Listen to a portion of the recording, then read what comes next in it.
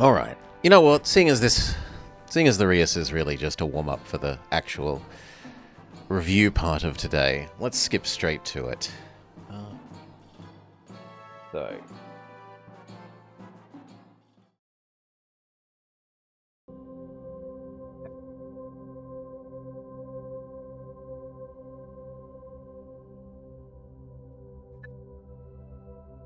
Alright.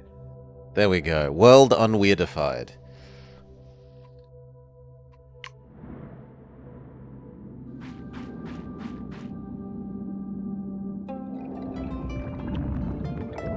Ooh. Space Race is the forced final, so we need lots of science. I think it's at least 3 science cities? Is it 3 or 2? Dysprosium wants 1 big desert element zone. Sure. Secretary Bird scales all birds on the planet. And Victorian Water Lily likes watery mud zone. Sure. So birds and elements.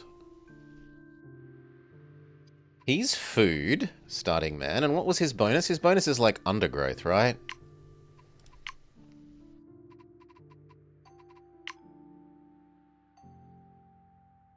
No, it's all plants. I thought this was undergrowth.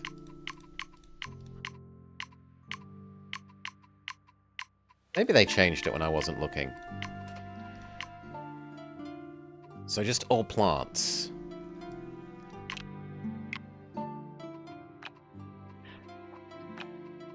Three zones we start with. Swamp is probably the most planty. So you should be swamp. Let's pave the planet in swamp and work out where the watery bits are, seeing as our end thing wants lots of watery ones.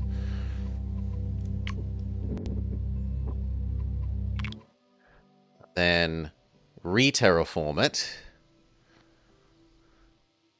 where appropriate. Like that big section of land, blah.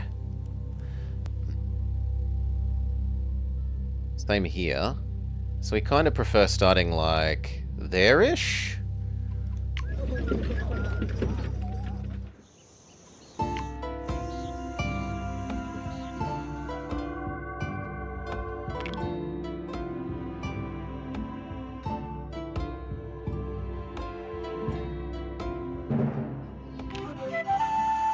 Okay.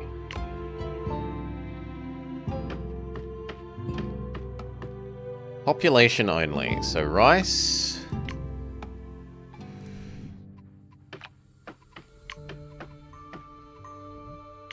Fish. And possum. 2 out of 3 a pop.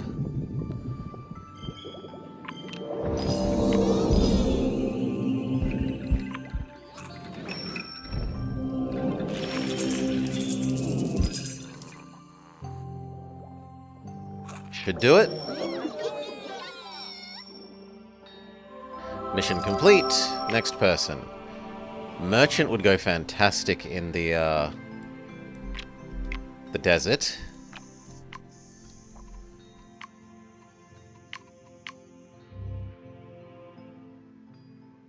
There.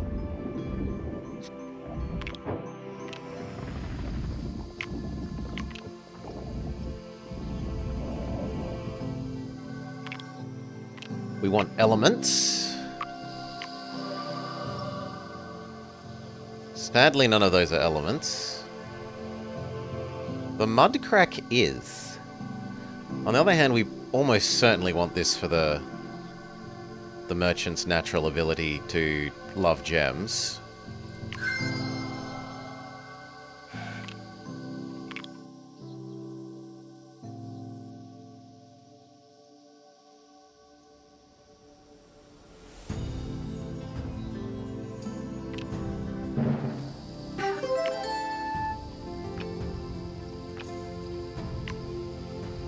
Boa.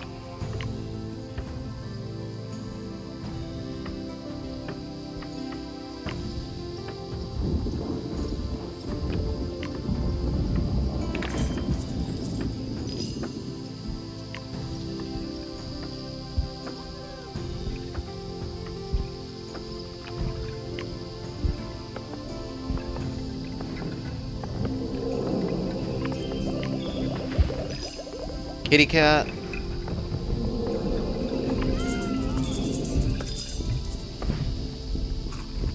Now, actually, we should wait. I'll put the other empty thing, like, here.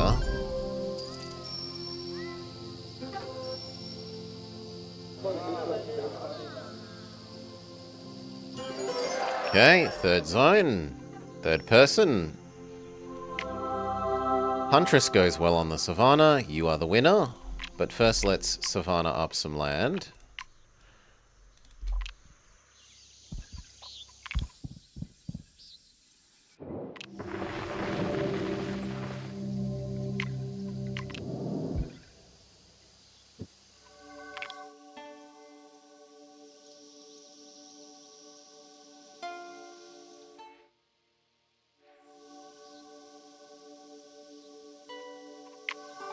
Draft our savannah, keeping in mind we want birds.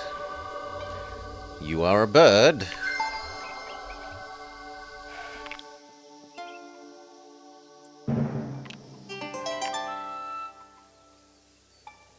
This should be the plant that likes animals.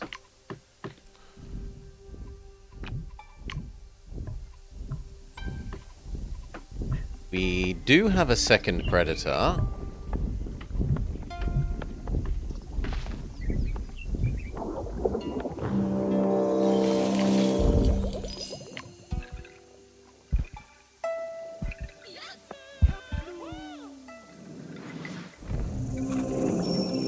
I should save my herbivores. Actually, maybe the bottom row can be herbivores.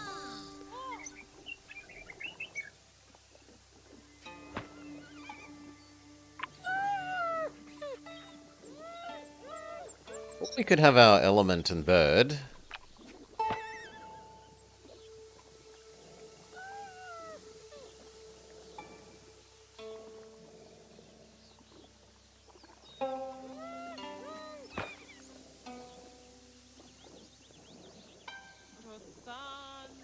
Yeah, let's do element and bird.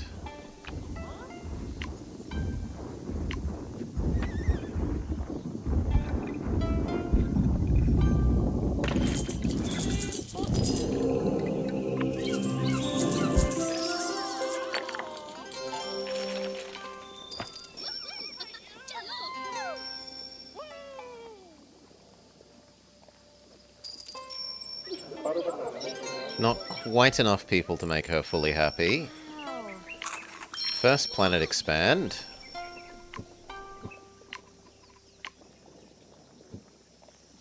Go.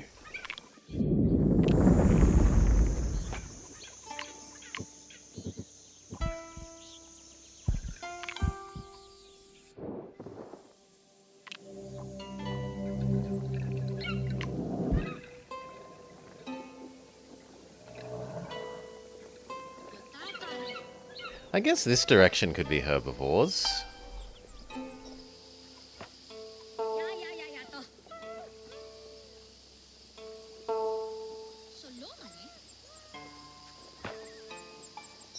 So this tree wildebeest? Although we don't actually have a tree.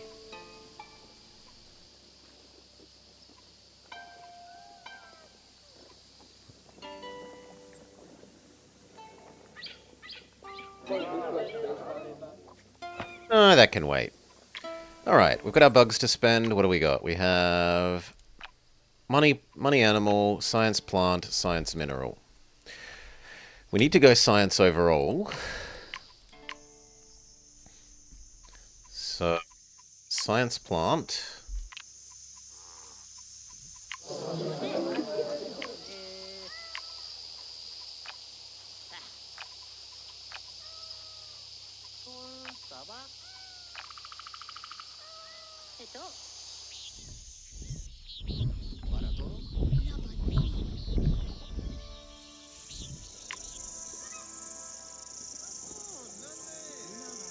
Science plant.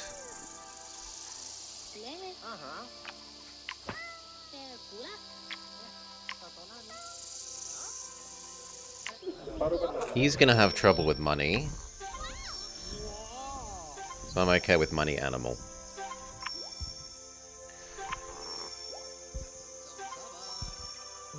And we're done.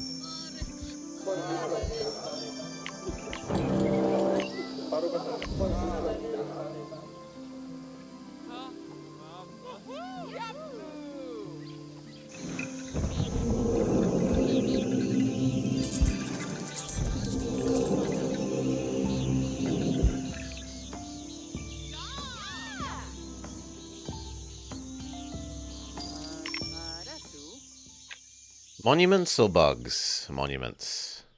Although making him stupendously rich is challenging.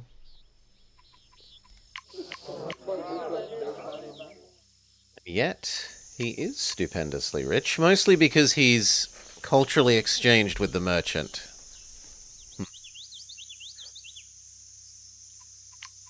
Yeah, that's not a good age. Getting him to 13 is a bit crazy. Oh, we'll see if we can do it. We might need some more bugs.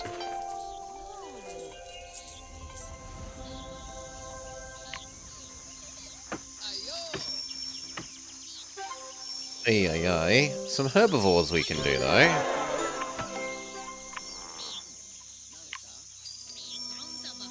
Maybe.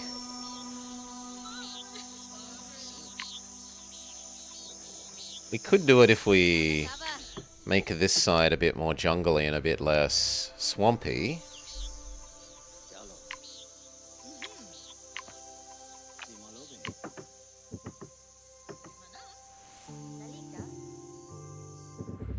I can live with that.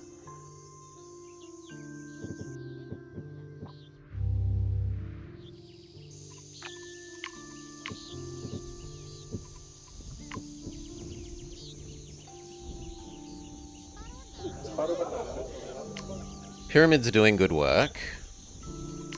We only need 3 more.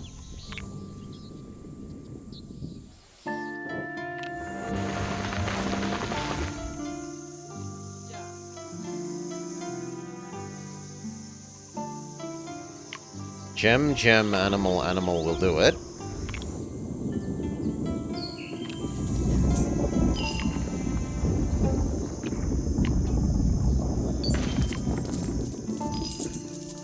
Food animal, money animal, and that should be...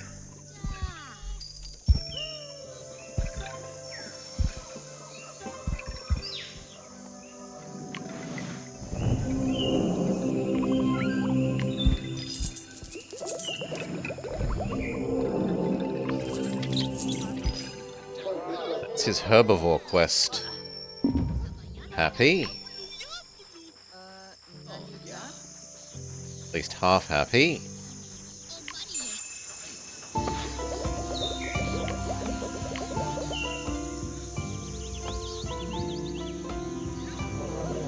And it is his money component happy. Now for elements... I wanted to put the dolomite thing there. Can we do a... We can do 2 elements here with relative ease. So as long as that's a plant... So it's like that iron and a tree, and then you're finished.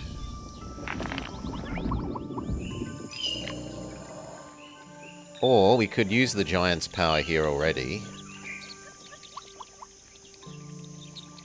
How hard is it going to be to get you to expand? Not that hard.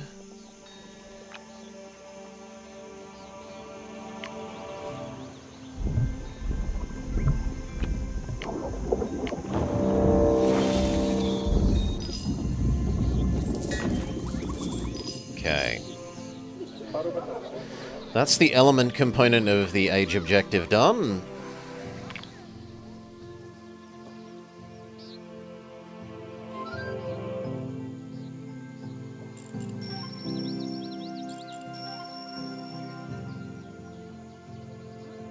We are, however, going to need to pay him to go 1 more.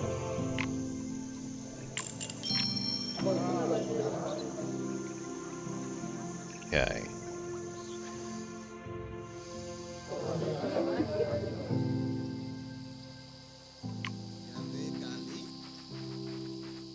Normally we'd be all about the gem thing, but we don't have enough actions there left. So we'll just take the trading post.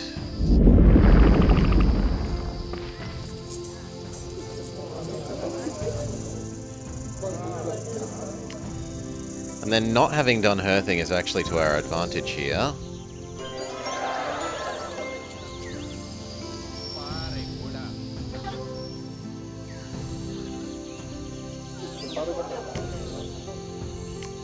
$35?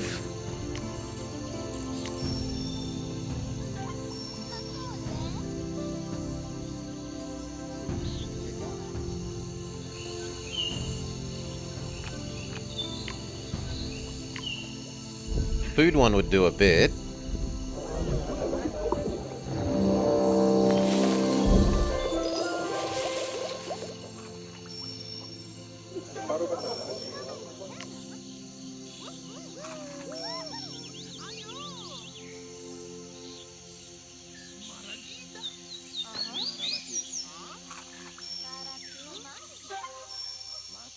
You'd still want two more.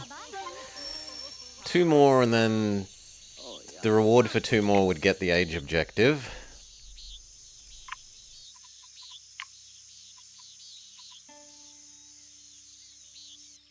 I had wanted to this to be the amphibious thing.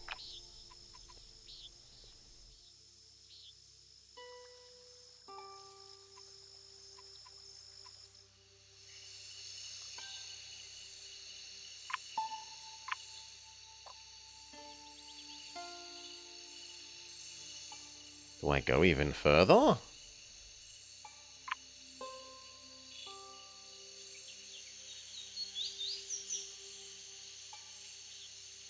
Especially when we can't solve our problems with bugs.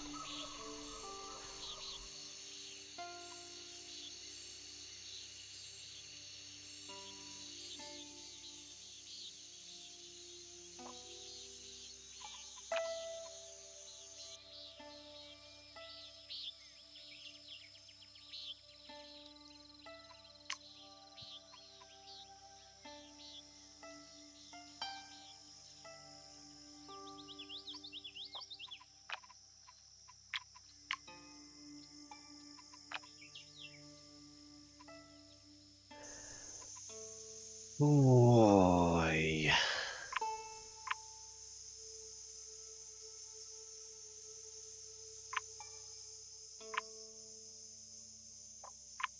I could place two fish.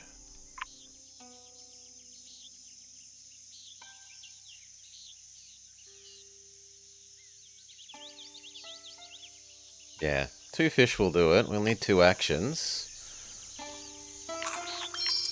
Ultra action economy.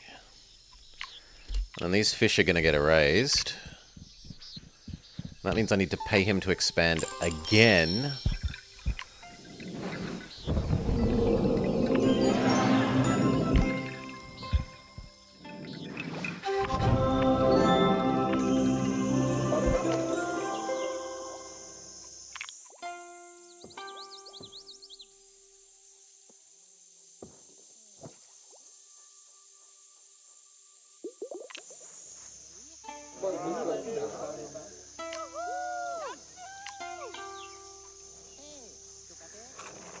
That does get the age objective done. Okay.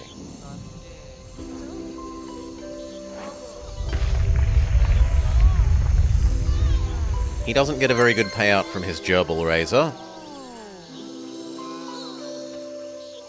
Let's say la vie.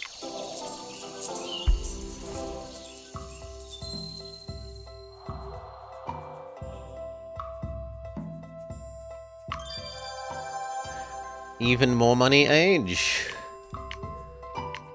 That's not actually that unreasonable.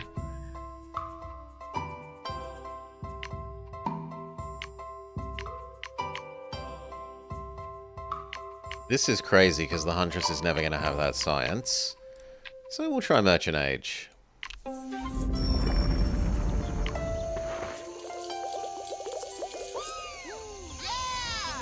he is happy with his animal breeder.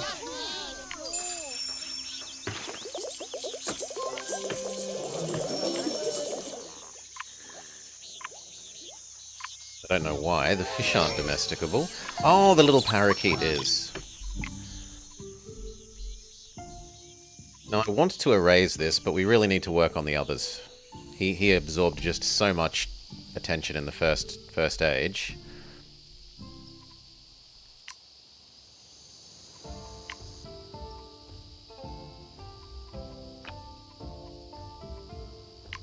So, the one that likes being adjacent to animals.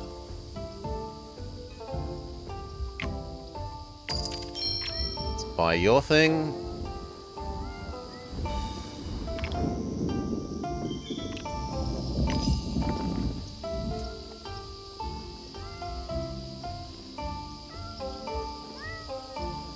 Place down mountains.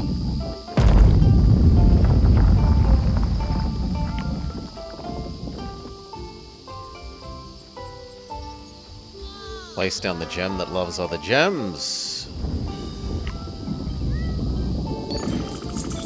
Gem that loves other gems.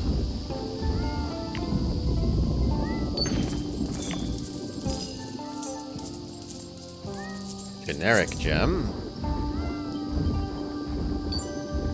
Makes that fully happy.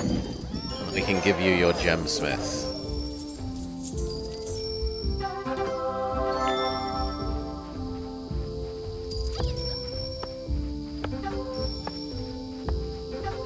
Can we? 1, 2, 3, 4. He needs one more.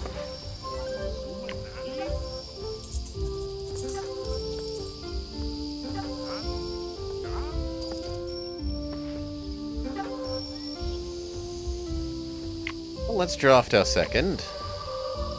We get offered 2 gems, one of which we can do at the moment, so that suits.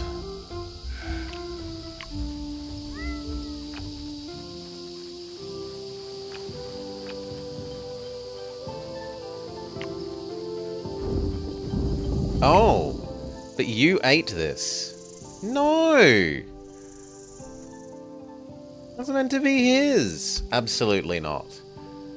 And g'day g'day, Apana. G'day g'day, Apana.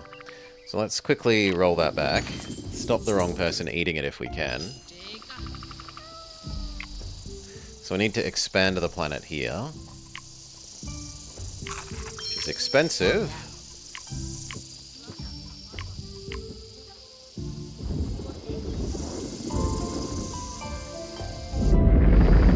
Do our draft, as this time we know that we want the carnelian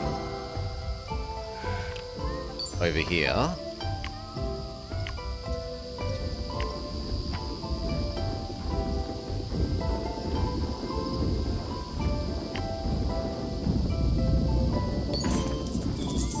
This one. That one.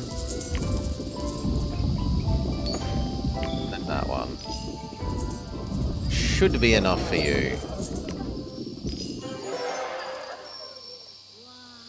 Should be enough for your mission.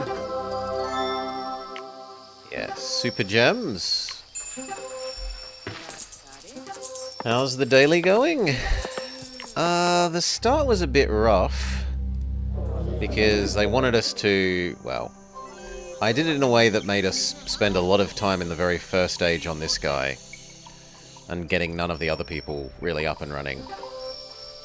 So now we're swinging back towards the other people.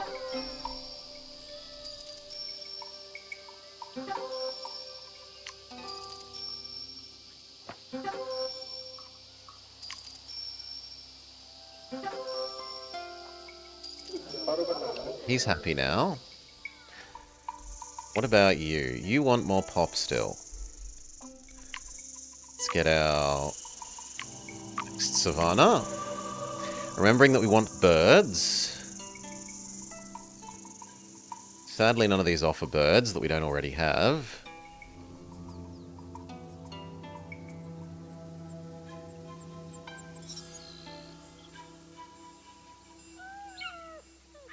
This one goes well with our animals.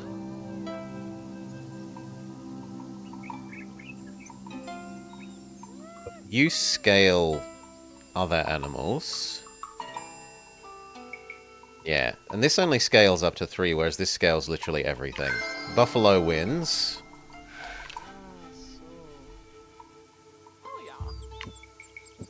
Put Buffalo there if we can.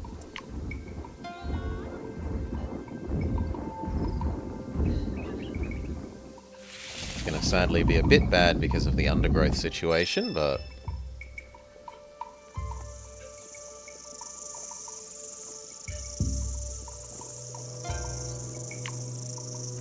we do what we can.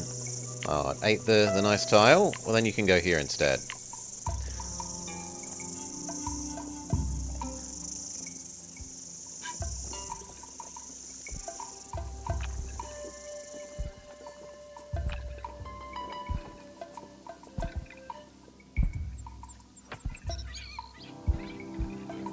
This is getting tough. You love Reus? G'day, Stefanos. Because we kind of want another level 2 slot here.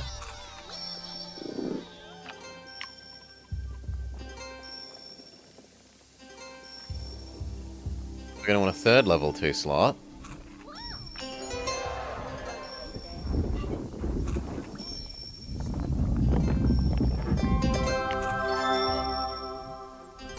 She currently wants money more, actually. So we'll pick the money one. Normally it's food that she wants more.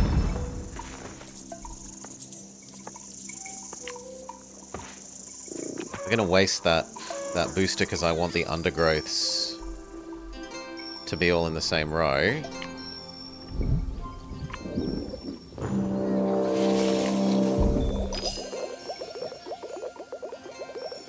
You want the herbivores all in a row. You want to be next to a mineral.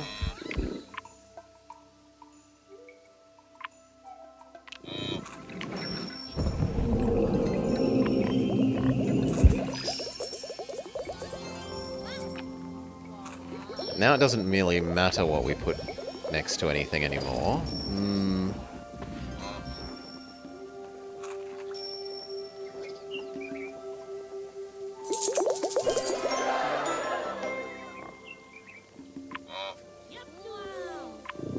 You want one more undergrowth. So that...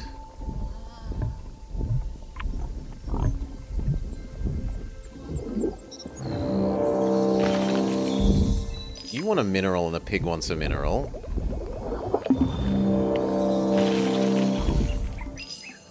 That works well next to animals, so that makes you and the pig happy, and the pig makes you happy.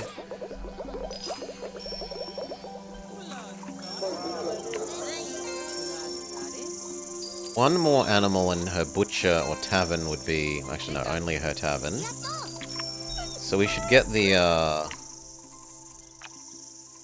hyena to happen.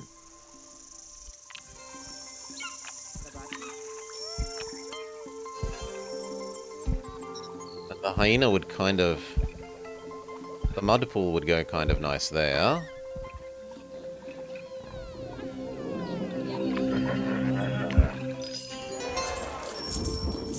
The question is, will she eat it without pushing? And it doesn't look like she's going to eat it.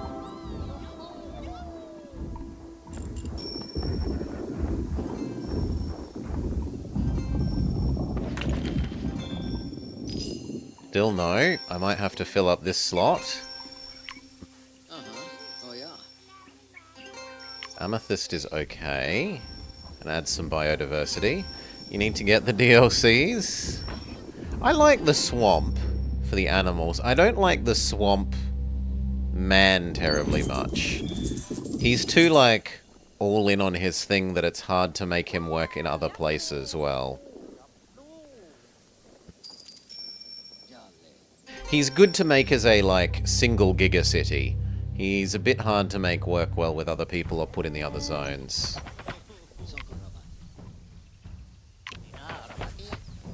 Okay. Was that enough for you to expand? Yes, you eat the hyena. The hyena activates the doggo. The doggo activates the hyena. The hyena now activates the tavern.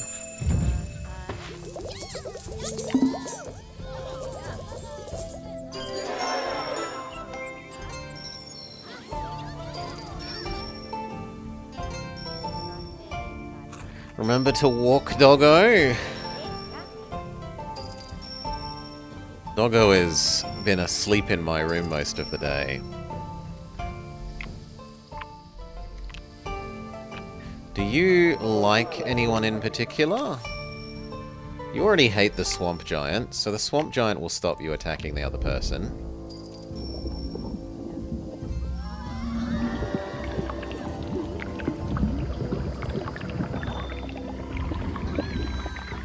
And that makes the merchant like the Swamp Giant. Okay, let's check our people again. Your mission is done. And you're waiting for 4 more. Your mission is done and you're happy. Your mission is done and you're happy. We can spend our wetland ones. So for here we wanted water stuff? Yeah, we wanted water stuff. You mean you can get... Yeah, we have real world doggo. We have an extra doggo at the moment because we're babysitting someone's doggo while they're traveling for Christmas holidays. So we have 2 doggos.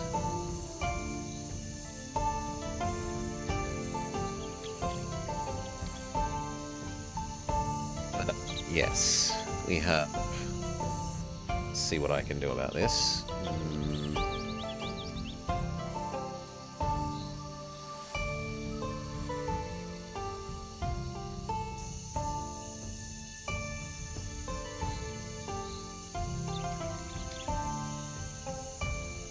This? So ours is doggo. Doggo in the middle is our doggo, and doggo on the right is her son.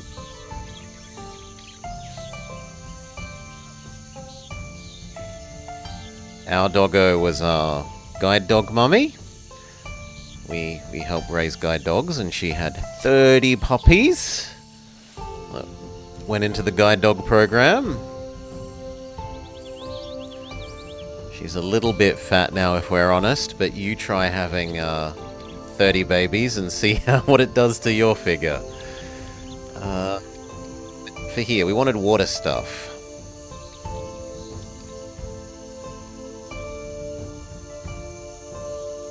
This stuff is better at being watery.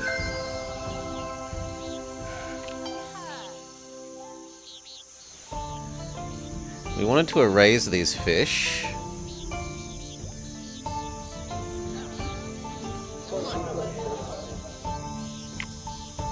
That second wetland one, keeping in mind that we wanted water stuff.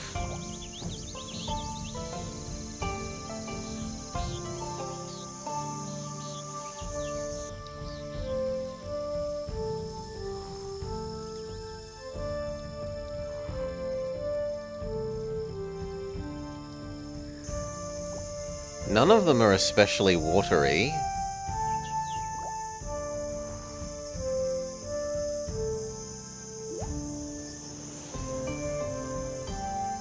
This one kind of makes the most sense in terms of it's giving us the most new stuff. But we don't have that many minerals that's any good. So I'm actually slightly more inclined to the fish and the watermelon.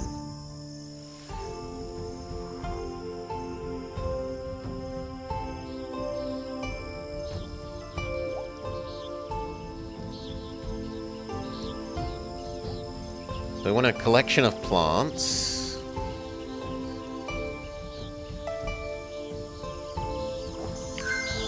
For activating watermelon.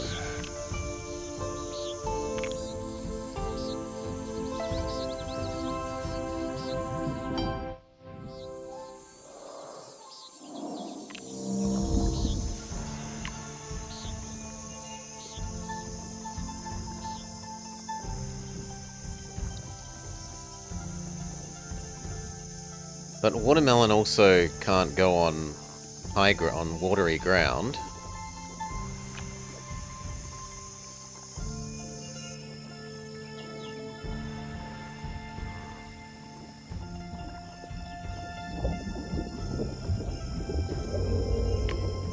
I think we're going to place you...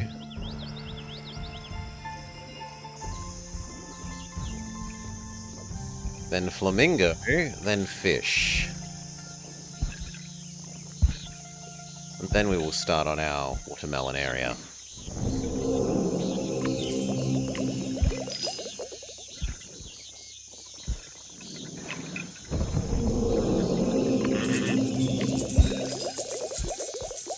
Because fish makes Otter happy.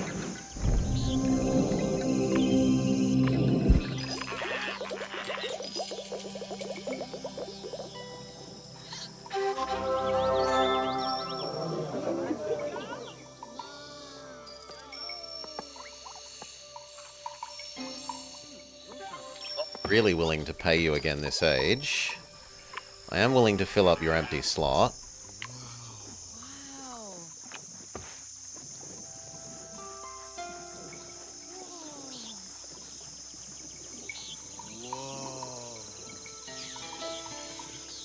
I guess we do our dolomite for diversity reasons. That might be enough fullness that, yep, he wants to expand to here. And then we wanted to start our ring for the watermelon to go in the middle.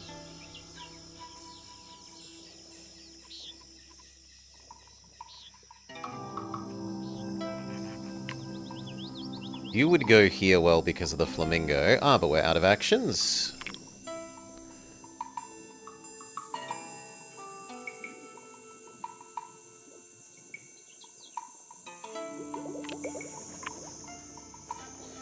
Even getting fish is not going to get you anywhere near what we need. Our most reasonable one would be doing this one. But even then, I doubt we're going to get five extra wealth. Turtle actually does well. This needs a plant. So I should do that. One extra action.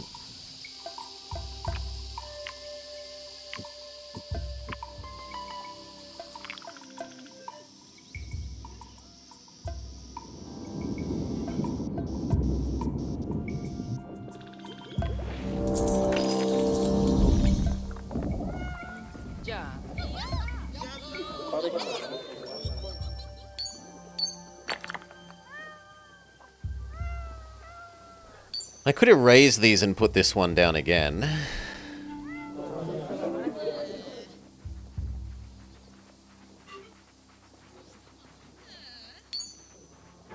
100 gold's not a little output. G'day, Super Cheese and Stefanos. It makes the world upside down. It's a funny little thing. It's not, like, it's mostly a joke setting. So now the world's upside down. We're in Southern Hemisphere mode.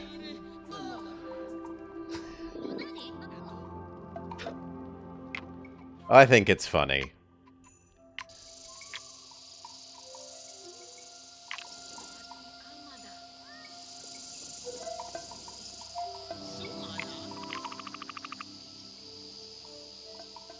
Actually, if we do our gold, we probably get it.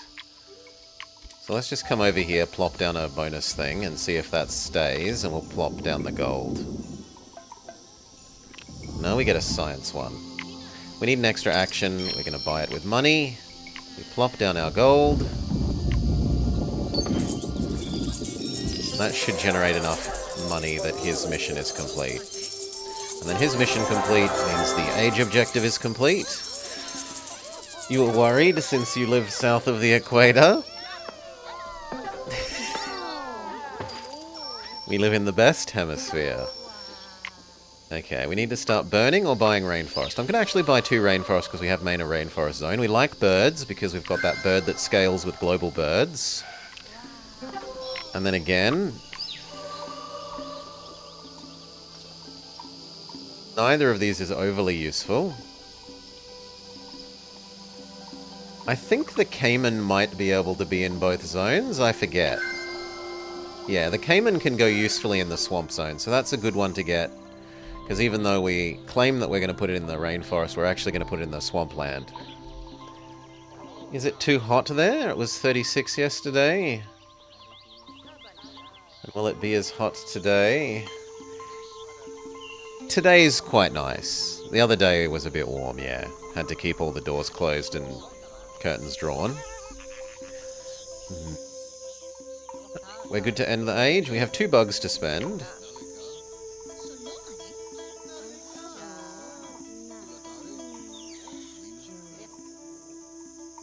Have we got any really good plants at the moment? Not really.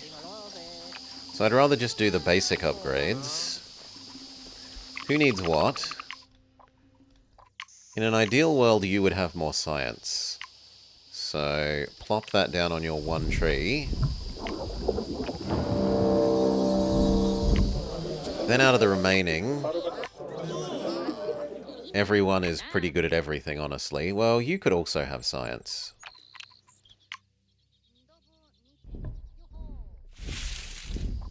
So there.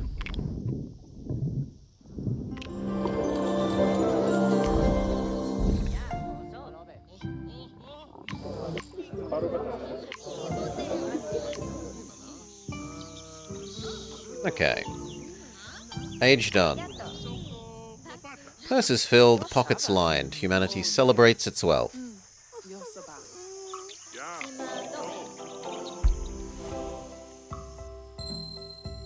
Success again. Final age, we are forced to do the science age. We need 3 cities with 20, which is rough.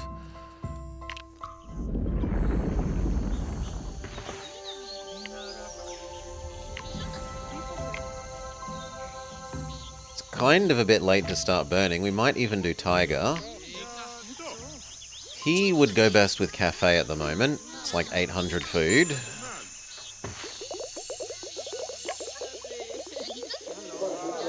Food is like 15 levels something probably. Let's see, we go from 23.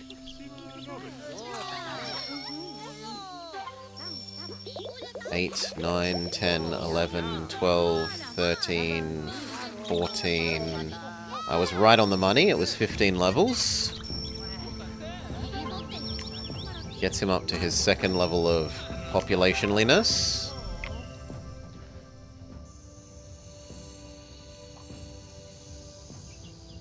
You want the copy your richest thing one.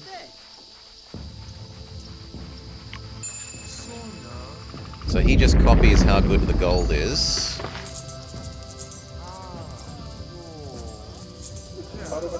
Which doesn't actually help his science. She needs her zoo. She's not giving us her next building, which is weird. Maybe she just needs a little bit of time. We should look at who we get offered next, if they're a science person that we can make work.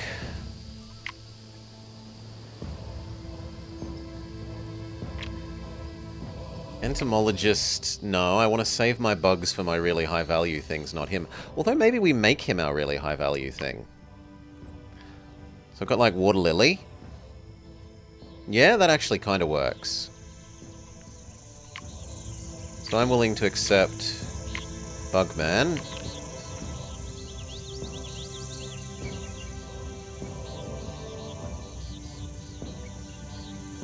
Shove him down there. Need to finish making this enough science.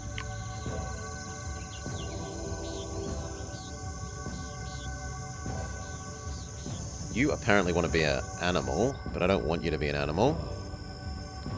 That ruins the, putting the watermelon here idea.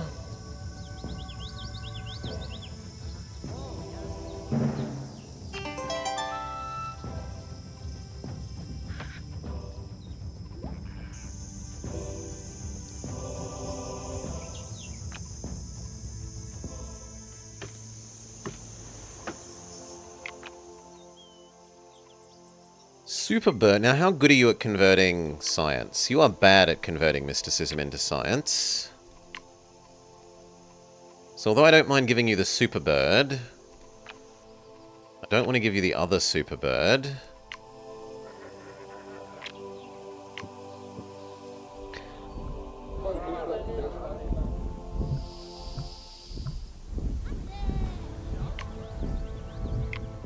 Would I rather give her the super bird? Kinda. No, because this doesn't give science, so it's fine to go in him. We honestly might not make the goal for the age. We aren't good at sciencing.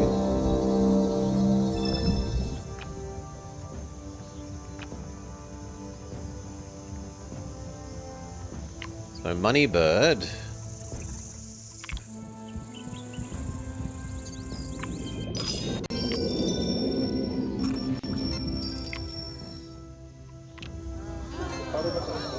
Now he wants a booster.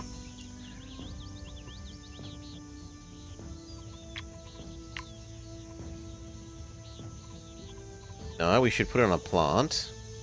So let's put down the plant zone thing and put our super water lily.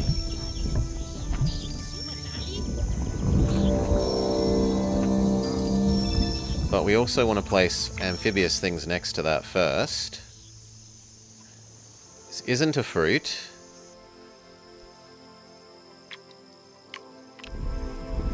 And there.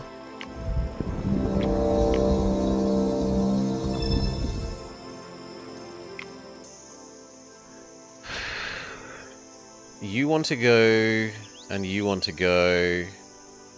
But you can go first as long as we have two adjacent water things.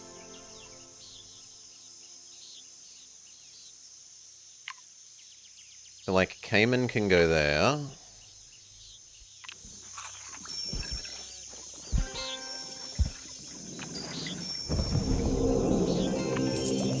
An aquamarine.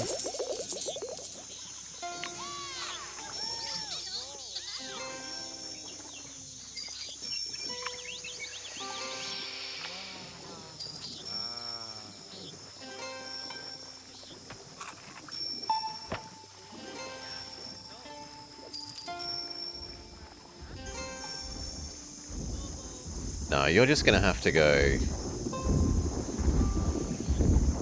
One of these is going to have to go first. I think we're making you. That means this is happy to go here, because it's got two amphibious things next to it. Give us a whole bunch of bonus bugs. Now he makes bad use of the mysticism, which is sad.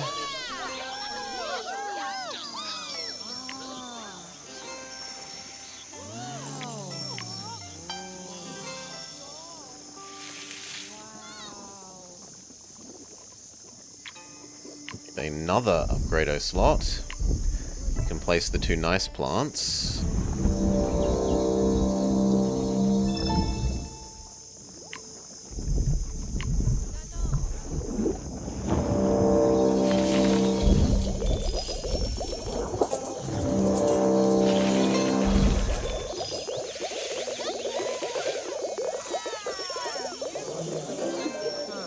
Okay, he wants another bio thing. I guess we put the plant booster on the super plant. Seems reasonable.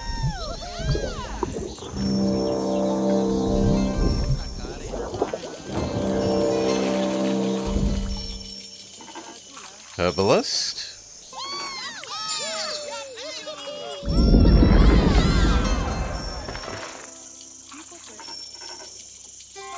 Are you giving us your final mission yet? Yes, we want zoo from you, ideally. You don't have zoo. I don't really want to do steak. I guess the answer is you don't have enough predators. We don't have more predators to give you. We do have more herbivores to give you.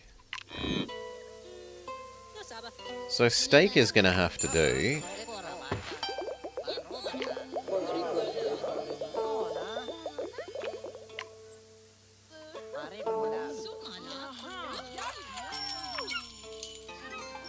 It's made her big enough that...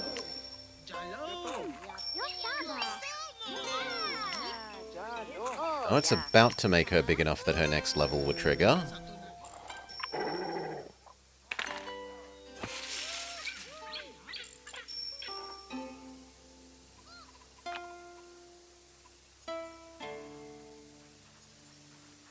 Feels wasteful to give that to him rather than her.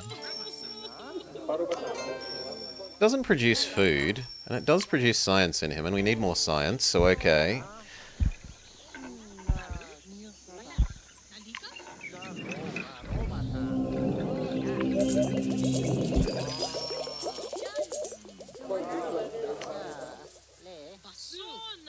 Two more animals would get her this, but that's just more food and money.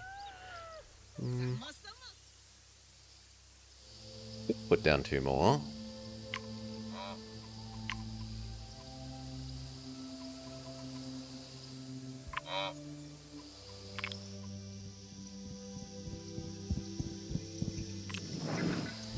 And the bird would also scale the other bird that loves birds. So this bird gets bigger because of the extra savanna bird. He is now never going to be happy.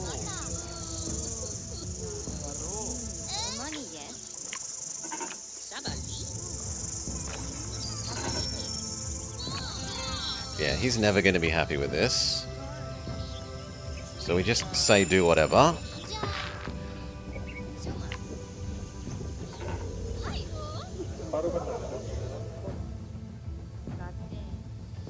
Let's watch her absorb this. Makes her steak restaurant slightly... No, it actually doesn't, because it only copies the best food thing. So it doesn't enhance her steak restaurant, but it does give her enough extra pop that she then triggers her thing, which makes all the animals on the planet better.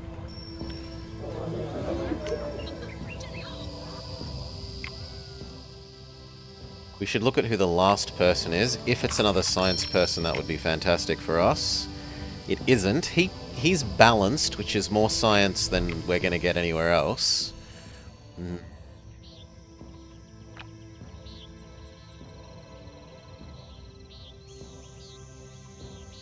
You're 6 degrees? Ay, ay, ay.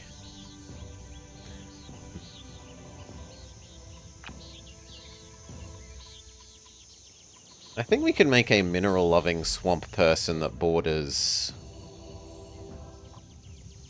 potentially here.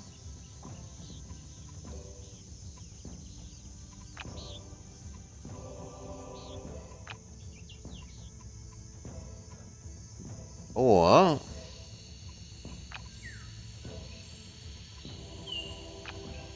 continue expanding this. It's the perfect... No, it isn't! It's the perfect temperature for killing Blobber. This would go well in the new person.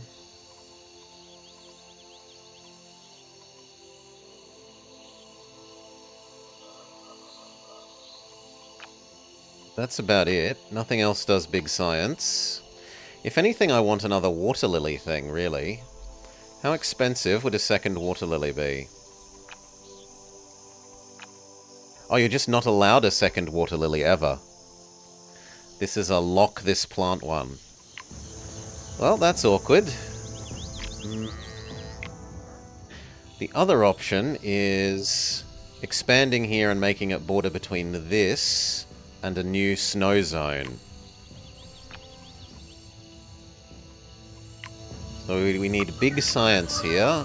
You are science. Draft one manually. You are science. Although so is this, and it likes birds.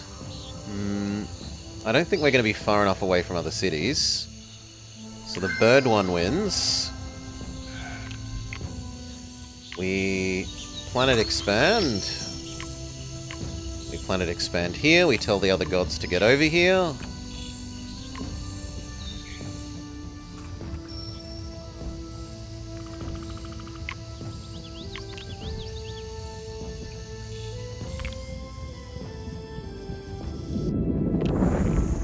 We turn...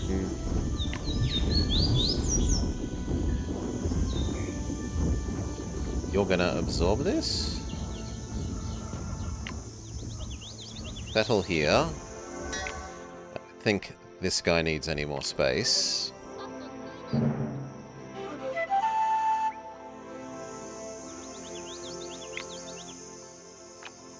gonna make this just a little bit more rainforest.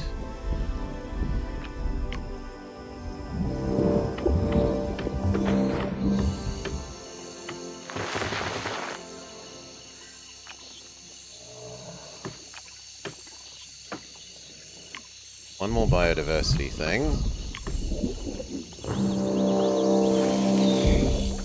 One more rainforest. Parrot goes here.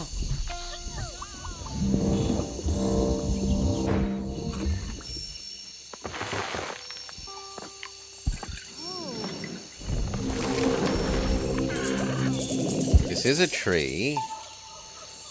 You aren't a critter.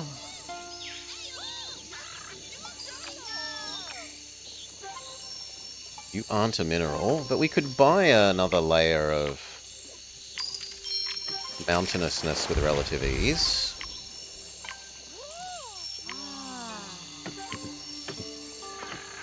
As long as we get rid of that bit of swamp. And we wanted to make some taiga anyway.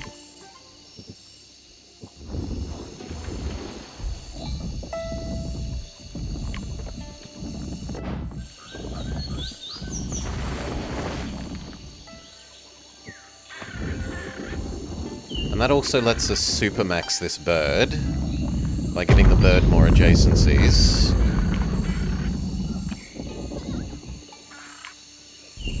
So that...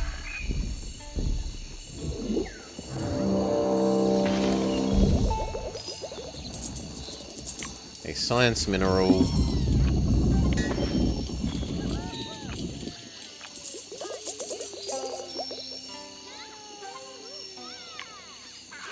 Yes, we can have one more.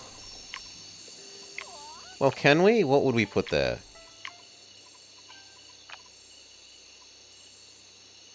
Lizard. Lizard, monkey.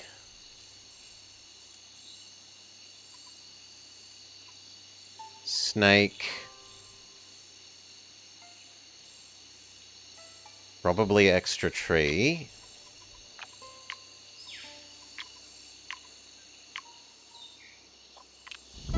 Means we really do need the other planet expand.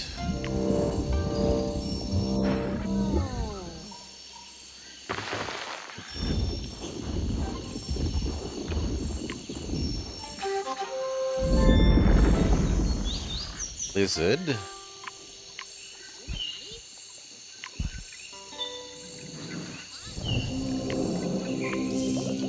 Monkey.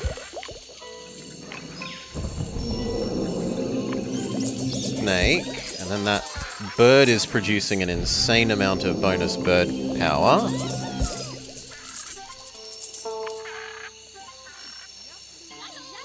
This needs something. The only reasonable thing really is another tree.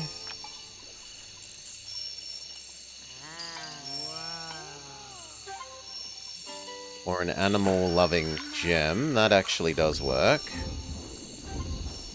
And then this needed to be a science tree.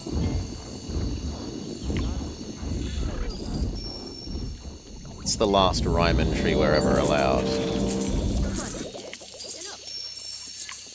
You get your two of everything thing.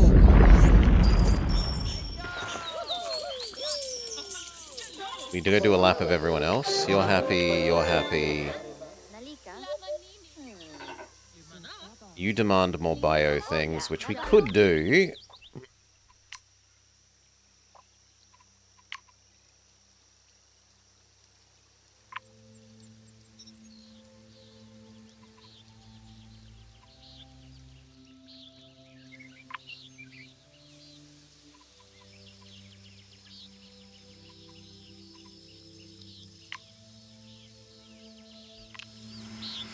Boost your science. I guess boost your gold for the sake of making him happy about his number of micros.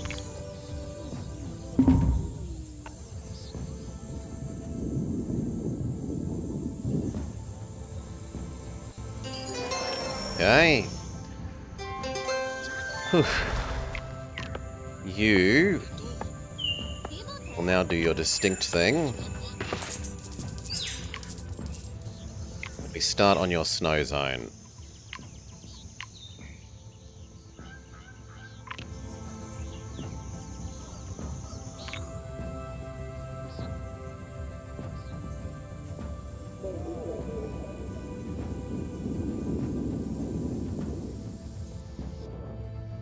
But first, you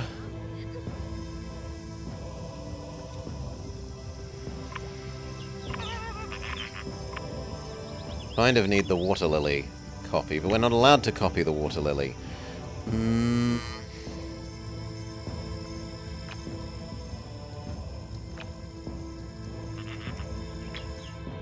Well, then we might be absorbing some of these and turning them into the start of a snow zone. Here.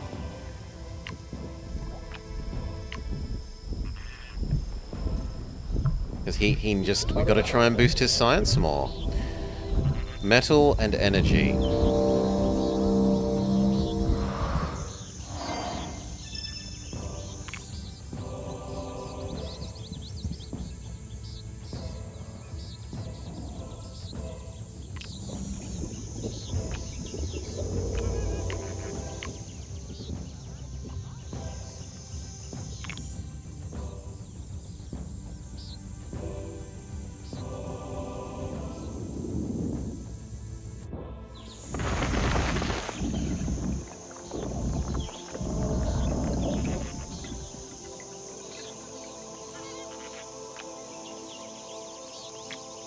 Probably going to have to eat this one as well, realistically. So let's buy the ability to eat that one. Eat that one. Make it snowy.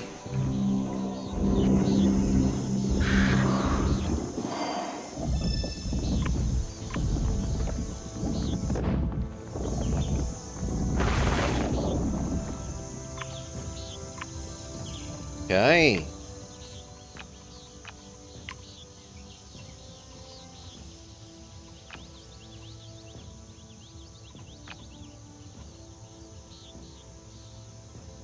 You would go here.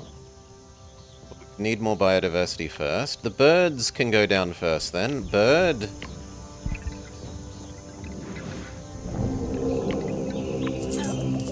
Good.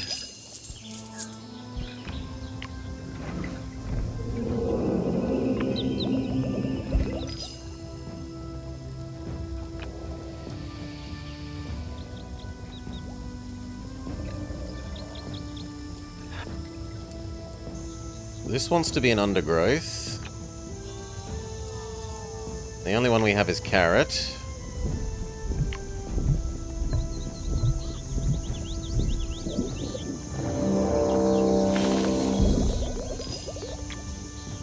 I guess we're eating this province as well.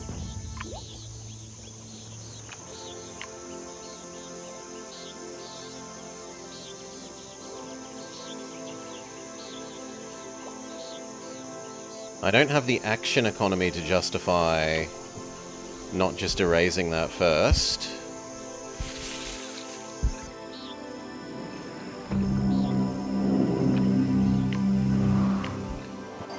This also becomes snow.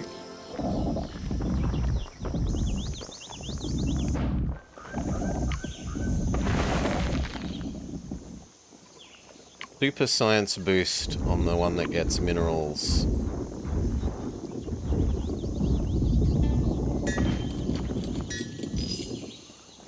Okay. Was going to be the strange tree.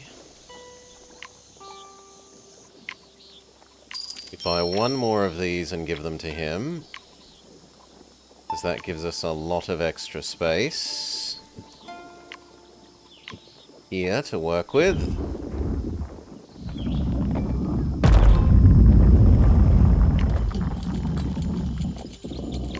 You like adjacent minerals. You like adjacent plant, which the carrot is.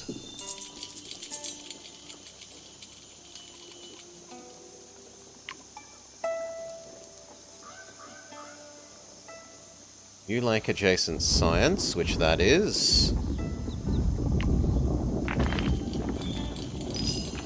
Gives us enough that we can place the tree, right? No, not yet. We can have crappy tree. A crappy tree would also like there. Yeah, actually no, crappy tree go there, because that makes the carrots happy.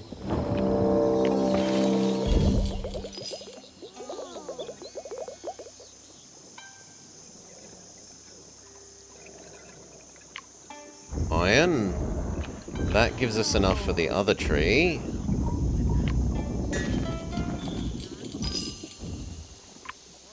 Which means we need to buy a turn.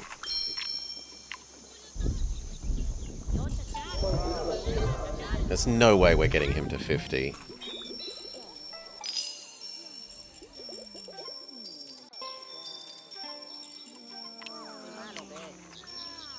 In part because the rocket launch pad is bugged. It says you get science for each metal and energy. I suppose we don't have energy is the answer. We only ever have metal. Energy is too rare.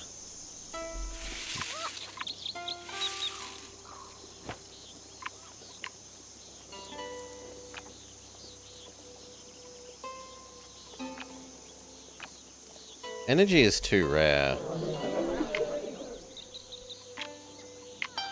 Can buy one more draft and try and do something with it, but no, we would need to burn more, so no, we're screwed. Final age super fail. Oh well. These definitely were not good people for the science victory condition that we were assigned. We could place all our bugs and optimize slightly more, but it's not like it's going to get us even up to 1 star, so why bother? We embrace our failure in the final age.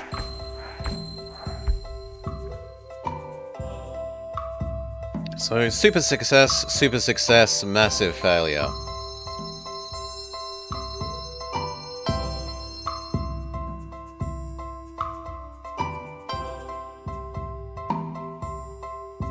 We would have needed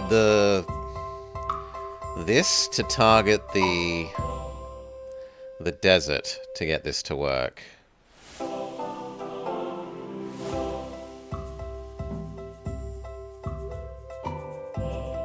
So I would have needed to make, in this age, in age 2, I would have needed to make sure that Merchant Man was actually also our most sciencey.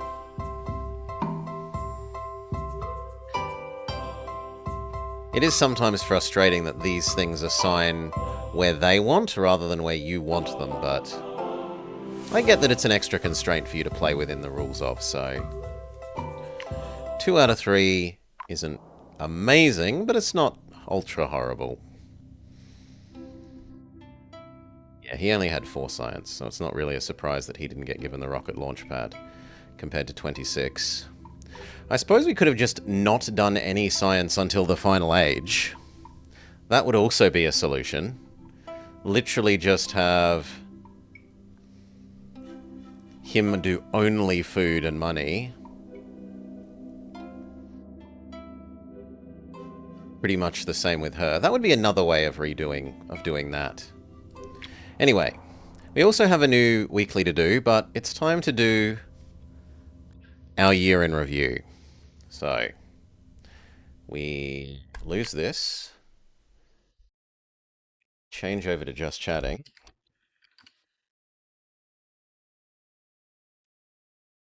Do, do, do, do. Boom. Boom. Okay. What? For once we're actually going to do something.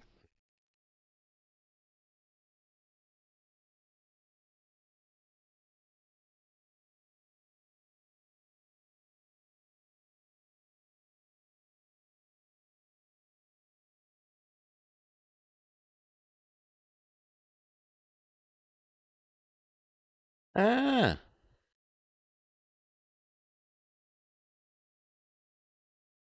You don't want that. I want that to be over here, please. That.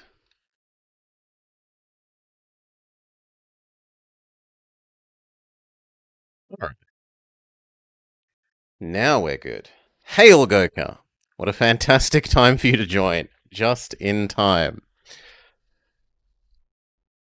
Hello and welcome to the Blobbers, toasting and roasting the games of 2025, a year in review, in which we go through the games that we have played this year, commend those worthy of commendation, and lambast the poor performers.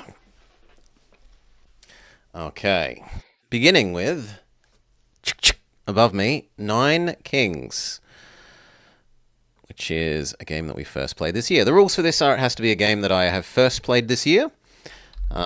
Doesn't mean that it has to be released this year. It could be a game that, was from my childhood that I never played at the time.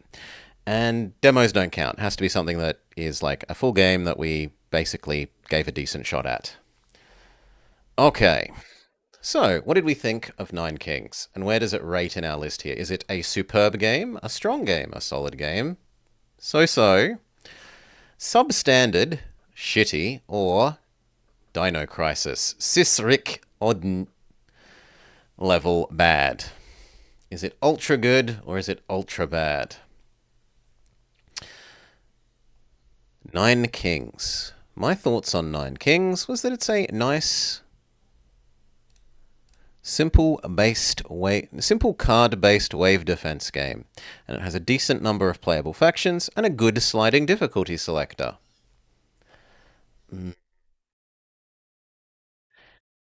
Across the course of the year, they've done a number of updates. They've added some extra factions. They've added some extra mechanics, including the passive perk stuff. It was already pretty decent, and they've made it, I would say, actually quite good. I'd go so far as to put this as strong. I don't like that this scrolls without my permission, but what are you going to do? Okay. Next game. How do we do this? We say, we've done Nine Kings. Next is Cat Detective Albert Wild.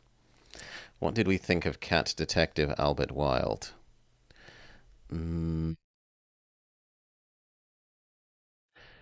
It has a nice noir style, but it's inconsistent with it. It is amusing at times, but it's a bit too much for me with the dialogue. It's a bit like, I enjoyed licking my own butt because I'm a cat. There are times that it leaves you unclear with what you're supposed to do, but it does at least have some fairly unique character models and GFX. Overall, I rate Cat Detective as kind of just so-so. Slightly above so-so, but I don't know that I'm willing to give it... It's somewhere here. So-so to solid. Okay.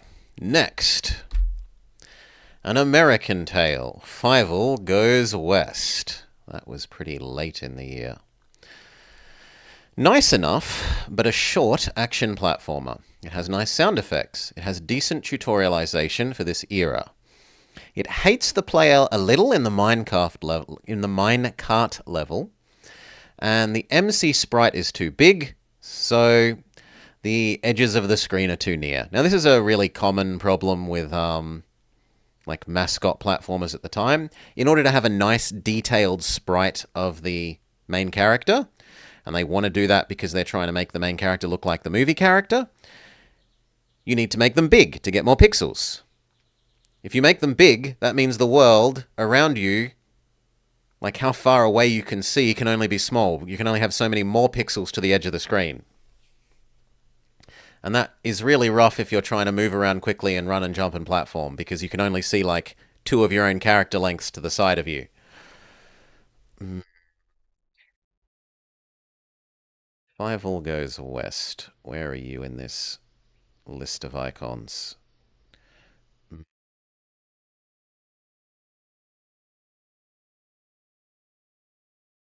See Beast Wars? Mm.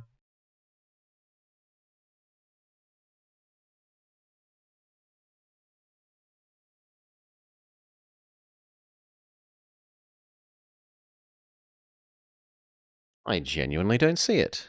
I'm pretty sure I added everything. Well, I can always add another. Just live with having a second copy of it, I guess.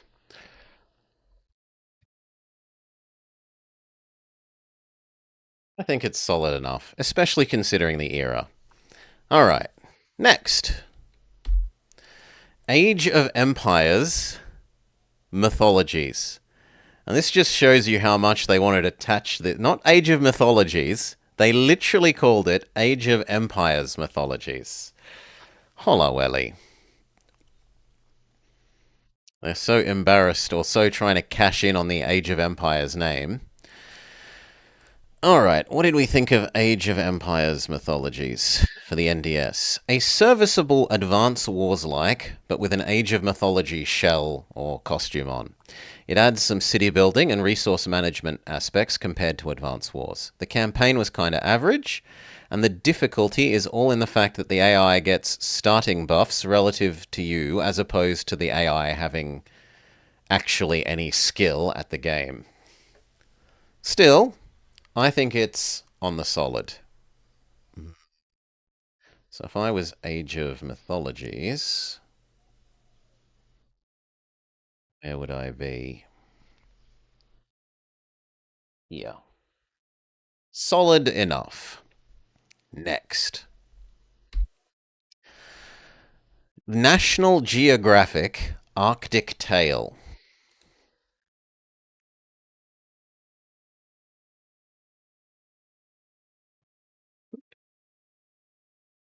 Thunderbirds.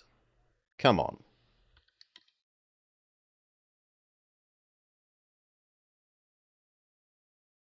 Chocobo Tales. There we go. Arctic Tale for the Wii. A collectathon to earn mini games. It has a nice setting, the snow setting. They do a good job of representing the Arctic. It has a reasonable number of minigames, but it recycles them way too much. Reuses the same minigames again and again, even though it's got a decent number of them. It's quite short. It's got some token edutainment that it attempts to do, and the music seems fitting. That said, it's kinda average looking, and it controls some of the minigames kinda poorly. So, all in all, sadly, as much as I like its attempt at edutainment, we think that Arctic Tale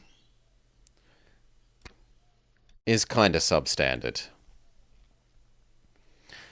Next! Oh, too many. As Dusk Falls. A game that wishes it was a Nicolas Cage game. Okay. Sorry, David Cage. David Cage at home game. Sometimes good, sometimes so very, very bad that it's good. Aside from the teen drama aspects, I liked most of it. I personally couldn't put up with the teen drama storyline of boy running away from home with girlfriend, or not girlfriend, depending on how you treat her. I found that a bit obnoxious, but I'm grumpy old man blobber, so, if you like the teen drama stuff, then that part of the story would be great for you, even if it was bad for me. It tells a lovely series of interconnected stories and perspectives. And it has nice thematic America-focused music. Is it a game? It's more of an interactive choose-your-own-adventure story as far as I'm concerned. But I think it does a fantastic job of what it's trying to do, even if it's a bit less gamey than many people want for themselves. I'm willing to give it a strong. It is a strong game. Or a strong experience, not a strong game, but it is a strong experience. It's a strong entertainment. All right. Next.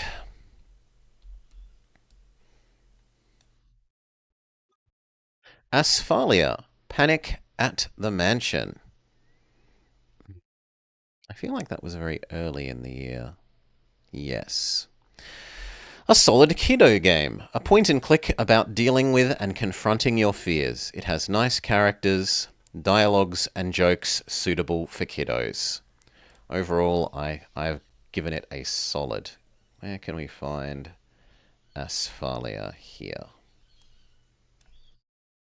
But it's definitely a little kiddo's game. Like, it's not so much an adult's game. It's something that you could happily play with your kid if you've got kids, young children, or it's something you could happily leave them to play by themselves. All right, next. The game that breaks your balls. Ball Breakers for the PlayStation 1. Not Pokemon Pinball. There we are. Ball Breakers. Rock'em Sock'em Robots meets a tilt table-esque platforming game. It starts way too easy, but then gets fiendishly difficult. It has some camera issues, but a nice variety of game modes. This would make a extremely good high skill challenge game, and one that would be quite infuriating for people to play. We got about 3/4 of the way through when it was getting too fiendishly difficult for me to stomach playing more on screen. Where is Ball Breakers? Tiny square one. I'll just add another, seeing as I'm not seeing it.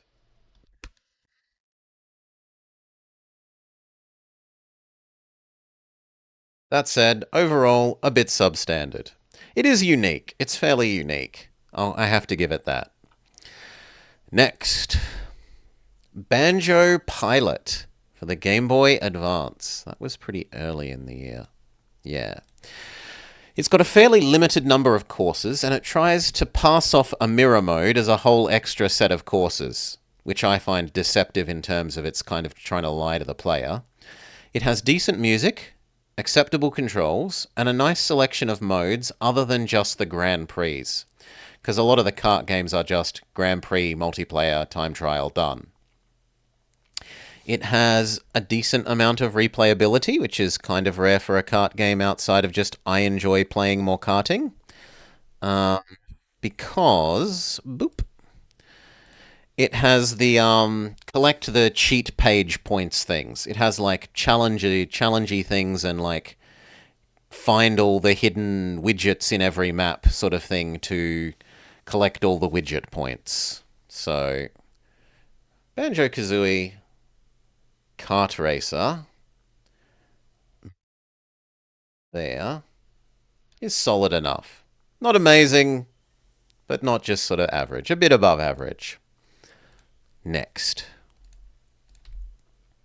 Batography. This is a short little demo-esque game. You can, or at least you could at the time of the time I was involved in it. Get it for free from Steam. It's meant to be like a demo game, a sort of game-making challenge sort of thing. It is very short. It has nice music and low detail graphic style, but it does really good job with that graphic style. It makes its low detail graphic style do a lot of work. It's cozy, cutesy, and short, but free. I can honestly, free's an excellent price. Go check it out. Enjoy it or double your money back. It's sort of on the borderline between solid and strong, keeping in mind that it is short and it is free. If I was Batography,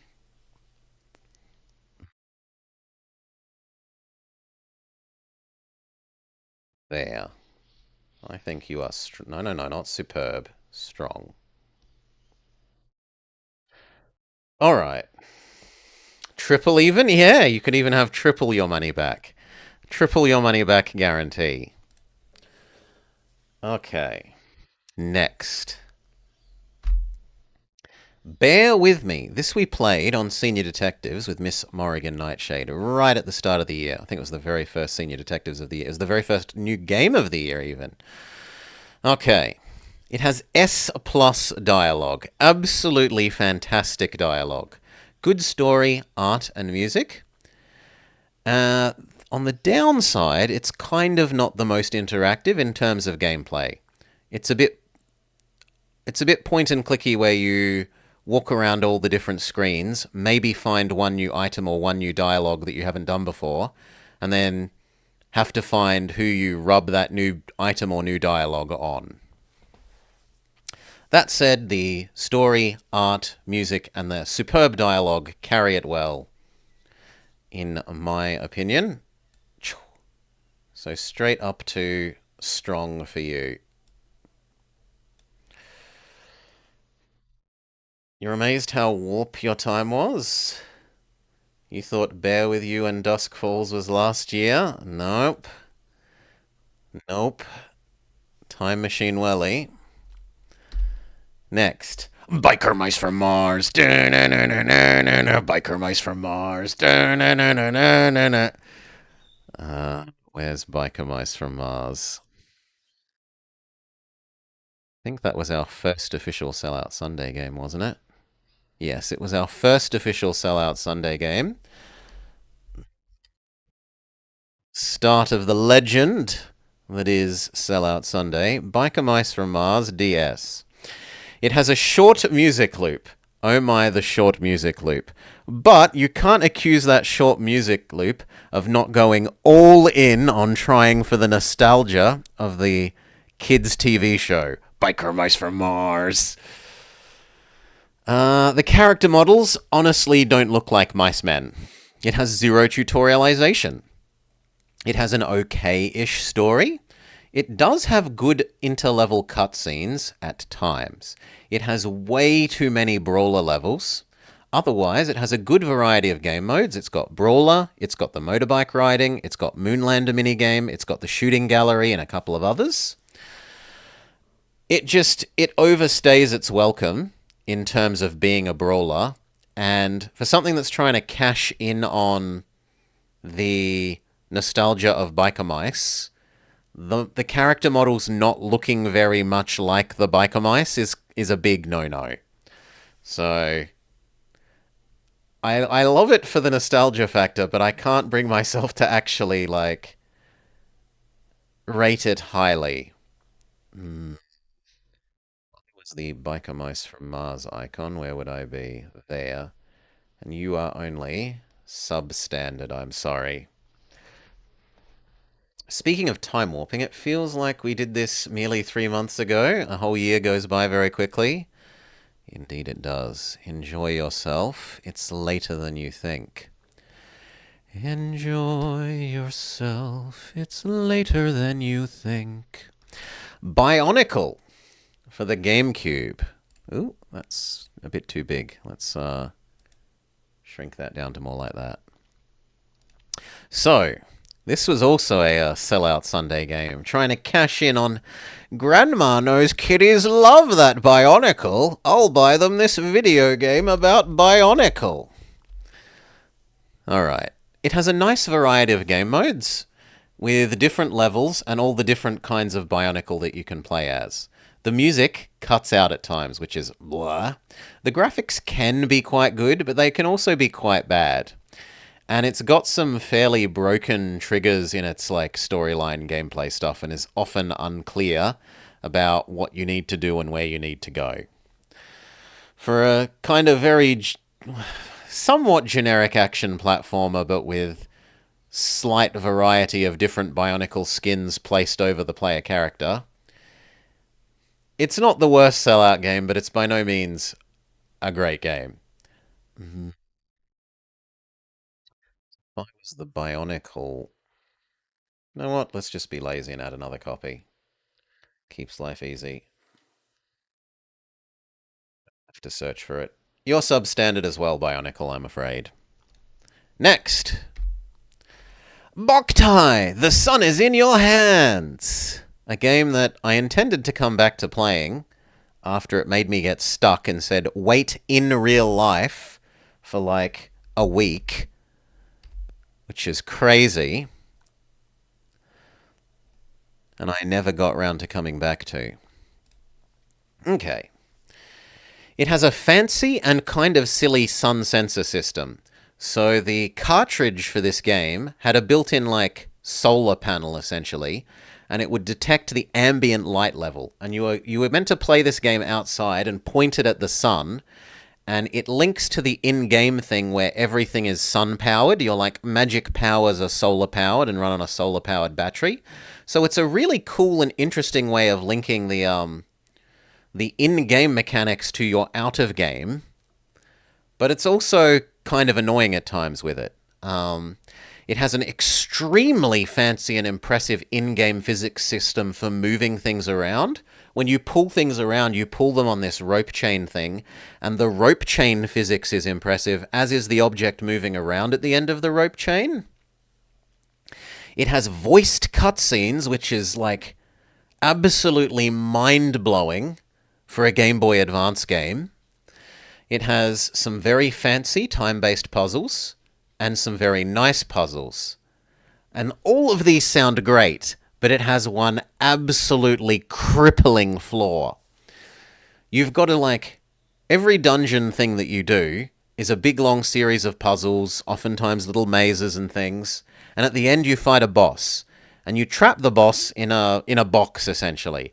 And then you have to, using the chain physics, drag the box with the boss in it all the way back to the start of the dungeon, sometimes redoing the puzzles in reverse to, like, lower and raise bridges and stuff like that so that you can traverse backwards through the dungeon.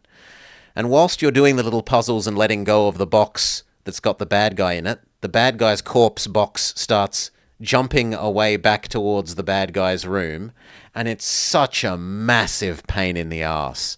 Like an unbelievably huge pain in the ass. Whoever thought the dragging the boss's corpses back to the beginning of the dungeon thing was a good overall mechanic? Oh, good lord, they have some issues.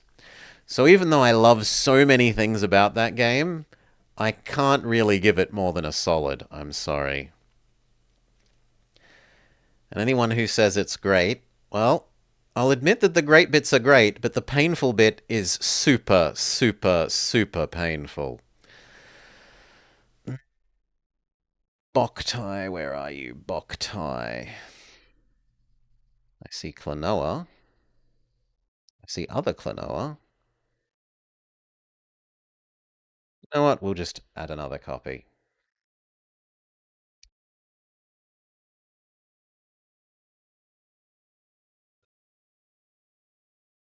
Next! Walt Disney's Bolt. Oh, actually needs to be slightly smaller. There we go. Okay. This has had the most frightening and horrific menu screen we've seen in a long, long, long time.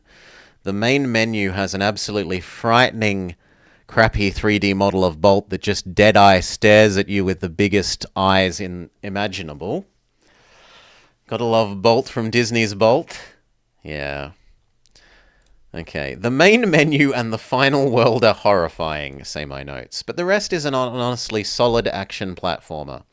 Sadly, it has no link to the movie, really, other than the characters and universe, which is bad for what's supposedly a movie tie-in game. The auto camera is often quite painful, and the music drops out at certain points, which is horrendous, repeatedly. It's got a charming boy and his dog dynamic. The pre-rendered cutscenes have pretty good lines, pretty good, amusing, corny kids show lines, and are often very pretty. It's sort of so-so to solid. If you're willing to put up with the last level being a bit of a pain in the ass with the difficulty spike, then you could go solidly solid. But as it is, it's sort of on the border here.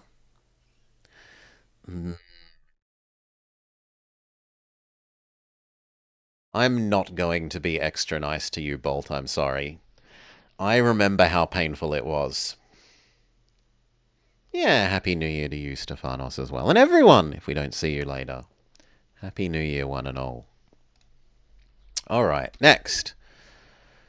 Zoom out some more, please. Bonaparte, a mechanized revolution. Okay. A simple hexed-based semi-advance wars-like game, but set in an alt-history steampunk... Oh god, this is so many words. Set in an alt-history steampunk mecha French Revolution setting. 7 hyphens. Alt-history steampunk mecha French Revolution. Oh no, 6. The political influencing of the populist system is pretty meh. I get that they wanted a system that wasn't just big army win, and they wanted a way of having you win with a different mechanic using the political influencing system, but it was just painful. The laws and parliament system was actually kind of decent, and it makes the politics, like it ties together the multiple characters in the game, for each of the factions having slightly different politics, and then you go into the lawmaking system where it has all these different people vote against or for different things based on their politics. That makes it interesting. It ties together the characters, their dialogue, the parliamentary system with the aspect of those people's politics and their sort of backstories and personal beliefs. I think they do that very, very well. It isn't the longest, and it's quite a bit easy if you're used to playing any turn-based strategies. Also, the graphics were relatively, I can't say low quality, but they were very simple. They weren't like ultra detailed or ultra impressive. It's just kind of an average game with a bit of interesting extra stuff on top of just generic Advance Wars, move units around grid, units smack other units sort of thing, as you slowly expand out the map. A mix of Advance Wars and Nobunaga's Ambition sort of thing. If I was Bonaparte, I would be there. I'm afraid you're only so-so. Next! A shadow dictated or suggested game? I forget. One of the two. No, we want slightly bigger than that. There. Maybe even one more? Can I do 125? There we go. Brigadine, The Legends of Forsen. We played due to a misunderstanding on my part by Shadow linking a webpage that had multiple versions of the game, including some mod ones, and him not specifying which one he wanted. I actually picked slightly the wrong version compared to what he intended, but I hold that that's his fault for not being more specific. It is a mix of Nobunaga's Ambition and Heroes of Might and Magic 2, which is cool. I love Heroes of Might and Magic 2. I love the, creature-based combat thing. And I like Nobunaga's Ambition. I like the sort of grand strategy, expand your map, your provinces generate resources, and you use those resources to build more armies to expand your map more. It has decent enough music, but it does need more of it. So the couple of music pieces that it has are nice, but it recycles them too many times. It has really quite nice unit sprites and unit animations. It has nice turn-based tactics and strategy. It has impressive full animation, full anime animation cutscenes in places. It has a kind of meh story, if I'm being honest, but it's okay enough. It has lots and lots and lots of side events. So you've got little side event questy things that you can send your little heroes on, comparing it to Heroes of Might and Magic. You send them on quests, and that engages them in little mini stories, and they come back and tell you about what happened on their little mini story. And those stories are often really quite cool, and they do mechanical things like give you extra items or give the heroes extra stats. And there's lots and lots of those. The kind of slight downside there is some of them are relatively difficult to trigger, and you'd kind of have to look up a wiki to know how to trigger them all if you wanted to look at them all. I will say, at least of the mod that we played, and then I did also, Shadow personally played some for me to watch of the real game. Um, the actual ending fight sequence is crazy, but it's like double, triple crazy for the mod. The mod is the equivalent of like a Heroes of Might and Magic 3 mod made by people who do nothing but Heroes of Might and Magic 3, where they make the ending ultra difficult even for them, and they're people that do nothing but play Heroes of Might and Magic 3. And then, yeah, we got absolutely stomped by the final couple of fights. It was the fight before the final fight that we couldn't even dream of beating, let alone the final fight. But that's because the mod makes it stupidly. Yeah, you'd have to know ahead of time, and anyway. I thought it was really quite good. If I had have had this game as a kid, I would have super loved it. If I was Brigadine, where would I be in my list?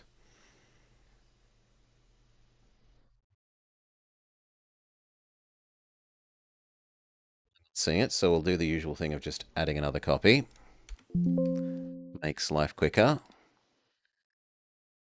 I'm happy to say you are... No, not superb, but you are a strong game. Okay.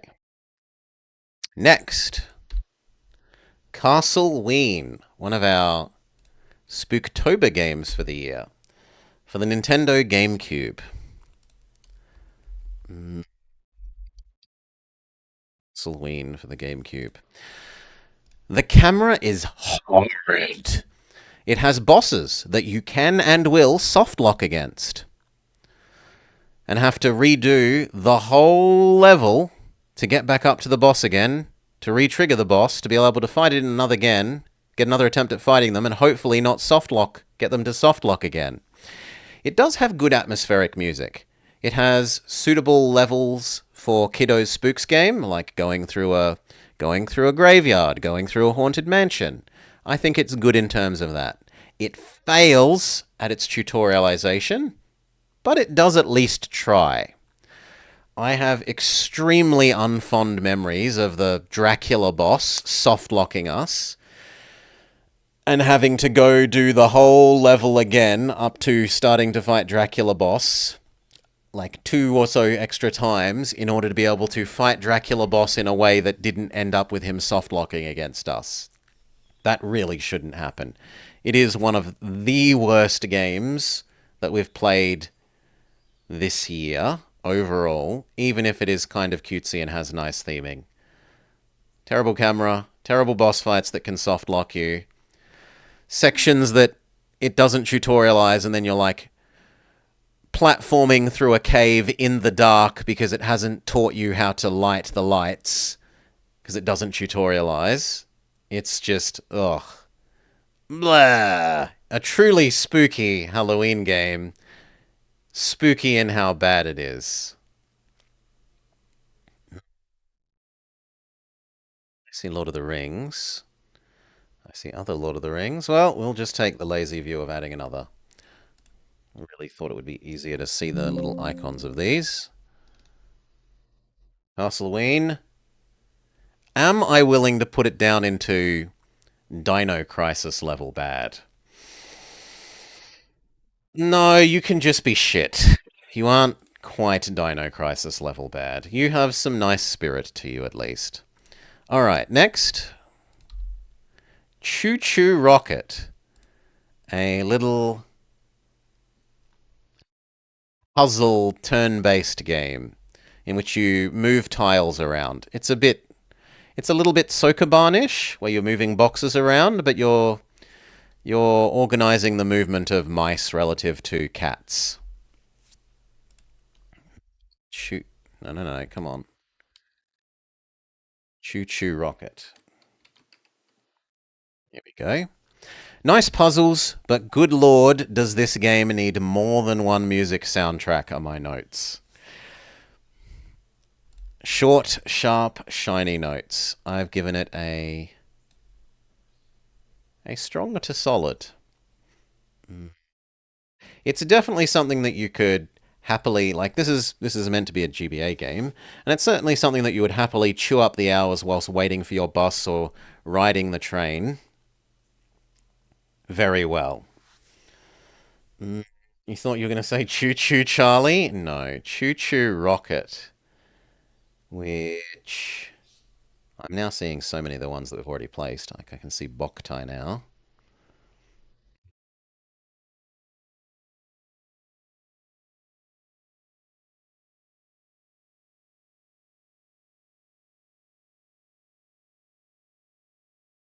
Just add another.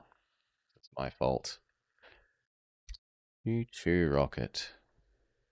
Go. Willing to give you solid. Well, solid to strong. Okay, next.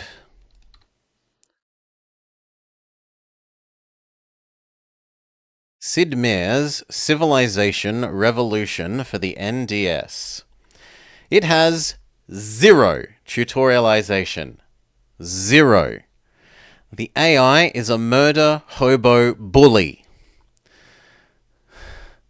And there are crazy things like spearman units being capable of downing Spitfires, which was infuriating.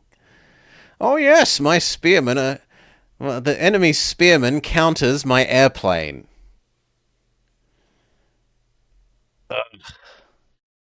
Ugh.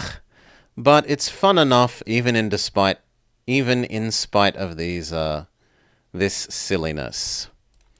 So it gets punished, but it only gets punished so much, and placed down to about so level.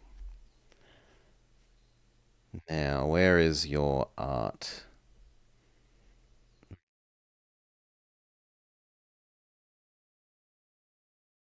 There. You're only so Sid Meier's Revolution. Next, Curious Expedition. I didn't super enjoy this. Did I make notes about it?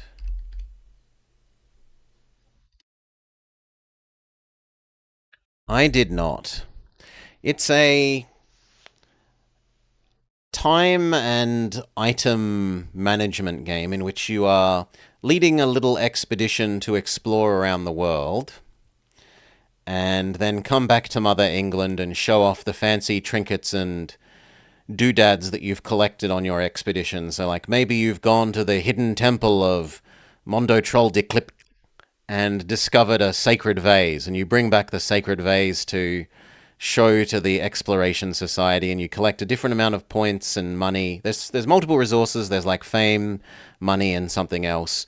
And depending on what you do, you can like sell the things off to generate money, or you can convert them into fame points. And it's a competition every round to see which exploration team earns the most overall points.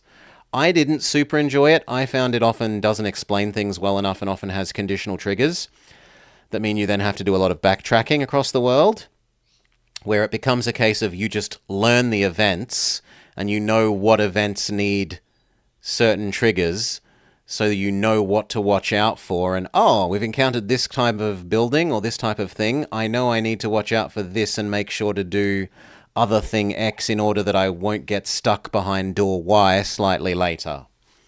I didn't super enjoy this. Sadly. Mm, don't see its icon, so we're just going to add another.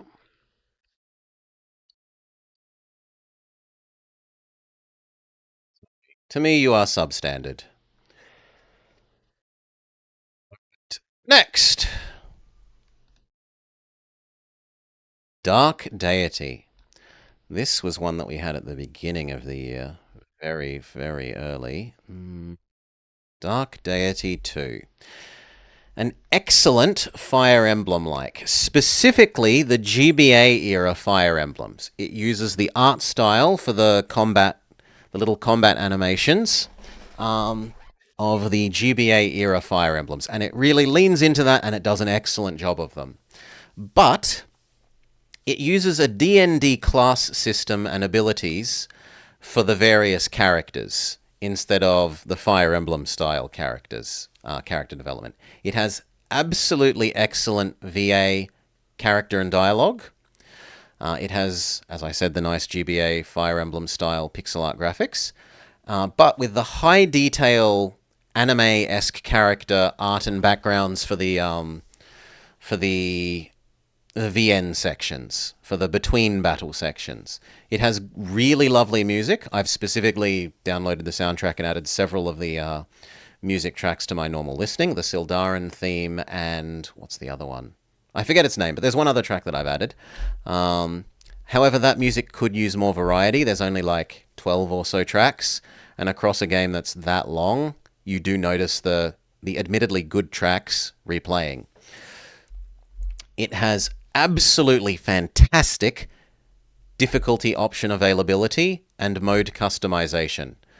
There's a randomizer mode where you can randomize things from who joins when, character classes, character skills, character stats, stat randomization, growth and base stats, what items occur when, all sorts of stuff that if you enjoy playing the game but you want to increase the challenge or mix it up, all of that built-in difficulty slider and randomization is super fantastic.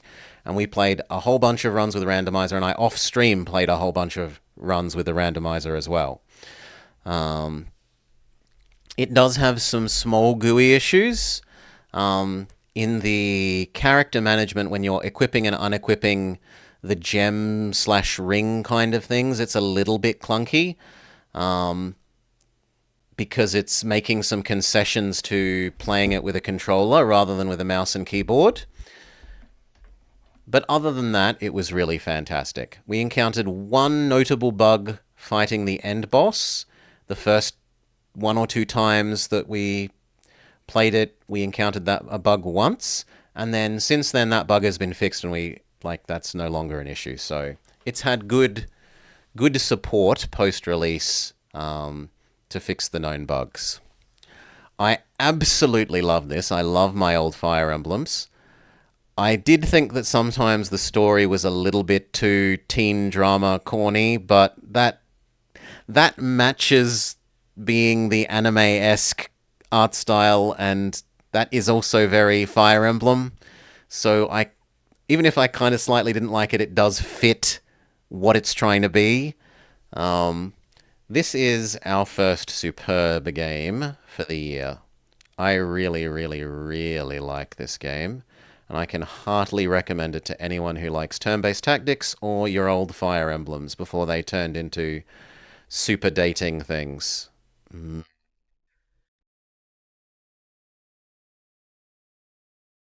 There it is. I can actually spot this one. You are our first superb for the year. All right. Next.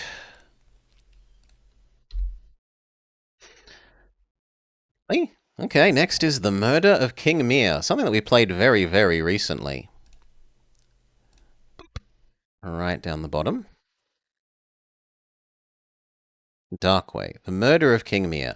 I very much enjoyed so much of this game. The world and atmosphere that it creates. The backstory and lore, both explicit and hinted at. The multiple plausible suspects. All the character building and character backstories, both explicit and hinted at for the various characters you interact with. I did have some issues with the absolute last 5 minutes of the game, but the rest I can wholeheartedly say that I've enjoyed and recommended. I posted my couple of little issues and suggestions to the dev, and they have responded, and not literally the next day, but the day after that, they updated the game addressing most of those concerns and issues, especially my big issue about not enjoying the last little bit of the ending. That has now been fixed, and I think they did a really good job of fixing it. It means that the little redo that you get at the end of the game if you sort of have picked the wrong bad guy, who was the murderer if you picked wrong, they've done a really good job of now the redo matches mechanically the lore, like the lore and getting that redo matched together well. And they actually do a pretty decent job now of explaining what they mean with the redo, which is what I had trouble understanding the first time. Also, I quite liked the line art style. That's just what drew it to me. You look at the character above me, and that line art style on the main character doggo. Admittedly, the in-game is a bit different. Is quite different to the banner art there, but that's what drew me to it. It reminded me of Akami. If you want a nice little murder mystery whodunit where you get to draw out a mind map with here are all the people and you make notes under each people, like this person likes this person and has this backstory, this person was in this place at this time, and work out who could possibly have done the murder, I can definitely recommend this game. You, Darkway Murder of King Mir, can find your art. Should be a big one. There we go. Are a strong game.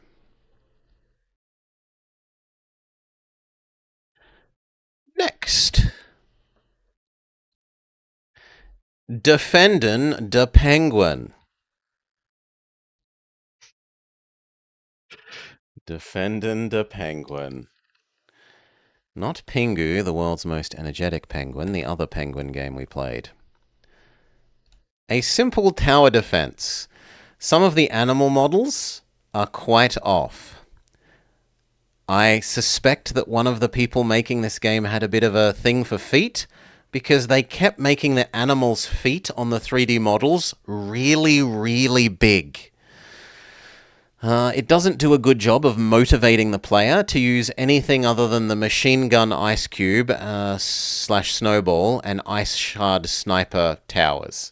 And that's sort of kind of bad for a tower defense. A tower defense should have all sorts of different kinds of towers that motivate you to use them in different situations rather than just, new level, plop down the exact same thing that's basically the optimum thing in every condition.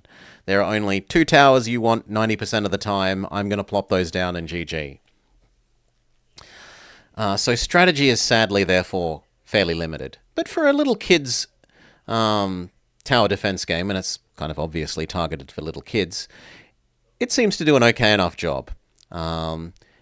It really, however, does need a speed up function, because there are times when you're just sitting there twiddling your thumbs waiting for the next wave to spawn and die, and you wish that you could speed it up. So, Defending the Penguin, you are charming in some ways, creepy with your giant feet obsession in others, and overall, just kinda so-so. Alright. Next! Duck Detective, The Ghost of Glamping. This is another game that we played as part of Senior Detectives with Miss Morrigan Nightshade quite early in the year. Here's our notes on Duck Detective. Not Duck Dodgers. Not Donald Duck. Here we are. Duck Detective, The Ghost of Glamping. A cute, simple point-and-click word-fill mystery game. So you go around, you explore in a point-and-click kind of way, and then you've got a paragraph that says, like, Person X did blank, and that caused them to blank, and then you have to fill in the blank words. It makes excellent use of its very simple art style, especially in the cutscenes. It has some good, cringy, punny dialogue. It has a good level of puzzle difficulty, but is perhaps a little short for how much it is, at least at the time. Like its price point to length of game left me wanting a bit. I would be happier if this game was a fair bit longer myself. Still, I think it's a reasonably solid game, somewhere sort of solid slash strong range. If we were the Ghost of Glamping, up there. Yeah, I'm only gonna give you a high solid. A high solid. Next, another shadow suggested game. Duck Dodgers! Looney Tunes Duck Dodgers starring Daffy Duck. Go from one duck game to another. Actually, we have 4 duck games this year. Duck Dodgers for the N64. A fairly mid 3D action platformer. Does have some very nice things for a platformer of the era. Like the doggo that you can go play fetch with in-game. You throw a ball and it bounces around the world, and the doggo goes and fetches the ball. It has some surprisingly detailed animal models that aren't obsessed with giant feet, as well as small details in many points, like the VA lines for your characters saying things as they take actions. That there's a different set of VA lines for when you're underwater, and it makes the stereotypical sounds like it's underwater sound effect for Looney Tunes sound effects for the voices, which is nice detail. That said, it has horrid hitboxes, and much of the bulk of the world is less detail and more plain than for other titles around this time and on the similar console. So although the animal models were really good, and a lot of the animal models were really good, a lot of the just world models and stuff in the world other than that were kind of bad. That said, it's kind of so-so to solid.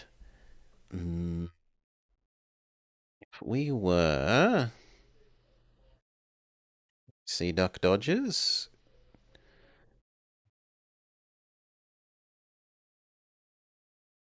do not. So we're just going to add another.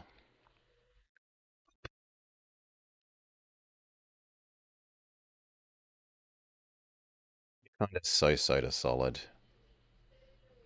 I'm going to be a little bit generous and put you in solid rather than so-so, I think. Okay, next. EU4. Let's go down to our notes about EU5. Oh, sorry, EU5. Sorry, not EU4. EU5. This bloated, stinking corpse of Victoria 3 parading around in an EU skin suit.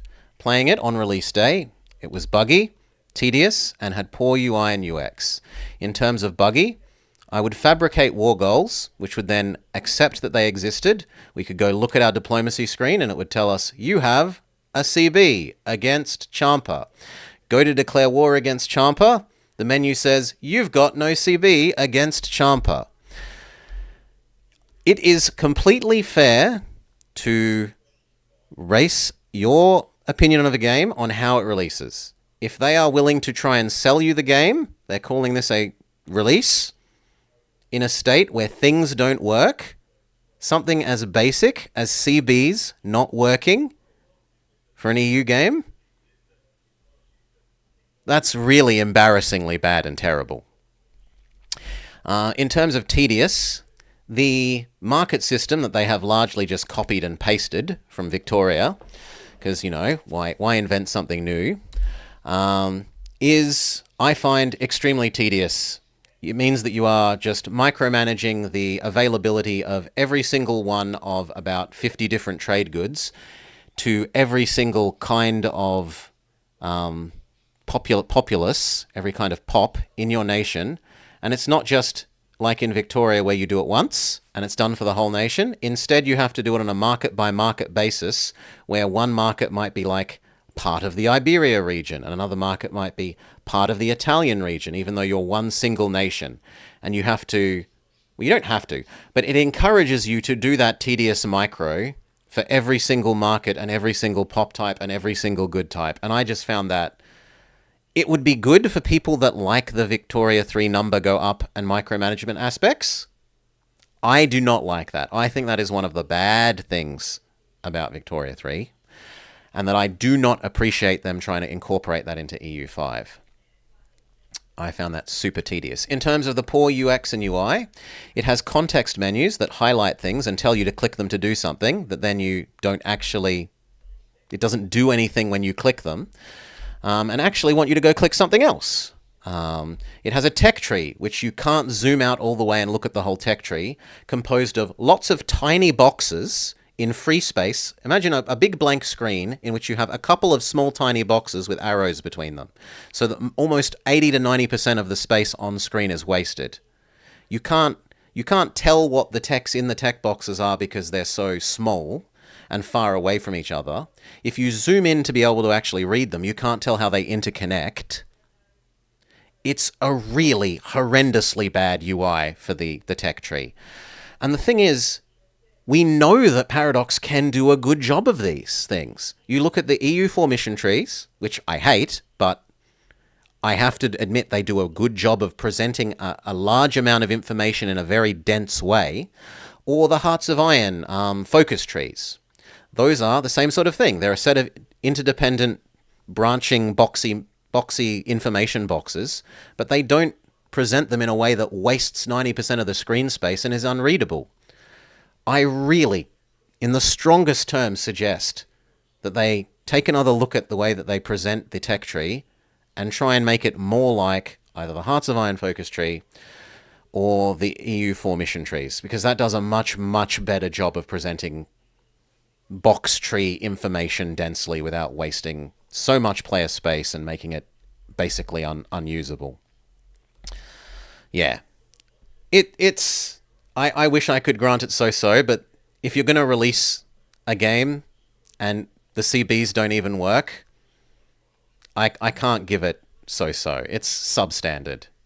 I would be embarrassed if I was Paradox and releasing a new EU game where the CBs don't even necessarily work. They made a pass at the tech tree. They are a little bit better, but it's still a bit off. That is great news.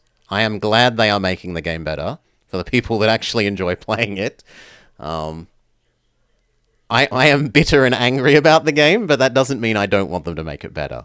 Like, I am genuine when I say these are my suggested improvements. If they make the game better, it is a good thing.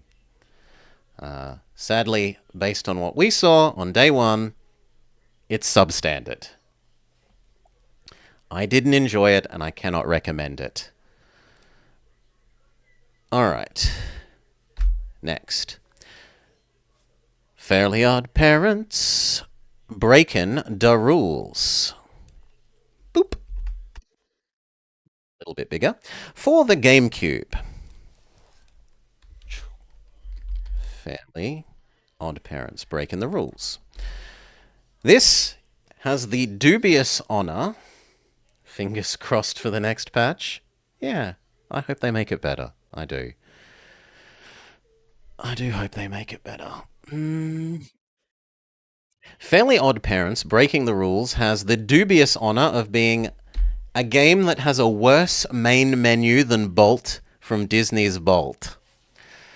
It has a medium number but good variety of minigames. It's light on the action for an action platformer. The camera controls mostly well, although tilting the camera is slow. But the game takes control away of the camera a lot of the time, which is a big pain.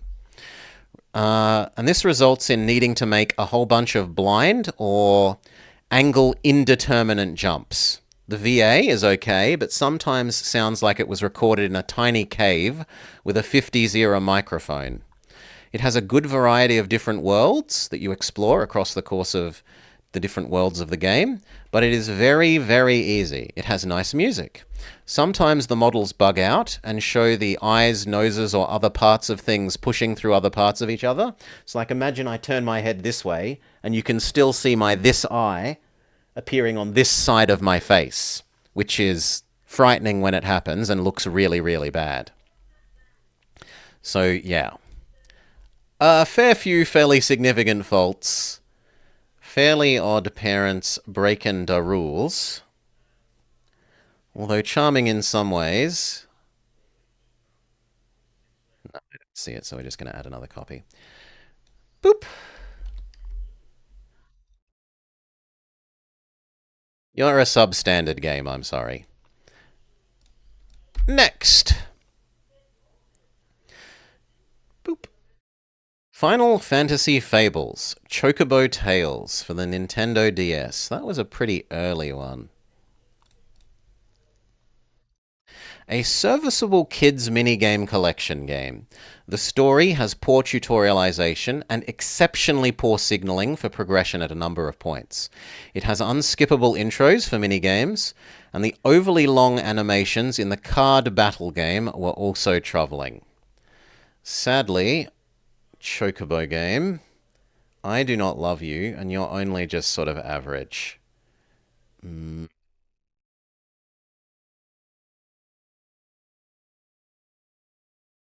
Cannot see you, so I will just add you. Chocobo tails. That one. Yellow. Oh, there you are. Now I can see you. You're only so-so.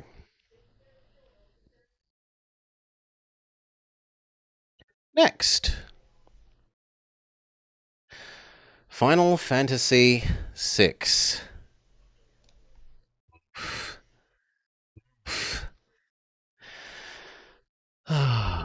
There are so very many points where this game doesn't tell you where to go or what to do that you're left aimlessly wandering about.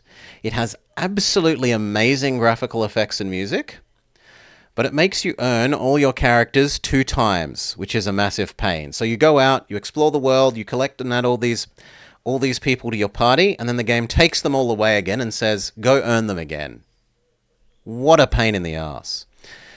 It tries to do the everyone is special thing of giving every single character their own special attack thing, but this is more annoying than interesting because all of the different special attacks work in a different way, and many of them need you to remember about 50 things for that one kind of special attack.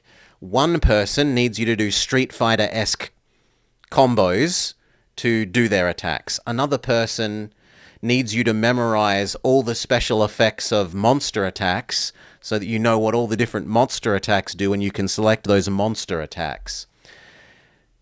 They're trying to make everyone special by giving them their own special thing just ends up being a huge amount of extra information the player needs to know and remember and is a massive pain in the ass.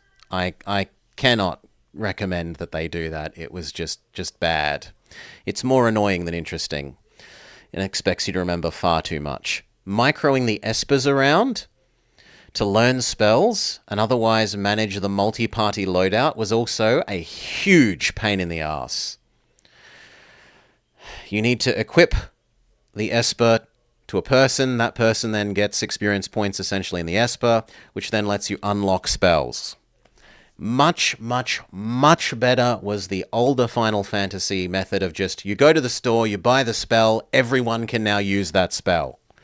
Instead of having to, every couple of fights, go in, look, has anyone leveled up their Esper? Oh, now I need to move this off one person and onto someone else. And oh, look, I'm now onto a different section of the game where I need to use other characters, which means I have to go and de-equip all my items and all the Espers from Group A to re-equip them to Group B and go do this other thing. It's just, oh, it's so bad.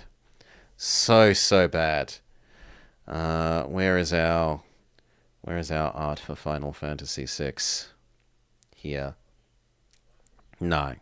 You're a shitty game, I'm sorry. You are just so much hassle to the player that's unjustifiable. Your nice music and your nice animations don't save you from my hatred. Next. Final Fantasy VII.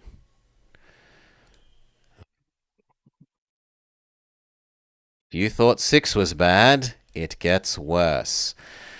The story and dialogue are laughable and often stupid, like a person hiding in plain sight, or a character that betrays you and then says, can we just pretend I didn't do that? And then you say, okay, we're going to let you back into the party, even though you just betrayed us. It has really poor quality translation and dialogue at a number of points.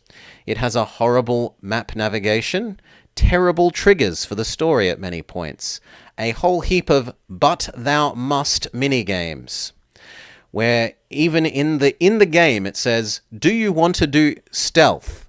Would you like to go do this stealth section? And you can say, no.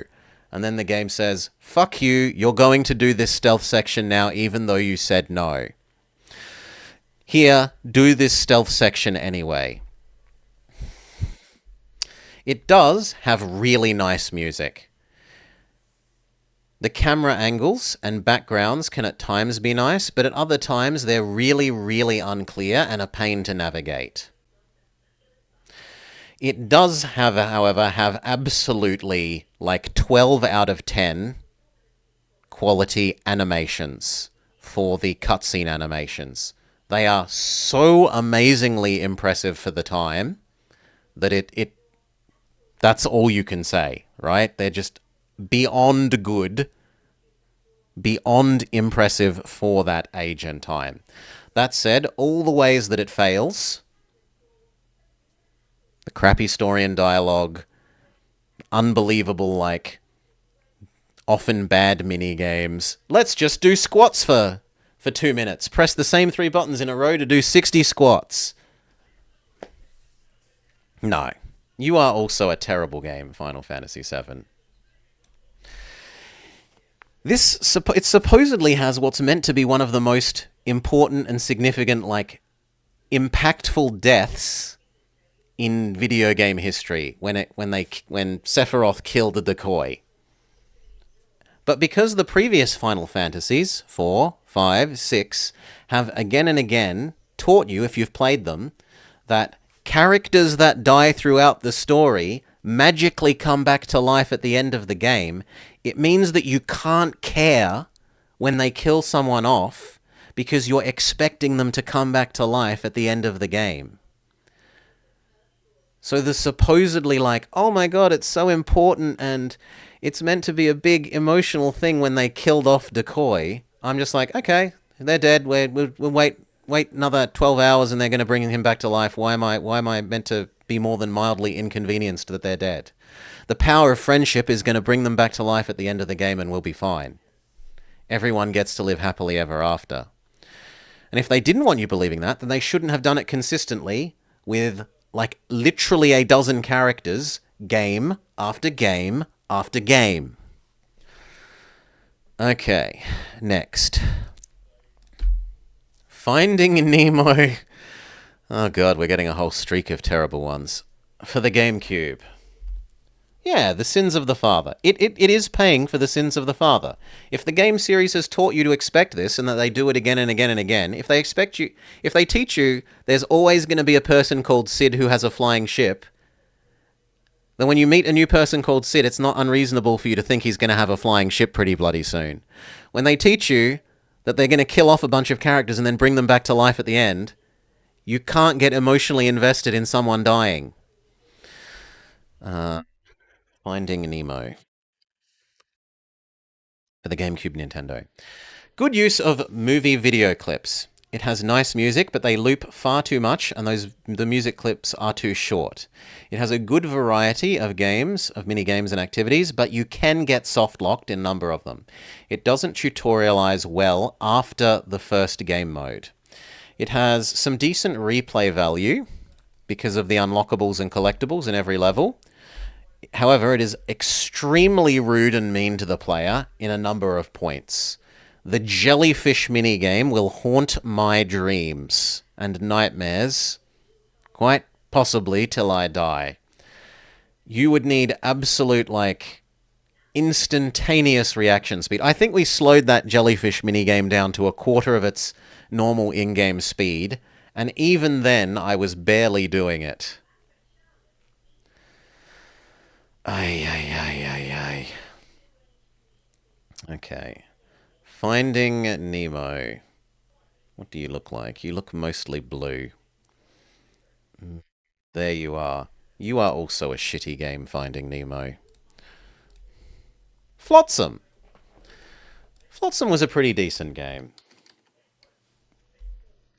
Flotsam is Waterworld meets City Colony Builder. The production buildings have a good input-output storage amount. We've played a number of, Could I scroll down a bit? This is getting too long now? This is getting a bit too long now. We'll need to zoom out slightly as the... There we go. Yeah, we're getting too long as we fill this in, as these have started to fill in multiple slots and multiple layers. There you go.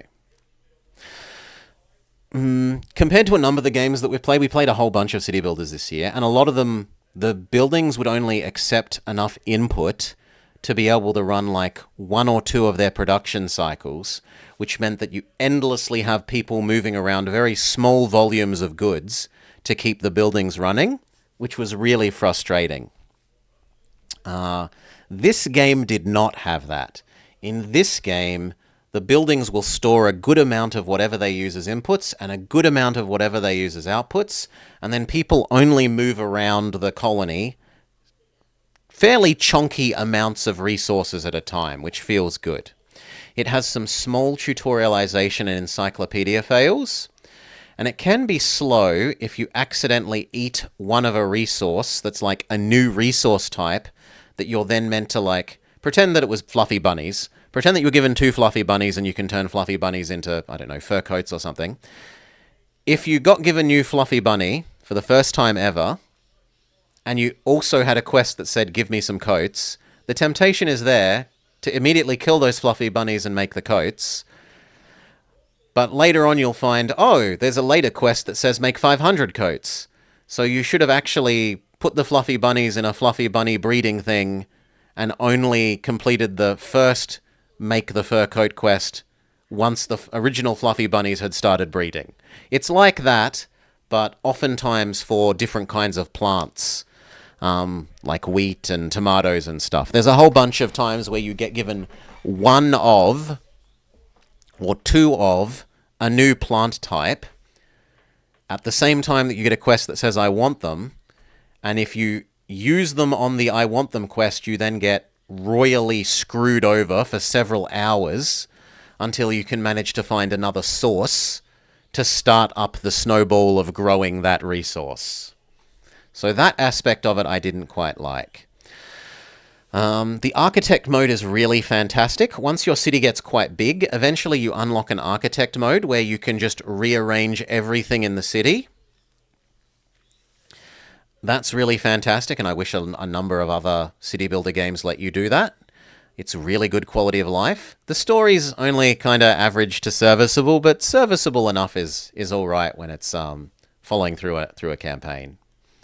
So, boop boop boop. We want Flotsam, which looks like that. We've said you're solid enough. Maybe slightly bigger. But slightly bigger is too much, and I can't custom scroll to a medium amount, so we'll have to live with that. Next!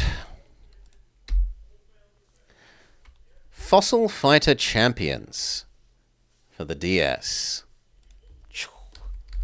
Fossil Fighter Champions.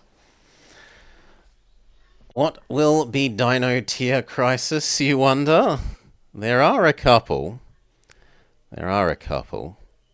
You have to have basically no redeeming feature, or be so exceedingly painful that I can overlook your tiny redeeming feature. Fossil Fighter Champions. It's Pokemon, but dinosaurs.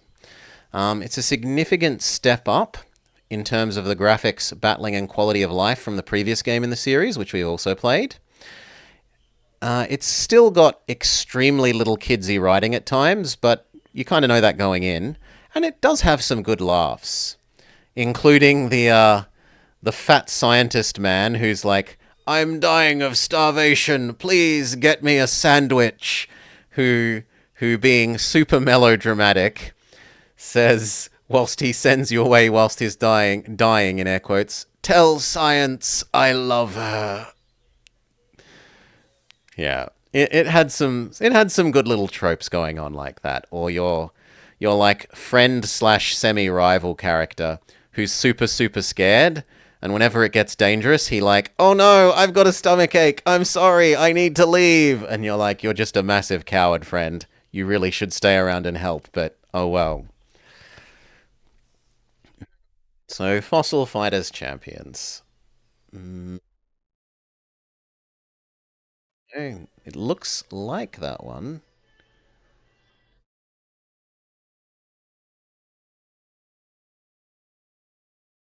It's Klonoa. That one. Fossil Fighter Champions. Alright. You're sort of between solid and strong. If you're okay with little kids games, it would be strong. If you like wanted to be a bit harsh and say it's a bit too little kidsy, it would be solid. We'll give it a solid. I can put up with a little kidsy games, but I can appreciate other people having trouble with them. Next, Fragile Dreams for the Wii. I was interested in this because it's sort of set in a weird post-apocalypse, and it looked very artsy and stylish. Ooh, no, I didn't want to get rid of that. I just wanted to look around it, thank you. Dreams. Fragile Dreams for the Wii. It has gorgeous visuals and fantastic music, a really interesting world, reasonably interesting characters, considering that it's a JRPG, and decent, if largely directly Japanese translated, dialogue. The object-memory system, so you will find objects in the world, and then your psychic powers let you, like, view their history, and you'll, like, find a shoe, for an example, a little kid's shoe, and then you'll have a memory of the little girl that owned the shoe back before the apocalypse. No, it's moved me off my notes. Dreams. Your dreams. This gives you an excellent in-game justification for highlighting the points of interest for the player because you have the psychic powers.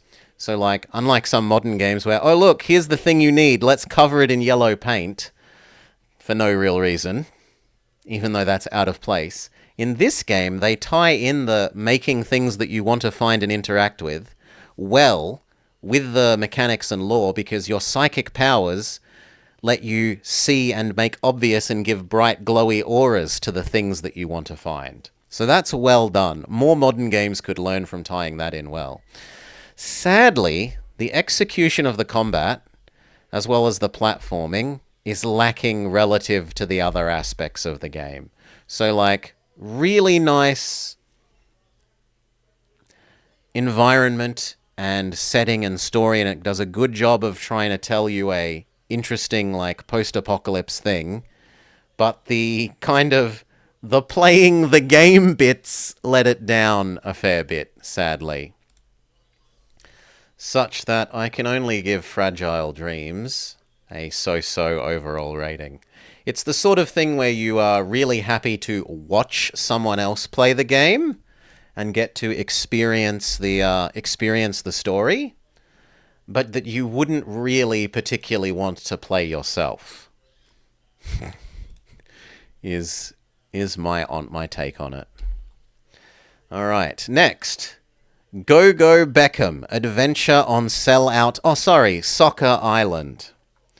Yes, David Beckham will put his name to pretty much anything if you're willing to pay him, including a Yoshi Island rip-off game. Go Beckham, Adventure on Soccer Island. It feels like someone made a generic jungle setting action platformer, then later on in development, when the game was like 80% done, you didn't realize how happy and kidsy the cover art is. There's also a different version of the cover art, depending on which region you're in, Welly. This is my preferred cover art. There's a cover art that actually has David Beckham on it, which I think is less cutesy and kidsy. It feels someone was like 80% of the way through making a generic jungle setting action platformer and then suddenly got the rights to David Beckham and suddenly reskinned a lot of the stuff trying to make it David Beckham Soccer Island. Now, they did that for the graphics, but they didn't really do that for some of the sounds. Why the hell is there a monkey enemy that makes a monkey-noised enemy, an enemy that makes monkey noises, that actually looks like a Kirby or Goomba? And this occurs at multiple points. That said, although it's got some errors in terms of that, the soccer ball kicking mechanic is actually quite original and unique and interesting for a action platformer. I don't remember using it or seeing it terribly much in other action platformers, and it was pretty fun. It had a decent difficulty curve, it was a decent length.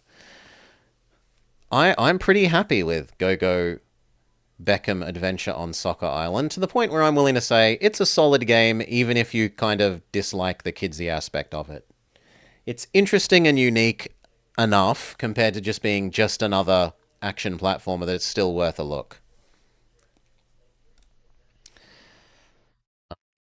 Next, a game that did not in fact make us happy, Happy Feet. That's part of Movie Monday.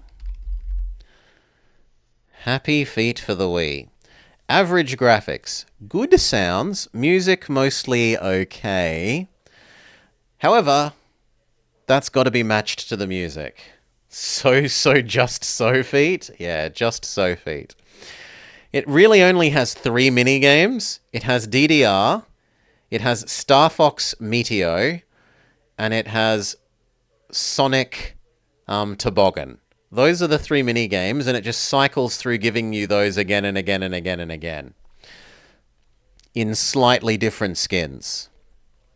Although there is some variety to the subversions of these games as they present them to you in slightly different skins, except for the DDR, all of those are great games.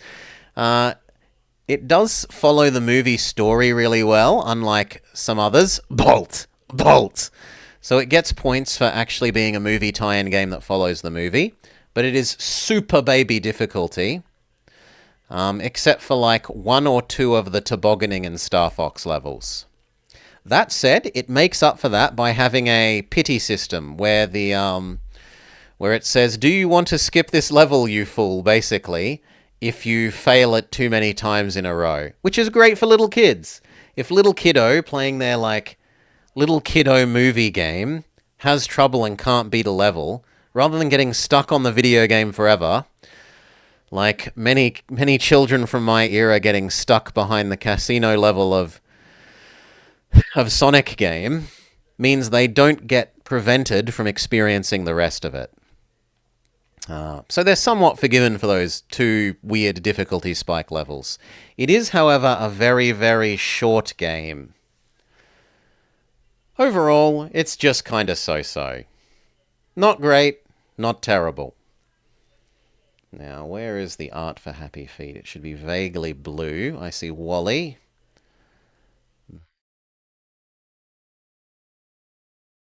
No, I don't see Happy Feet, so let's just add another copy. Happy Feet.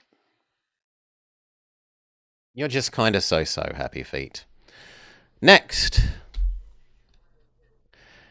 Heathcliff, it's me, your Kathy. Heathcliff, the fast and the furriest kart racing. This is a quite bad kart racing game for the Nintendo Wii. Heathcliff is kind of like the UK's version of Garfield, in that he's a somewhat well-known cartoon cat. I had never heard of him before this, and the game isn't great. The game has a big issue in that the carts have gears. You don't have to manually change those gears, but the way that it changes gears is automatic and based on speed. You speed up by holding the accelerate button, and then the game will shift out of gear 1. You've never heard of him either, and you live in the UK. You shift out of gear 1, and while it's shifted out of gear 1, you will lose a little bit of speed. This means, sadly, that you're no longer going at a high enough speed to be allowed to enter gear 2. So the gear will re-enter gear 1. And then this repeats and repeats and repeats, and you're stuck in gear 1 for most of the game, for most of the race. It's really, really hard to trigger letting the game swap you into gear 2 so that you can go faster. It has often terribly low detail world, like the sides of the tracks, the buildings and things that are on the side of the tracks, the trees, the people, the buildings, are really low detail and bad and plain. It has plain and often impotent items.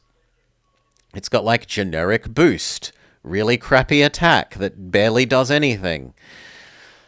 Oh, the speedometer that you're given only slightly correlates with how fast you're actually going. The two seem hugely disconnected and that they barely have any relation to each other.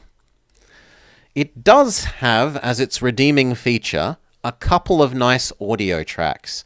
I genuinely like and enjoy the Alien Contamination 3 level music track, and I have added that to my own personal music loop library thing, because it does do that one thing well.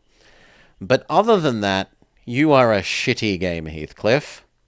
I'm sorry, you people, I cannot recommend people play this unless you are absolutely starved for a new kart racing game and you really, really, really want a new kart racing game that you've never played before. I can see the copy of Happy Feet now, but too late.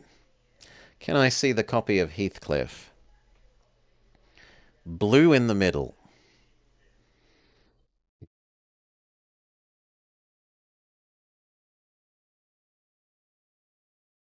No, I can't. I give up. Who? We'll just add another Heathcliff. Heathcliff, sorry, mate.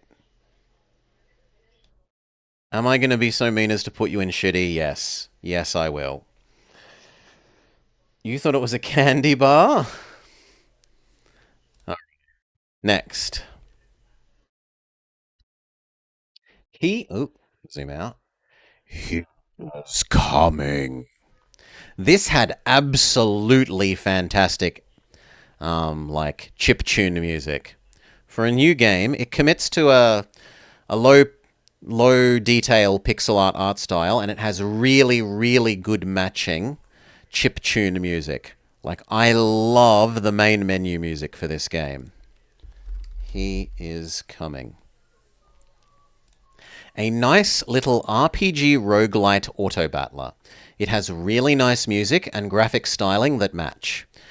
But it has the typical roguelite problem of as you play and you unlock more things in the item pool, the variance goes burr. So the first couple of times you play, you can get a somewhat cohesive, synergistic build going, but then you unlock so many items that each want you to create different themes that it's hard to draft multiple of the same items in the same theme. That was the issue that we faced playing it, but since then there have been a number of updates to the game, and we've even played some of those post updates on stream. They fixed that issue to a fairly significant extent by giving you rerolls and banishes. As you progress through the game, you sequentially unlock a couple of extra rerolls. You start with a couple and you earn more the longer you get the run going. The rerolls, you can just say, I don't like anything in this current draft, please reroll it. And you get a couple of bans where you can say, I absolutely want you to never show me that specific item again. And then it will never show you that item again. And then you can reroll and be sure that you won't get that item again in the reroll. It also has a little bit of a synergy odds system where the maker has said this item, like item X likes items Y, Z, and J, other items. If you have item Z in your build currently, then increase the odds of finding those other 3 or 4 items. The trouble is then that sometimes what you think has a good synergy or you want to build in combinations isn't the same as the maker of the game. Usually they're pretty good. Usually those overlap to a big extent, but sometimes you would like something to be in that collection of things that item X likes being drafted with and increases the odds of drafting with that it doesn't actually do. Still, compared to a lot of other roguelites where they don't have a system to address that item variance goes burr, the fact that they've done a number of things to address it is really good. I honestly think this is a very strong game. If you haven't checked it out, check out He Is Coming. Alright. And g'day, Fry Heights Camper. Next, Hurdling. Hurdling is largely a walking sim, if we're honest. It does have some puzzles, but mostly it's like an atmospheric walkie game.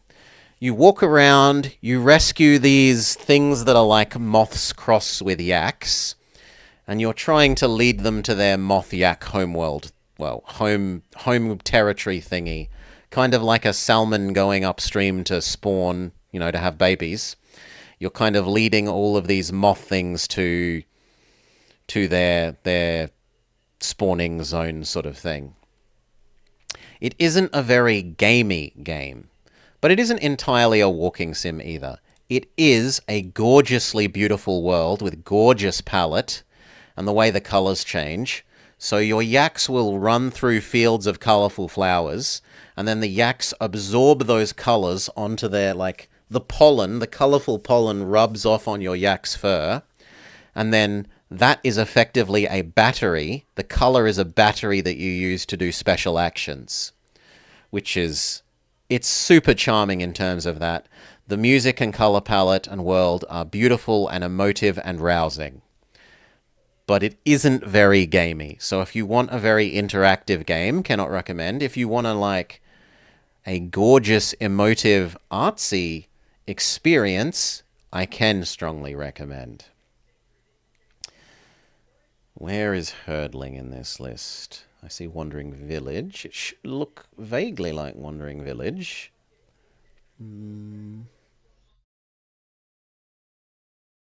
There you are. I think you are a solid experience. Next. Hey Arnold, the movie semicolon. Hey Arnold, semicolon, the movie semicolon, the game. Which we played as part of Movie Monday. Why have I listed as for the GameCube? You aren't for the GameCube, you're for the GBA. My notes have an error. Let's fix that. Alright, the music is okay, but loops too quickly. It has the typical big mascot platformer issue that we described earlier with Fievel Goes West, namely that because they're trying to tie into a third IP, in this case Arnold, in order to make the sprite of Arnold big and detailed and pretty and obvious for who it is, they need to use a lot of pixels. They use a lot of pixels, make the character big. It means you don't have a lot of pixels to the side of you, between you and the edge of the screen. When you're trying to do a platformer where you have to run and jump and attack enemies that can attack you at range, potentially, having your character take up such a big percent of the screen and not being able to see very far away from you is a big issue. But it's a common issue for both this genre and the platform and the time. So we only mark it down somewhat for that. The enemies can attack you from off-screen, and you cannot hurt them whilst they are doing that. And that is big boo. That is Dino Crisis level bad. It has signaling failures a number of times for where to go in terms of doors, and as for how you are meant to deal with the bosses. In terms of how well does it link to the movie, it links well to the movie in terms of the plot, but in terms of the characters, not so well. On the very first level, you collect all your friends, but then you never ever see or hear or do anything to do with almost any of them ever again. So it feels like it's a very token, okay, we've made the first level, we've included all the people from the TV show or movie that you would expect to see, now let's go make the rest of the game and never see them again. So badly linked in terms of that to the movie, or to the base IP characters and world.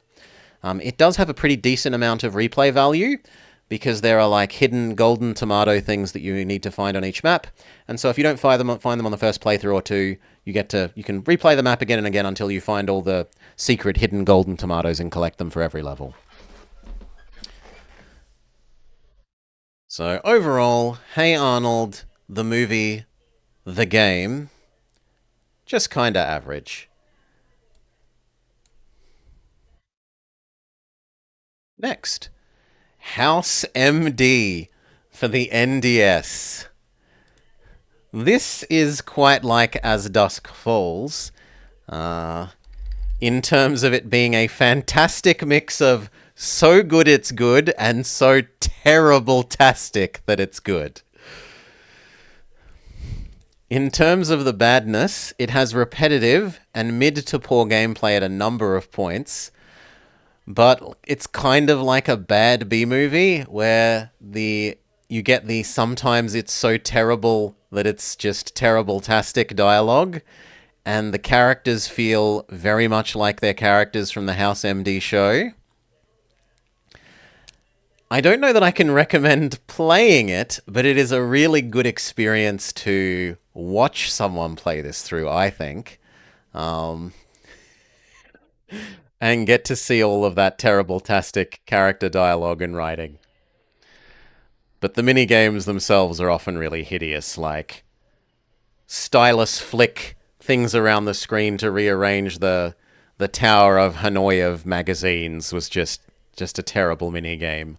Or like recycling the legally not DDR mini game for pumping different drugs into an IV line a bunch of times. Just no. So don't play it, but absolutely have a good laugh watching someone else play this through. It prompt you to rewatch the entire series. Hey, it's a really good show. I'm glad you will have enjoyed that, Amel. Happy to have helped. House MD, you are a superb experience to watch. I would take a step back from saying I recommend people play it, but it is a superb experience to watch. All right.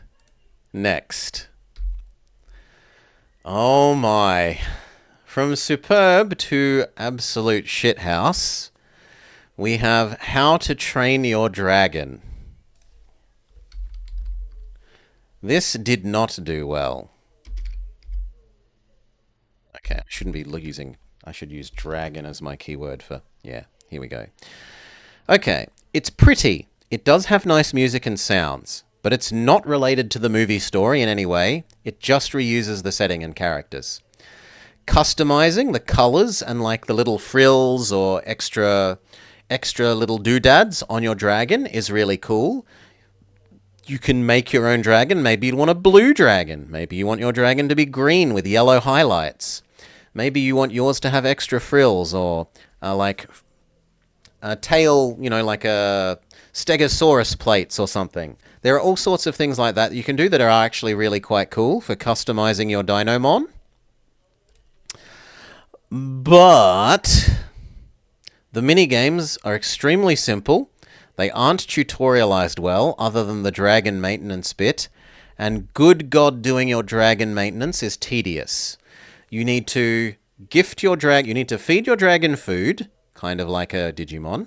You need to gift your dragon presents to make it like you more. And you need to apply healing items to it. And you need to let it sleep. But unlike a Digimon or something where it's asleep and you leave it alone until its sleep meter is full, you have to tell it to go to sleep and then sit there and watch over the course of 2 minutes with nothing else to do while a sleep bar slowly fills up on the screen. It is mind-numbingly boring to have to repeatedly sit there and watch this sleeping bar go up as you rest your dragon. That is unforgivably bad. Add to that playing through the main campaign gives you a tedious farming and grinding loop a number of times, where you're essentially told, go into the forest and collect 10 bear pelts. Okay, you do that, you progress some other part of the story some more, and then you unlock the beachfront. And then you're told, go collect 10 seashells. And it does that a couple of times. So, quest system, the fighting of the dragons with each other, kind of cool. The dragon customization, cool. The dragon maintenance, big wet fart. Absolutely terrible. Where is how to tame our dragon on our... What do you look like? You look mostly black. That's black. That's black. There we go. No, you're a shitty game, how to tame your dragon. Next. Cannot recommend people play. Unless you enjoy repeatedly waiting 2 minutes for the sleep bar to go up. Go make a coffee. Come back and go make a sandwich. Come back. Tell the next dragon to go to sleep. Maybe go do your washing. Come back. Ay, ay, ay. Inscription. And thanks once again to Vama for gifting us this for our birthday. That was really nice of you, Vama. So, inscription. It has volume balancing issues.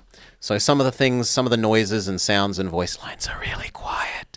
And then some of them are unbelievably loud. They need to work on that. It has a number of tutorialization fails. Act 1 to 3 has a good card game, an ambience and story. Acts 1 and 3 have a good card game and ambience story, but I did not think the same of Act 2.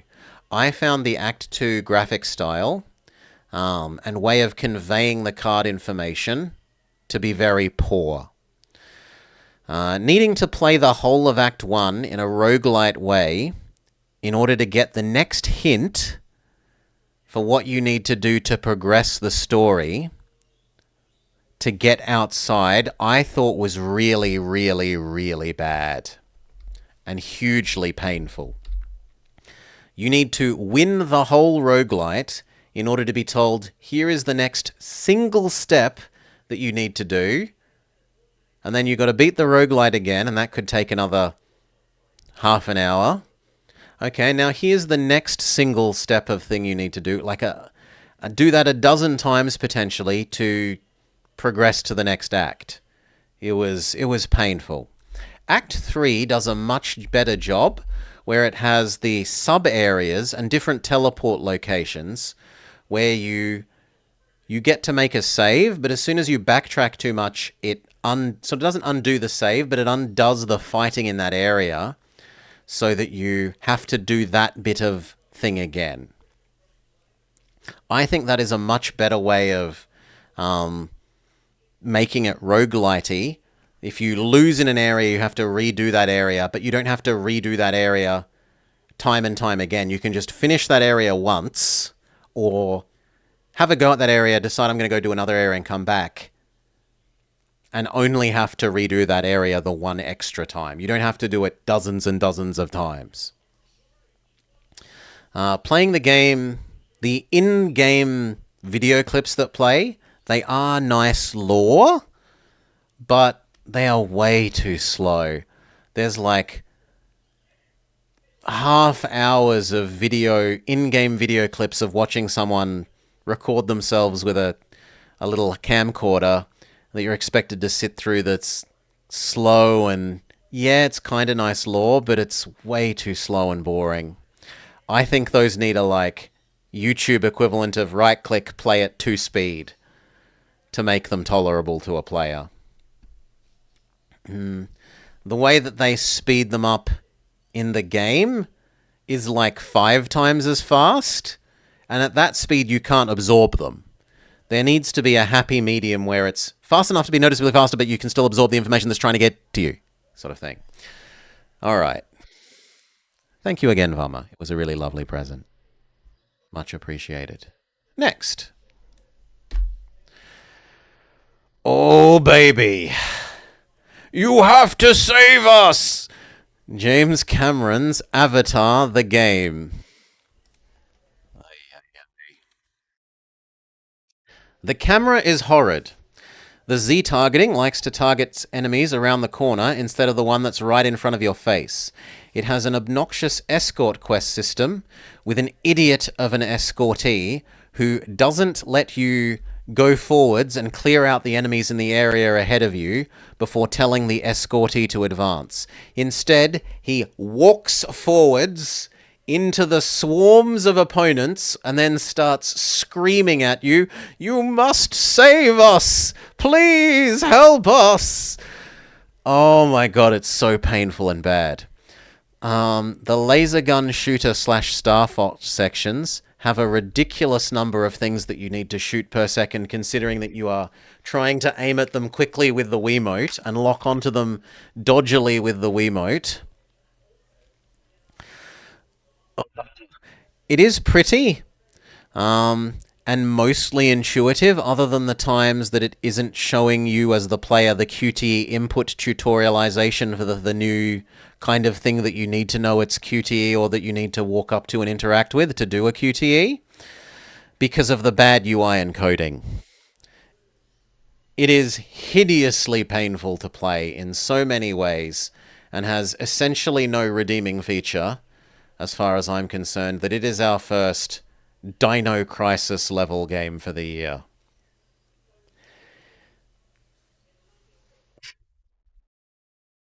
I could not more strongly recommend that people avoid playing this under any circumstance.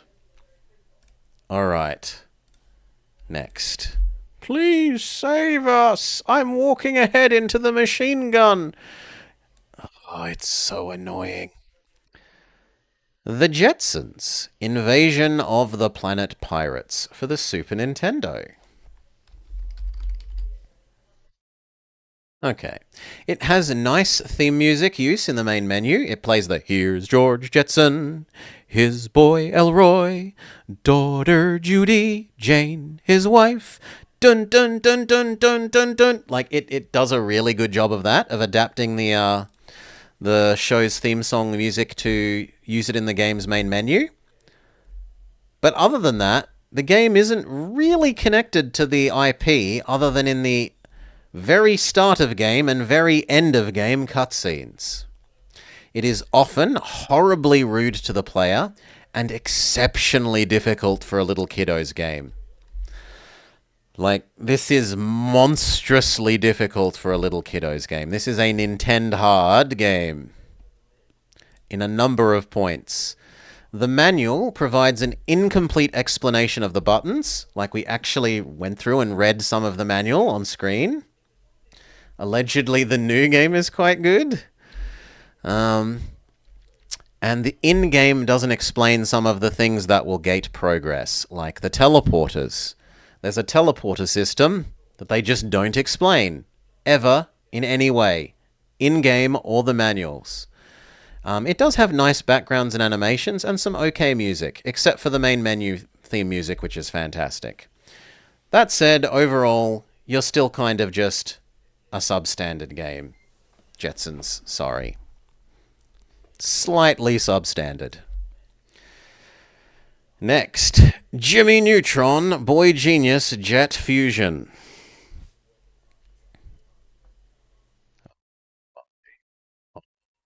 Why? Okay. The music, it's pretty, and the music is okay, but it loops too much and gets old quick. It starts out good in terms of the gameplay, but gradually degrades from like a 6.5 out of 10 to a 3 across the course of the game. It does have a good variety of level settings, as in, like we're in Japan world, then we're in America world, then we're in Space Alien world, etc. The camera is often a horrendous pain, other than in the hedge mazes. When you walk into the hedge mazes, the camera goes to a top-down view that it barely uses anywhere else, that actually does a really good job of helping you navigate the hedge maze that would otherwise be an inconceivable pain in the ass if you were stuck in the over-the-shoulder first-person view mode. What else have we got? The lighting is often a pain in the game. Like 70% of the puzzles are just press a button or press a switch to open a door somewhere, which is disappointing. It has an unfair fighting lock-on system. The enemies will lock onto you from a distance farther away than you are able to lock onto them, which is monstrously cruel to the player. The continue system is a massive pain. And most of all, when you get up towards, well, for the whole game, but we only really noticed it the most for the absolute last level, the fact that you need to have collected in terms of comparing it to like a Mario 64, in order to unlock the final Bowser boss door, to unlock the final world, you need to have collected 90/95% of the chips, think like star coins in Mario 64, to be allowed to enter that final boss level, which is hugely rude. The game says go back, backtrack, do every single of these levels again, and make sure you collect very nearly everything in all of them to be allowed to see the end of the game. No. Just no, that is monstrous. It does have good VA and some pretty funny dialogue, although it was at sometimes meh. So a bit of a mixed bag. Sometimes good dialogue, sometimes meh. It has a good variety of minigames. It's got go-karting, it's got snowboarding, fishing, slider puzzle, DDR, submarine, Star Fox. But a number of them were pretty clunky. So overall, it's a rudeness, and oftentimes poor camera drags Jimmy Neutron Jet Fusion to a merely so-so level. To me. Next, another Jimmy Neutron game. Jimmy Neutron Boy Genius for the GameCube.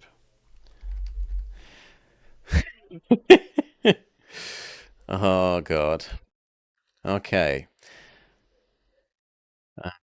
What made us play the second Jimmy Neutron game is that when we finished playing the first one, as much as we could stomach, I had a terrible time, and I said we could always play, and then we were playing something else, and I was complaining, and Mama said, "Well, more or less, there's always more Jimmy Neutron, and we could always play more Jimmy Neutron instead for a bad game." And Vama said, "I don't believe you will play Jimmy Neutron. You're making a false threat there." So we played the second Jimmy Neutron game to prove Vama wrong. But for Jimmy Neutron Boy Genius for the GameCube, it is ugly. It has short, troubling audio loops to the point of why even bother to have the music when the audio loop is so short and ugly. The game itself is short, which is actually a godsend because it's a massive pain. It has tutorialization failures. It teaches you one thing and then expects you to do something else other than what it's literally just taught you in the tutorial. It repeats its crappy minigames often, and the camera, oh good lord, the camera. You have zero control. It moves while you're making jumps during the platforming sections in around corners or otherwise in a way to make it murder you. So like you're trying to jump from here to here, and as you're jumping midway across the jump, the camera launches itself 90 degrees so that the direction you were pushing on the thumbstick now turns and you veer away from the platform that you were trying to jump on around the edges of ledges and stuff. It is really quite painful. It is worse than the other Jimmy Neutron game because of that and the terrible audio. What do you look like, and can we find you in this?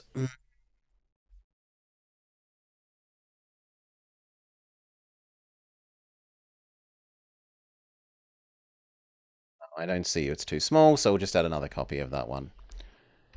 Jimmy Neutron, Boy Genius. You are actively substandard instead of being average. You are actively a substandard game. I'm tempted to drop you down into shitty.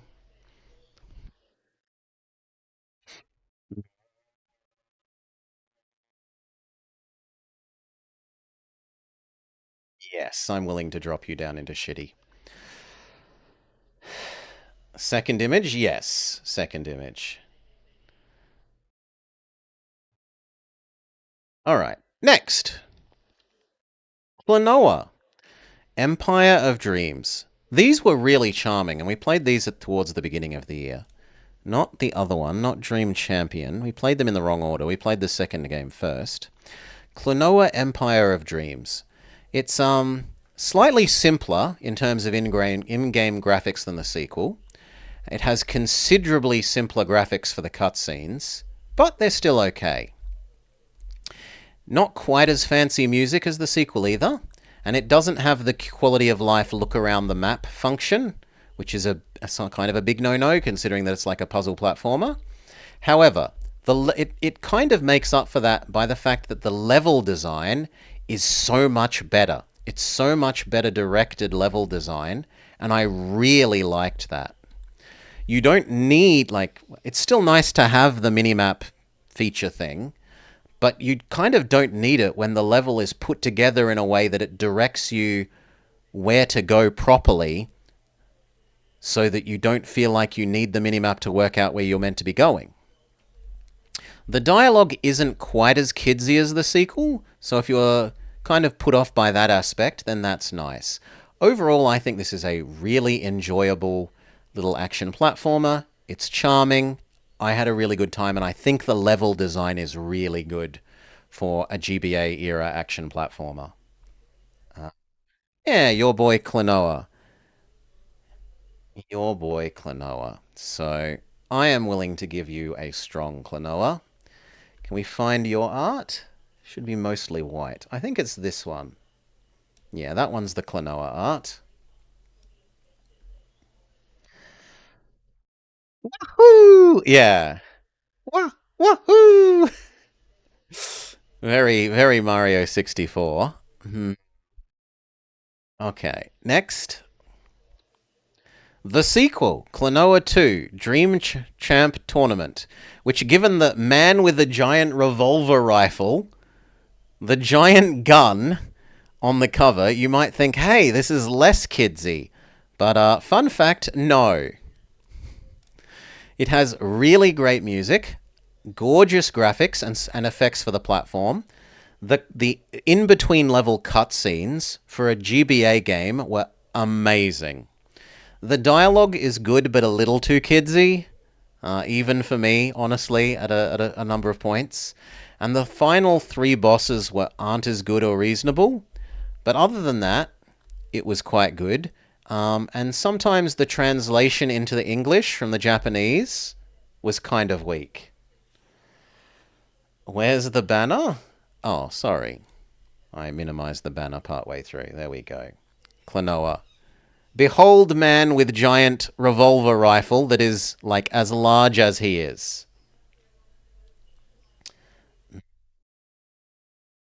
Who is actually like our friendly rival, even though he pretends to not be our friend. He's all, I'm a grumpy pants. You aren't worthy of being my rival. Klonoa, you are also a solid, strong game. I can happily recommend that people play that game. Next, the game that came before the official series of Movie Monday, Kung Fu Panda, for the Wii.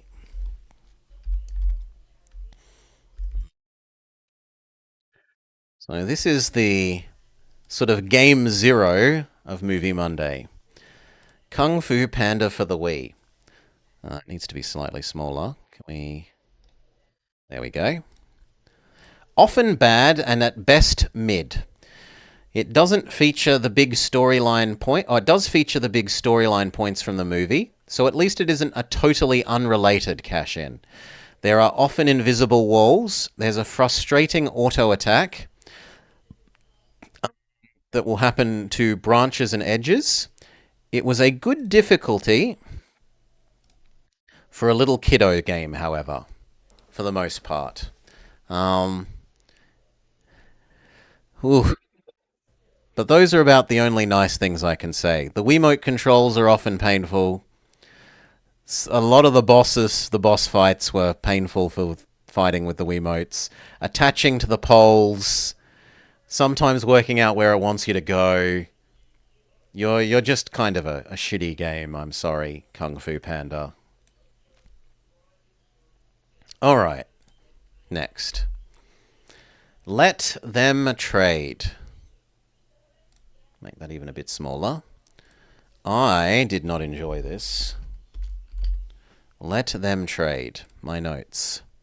Slow. It is a very, very slow game. It is relaxed and chill, but slow. We literally spent hours of subjective time and objective time waiting to take a dozen in-game actions when we played this. From memory, it took us 2 hours to complete 12 in-game actions whilst waiting for the economy and world to go through its goods move around, money generates, goods move around, money generates sequence. It is there's someone out there in the world who has a really high stress, high speed, intense job that would enjoy playing this game as their downtime game when they come home because it is so slow and so lack of stressful. I think there are people out there who could enjoy it, but I think those people are very much in the minority. I think most people are going to find this as painfully slow and do nothing as I did, and that they will not enjoy this, and therefore I cannot recommend it. I think it's only substandard, not shitty. My personal enjoyment was shitty, but I'm willing to accept that there are people that could appreciate the slowness and the chillness a lot more than I, who just found it to be time wasting.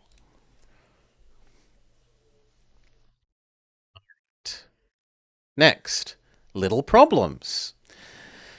This was a game that we played on Senior Detectives with Miss Morrigan Nightshade. Boop. Not Stuart Little. Okay, I'll search for the word problems instead, because that will actually get me where I need. Little Problems, here we go. Much like Duck Detective, it's a cute little word insertion, logic and observation puzzle game. So you do some detectiving, and then there's a paragraph with like, my sister has lost her ex. And because of that, X happened. And it might be, my sister lost her water bottle, and because of that, she didn't go for a walk or something. And you have to work that out from the environmental clues in the environment and looking around. The gameplay and in-game are a little dissonant at times compared to, say, Duck Detective, where the word insertion works a lot better. It is a good length for the game, and it has a nice optional hint system. I liked the cute graphics. I found the music okay, but same sort of issue as we often have, where loops too often. Overall, you're kind of on towards the solid side of so-so, but I'm not really willing to put you as a more than about a so-so game. Okay. Yeah, if you want a cute little, not like, compared to a lot of detective games that are about big important things like person has been stabbed, if you want a low pressure, low drama, little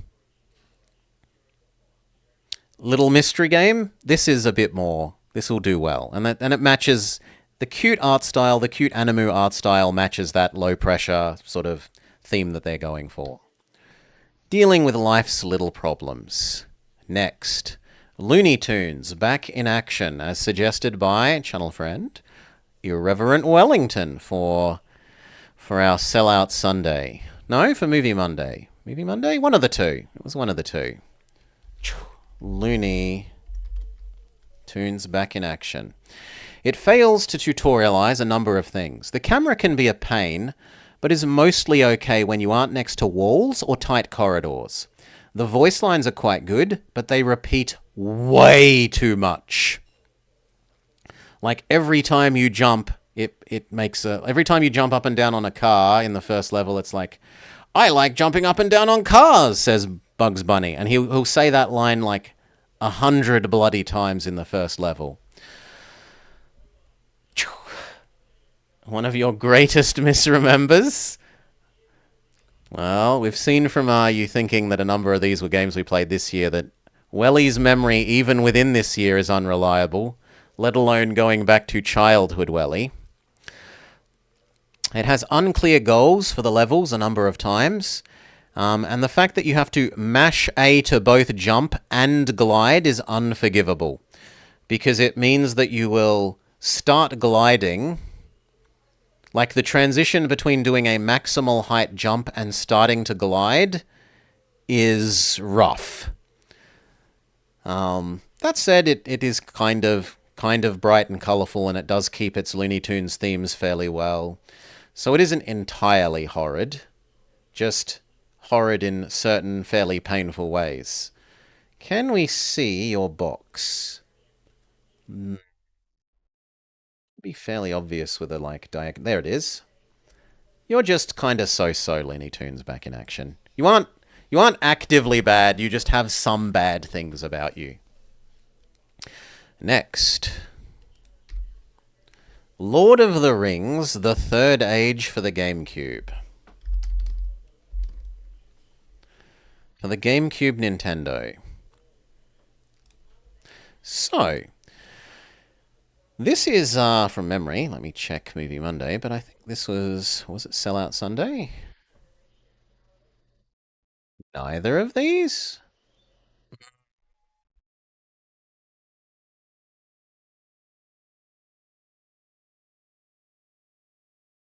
I thought it was one of these.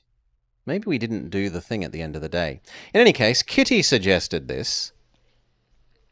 It makes good and frequent use of the movie video clips for both lore and exposition. It doesn't really follow the movie's main people, though. Instead, you get the dollar store, the Temu version. You get a knockoff version of the Fellowship that follows basically the same story, but not quite, which is kind of weird. It does make good use of the movie music. So, like, you'll have the big, impressive, dramatic fighting the ring wraith music when you're having big, impressive, dramatic fighting the ring wraith fights sort of thing. But it does have some issues. The map and waypoint indicators, boop, are kind of bad. It gets too easy fairly quickly, and it doesn't have repels for random encounters.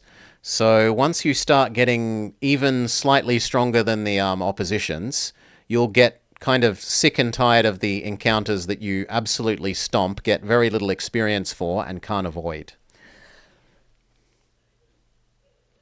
Yes, Rolling Ninja. An end-of-year review actually at the end of the year. If there's a game released between when we do the review and actual New Year's, I apologize, but I've done my best to make it as late as possible. And yeah, Happy New Year.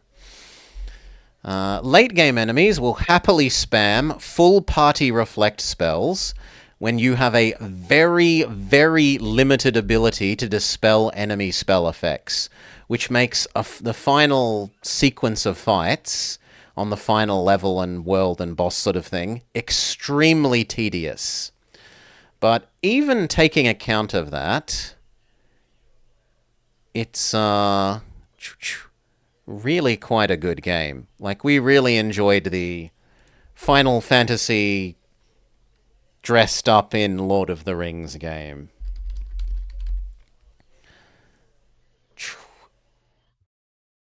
Boop. Okay, now we want to search for third. There we go. Third Age. To the point where I'm willing to put it into a strong game.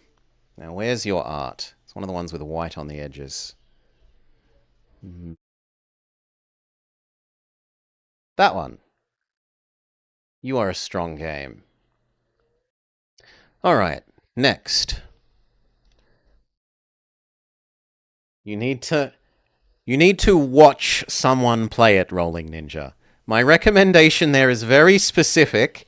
It is a great game to watch someone else play. It isn't a great game to play yourself. Like, I will shamelessly direct you to my own playthrough, or go watch somebody else's. I think it's really good and funny to watch someone else play that, but I wouldn't recommend playing it yourself. Gotta be on point with that recommendation.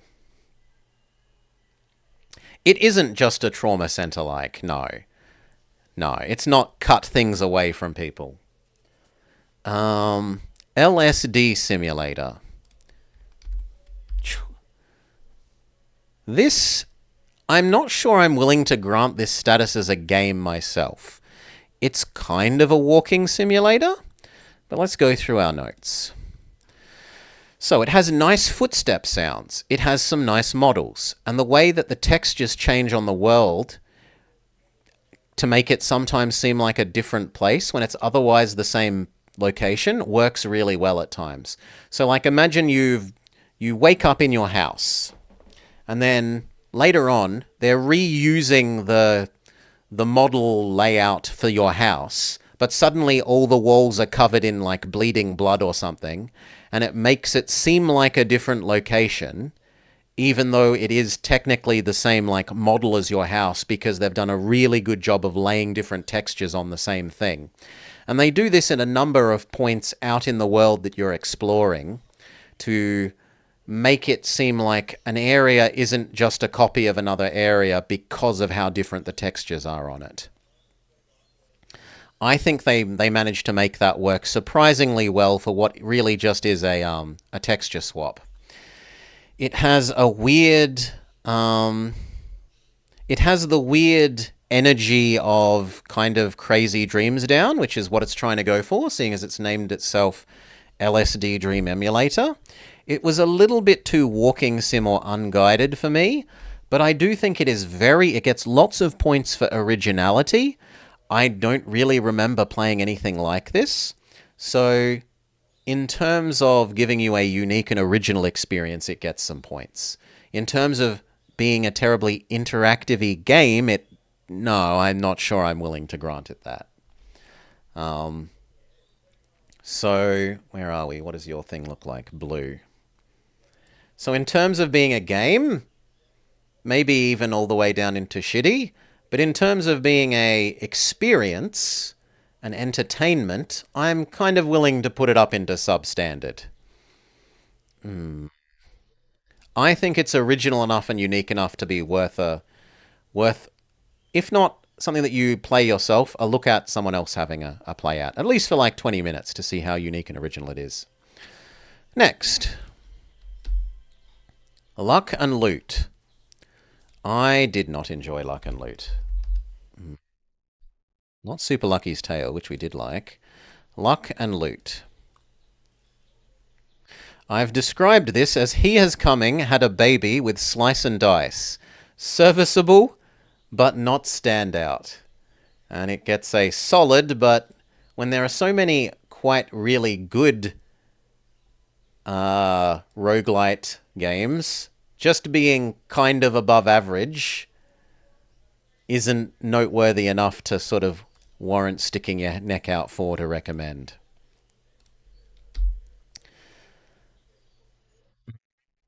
Now we have something that is super offensive. M&M's Kart Racing for the Wii. Oh my. Where are we? Not Smurf Racer. There we are. M&M's Kart Racer. This game has the single worst water animation graphic that I have ever seen in any game in this era or the preceding 15 years. It's like TV static, but two slightly different shades of blue.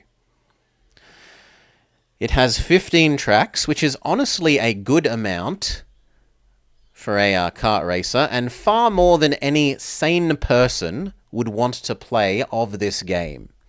The M&M logos and advertising are actually done quite well, like they're nice, high-quality logos and pictures, as are the M&Ms themselves, but pretty much everything else is horrible.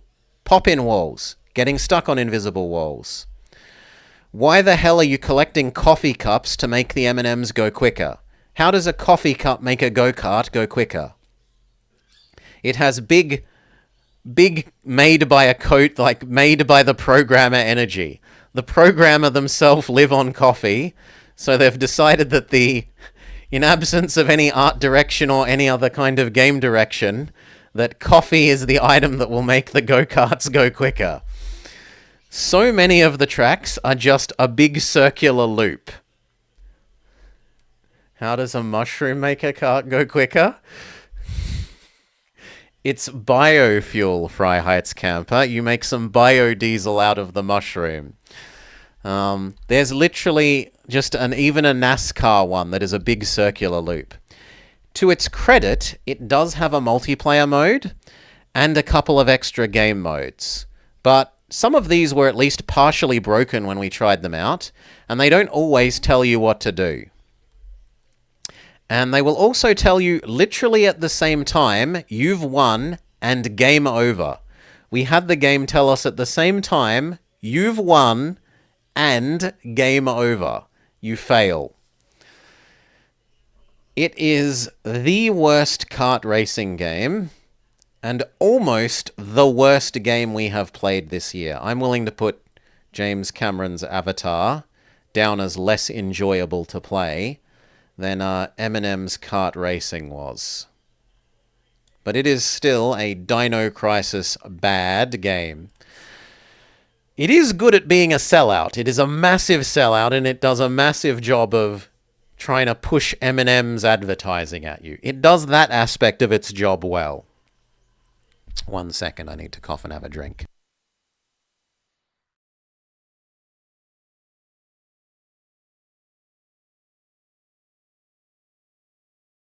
All right, and we're back. Next, Madagascar for the Nintendo GameCube. It is a nice little minigame slash collectathon platformer. It has a good variety of minigames, and it has good tutorialization and signaling almost all the time. Its biggest failing as a game, as far as I'm concerned, is although it has like a DDR minigame with music and a number of different music tracks, it doesn't have the we like to move it, move it. We like to move it, move it. Music in the game. And it loses points for me for failing to have that music. I assume they couldn't get the rights, or they were unwilling to spend to get the rights to get that music in the game as well. Other than that, it does a really quite a good job. Does Madagascar look like? I want to penalize it down into like only being a solid game because I was so personally disappointed by not having the we like to move it, move it. Is it even actually Madagascar without that track? Yeah, it still is. It's just Madagascar with a glaring hole in it. Alright, next. One of the other duck games we played this year. Maui Mallard in Cold Shadow. Donald Duck in Maui Mallard Cold Shadow. It's a very lovely art and animations for a SNES game. It has nice music, although sometimes some odd choices. It doesn't have a save system and instead has an earn the password system, which is a little bit rough. But if you don't want to pay to have a memory ROM and battery in your cartridge, I mean, at this stage you should be doing it, but it's not entirely forgivable, but you can understand. At least they don't have zero way of getting back to the game if you return to it later. There are some rough levels and bosses. I'm specifically remembering the bungee tower climb slash escort level, which was a bit monstrous to the player and rude. But other than that, the like really good animations and art go a long way for this game. This game is a solid game, in spite of its several painful things, like the bungee jump level. Mostly black with a little bit of purple. Oh, that's Beast Wars. Can I see you? There you are. You're a solid enough game. I think people could happily play that game and just try and fight their way through the like two painful bits without too much concern. Next, Micro Machines 2 Turbo Tournament, as suggested by, dictated even if memory serves, by Decoy, a beloved game from their childhood. Micro Machines. Go. Okay. Against this game, it doesn't have a minimap, and it suffers the we're zoomed in too much issue. It doesn't have any music in the races, which was really off-putting. After playing so many kart races this year, including some with some absolutely fantastic music, which we're getting to later, even some of the bad ones had good music, like Heathcliff, The Fast and the Furriest.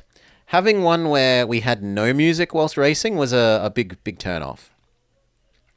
Because you're so zoomed in, oftentimes you get no indication that there's an upcoming turn before you need to turn. So instead you have to just memorize the maps and know that, like, after 3 lengths, like 3 car lengths, now I have to turn left, and then it's like 6 car lengths to a 30-degree turn right, etc., etc. It does have a nice multiplayer mode, as well as race and combat modes. It has lots of different characters to pick from, although they don't actually seem to do anything as far as I could tell, except for change your, like, character sprite when it adds up your scores in the GP. And it does have a good number of different courses. So, all in all, slightly bad, but easy to understand how you would have fond memories of playing this multiplayer as a little kid. I can't fault Decoy for liking it, even with its faults. It's like a pet budgerigar. It poops itself, but you put up with it because it's cute in certain ways. Now, where are you? You are that one. Micro Machines 2. Next. Oh, God. The horror of Mr. Bean's Wacky World. Mr. Bean's Wacky World of Wii. To play this is to suffer. It has horrible level design. It has horrible interactable design. It has jarring musics which don't match the locations that you're visiting. It has poor tutorialization.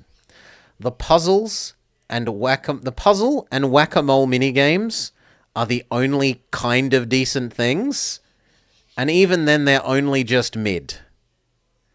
So much, pretty much everything else about this game is pure pain. I cannot recommend that anyone play this or expose themselves to playing it. Watch someone else play it if you want to sickly enjoy their suffering, is about the only thing that I can say for it providing a valuable entertainment source. Yellow, that one. Mr. Bean's Wacky World of Torture. Where did it go? I grabbed you and then you went back. It is a Dino Crisis level game. You remember how arse it was? It stood out, and we do play a lot of arse games. Yeah, it stood out as particularly bad.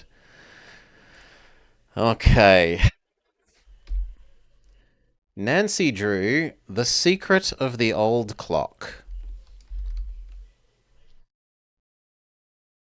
It has a good variety of minigames. It does, however, have a tedious money grind system where you have to visit all the locations on the map again and again and again to deliver telegrams.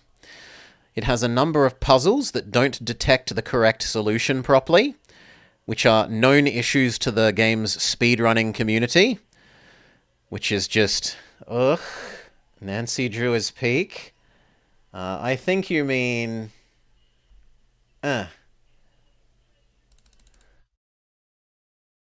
Fat Cat is anti-peak. Stupid, ugly cat. It has nice period-appropriate music for the 1930s setting. It has a lot of out-of-sequence flag issues with regards to making progress for the story. The story, along with a number of the other Nancy Drew games, it follows the standard formula of go to a place, meet the person who is the victim of the crime, meet 3 potential suspects, and then you have to try and work out which of the suspects it is. However, it makes the mistake that a number of the Nancy Drew games do of not giving enough screen time to some of these victims. If If you spend 95% of the game interacting with two of the victims and one of the not victims, two of the suspects, and you only interact with one of the other suspects 5% of the time, it can't plausibly be the other suspect because there'd be no narrative weight to that character. You haven't interacted with them enough for the story to be allowed to justify that character being the bad guy. And this game makes that mistake. It doesn't give enough screen time to all of the villain options. You basically never interact with the banker, and so that kind of ruins it for the whodunit aspect. You're down to a coin flip of which of the other two possible suspects it is. It has a number of audio balancing issue with the noises. It has the single loudest mechanical ladder in the universe that I was ripping my headphones off my head because of how loud it was. And we had to activate that obnoxiously loud mechanical ladder a number of times going up and down the bloody top of the barn. The card game, you've got to play a card game mini game with the Psychic Man, and it is exceedingly tedious in that he presents you with like 7 different cards, and you have to learn what voice line matches with what card. But which cards he shows you are random. So you might play the card game 5 times in a row and learn 5 of the cards, and then play it again, think, finally, I know enough of the cards that I'll be able to get enough successes in a row to finally be finished this card game, and then he shows you another one that you don't know. Shit, you've made a mistake, and now you have to do the whole thing again. That card game mini game, determining the correct solution because of the RNG and limited sample size that you get in a single run, is extremely tedious. Such that I'm willing to say it's a substandard game with its issues. Alright. The only victim in Nancy Drew games are the players. I wish I could say you were wrong. Alright, and then we have legally distinct, not quite Tails, Mario 64-like game. New Super Lucky's Tale. This was something we played really close to the end of the year. I think that this is an absolutely charming and heartwarming 3D action platformer for kiddies. It has nice music, a bright, vibrant series of worlds, a really easy to navigate overworld. It's generally really well signaled, and the camera is really good. You wanted a action platformer that you can either play with or give to your little kiddo, your young kiddo, I could wholeheartedly recommend this game. I know that I'm more willing than many people to put up with little kids' games. I really enjoyed it, even with how kidsy it was. I am willing to push it up into strong. I am willing to push it up into strong, but I could understand the case that people would make if they wanted something more difficult and a bit more adult, that it would get pushed down to solid for them. I'm okay with playing charming game that's maybe a little too easy and a little too kidsy. Okay. Next. Boop. Elder Scrolls 4 Oblivion Remastered.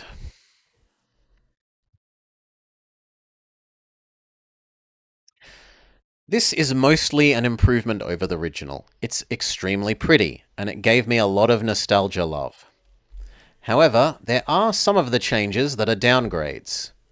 The lack of a swap between, at least at the time we were playing, this might have been addressed in patches since then. I put my hand up and say I don't know. I haven't played it again all that recently. This could have been fixed, but when we were playing, I found that a big issue was that swapping between the local this little dungeon or house map and the global here is the world map was extremely painful. You had to scroll your scroll wheel all the way in and all the way out to make it swap between those two modes, when I would swear I don't know for sure, but I'd be willing to swear that I feel like I remember when I played the original game that there was a button that was swap between local and global map mode. And you just pressed a button instead of having to do scroll, scroll, scroll, scroll, scroll. Finally, it's changed between the global and local map modes. Some things look really, really good. As I said, it's very pretty. I think they do a really good job of making the Khajiit people especially look good. On the other hand, I think they do a kind of fairly poor job of making the lizard people look good. I will point out especially the lizard's people teeth. As they have like good lip syncing, so as you're talking to characters and looking at their face and watching the lip syncing, you can watch their lips and teeth and mouth. And it does work well for the humans, the human factions, and the elves. It even works kind of pretty decently for the Khajiit.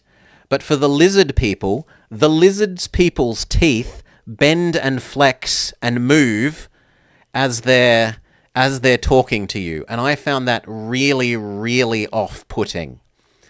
The way that their teeth would bend and flex and move, it frightened me. It frightened me seeing their two teeth move around in that way.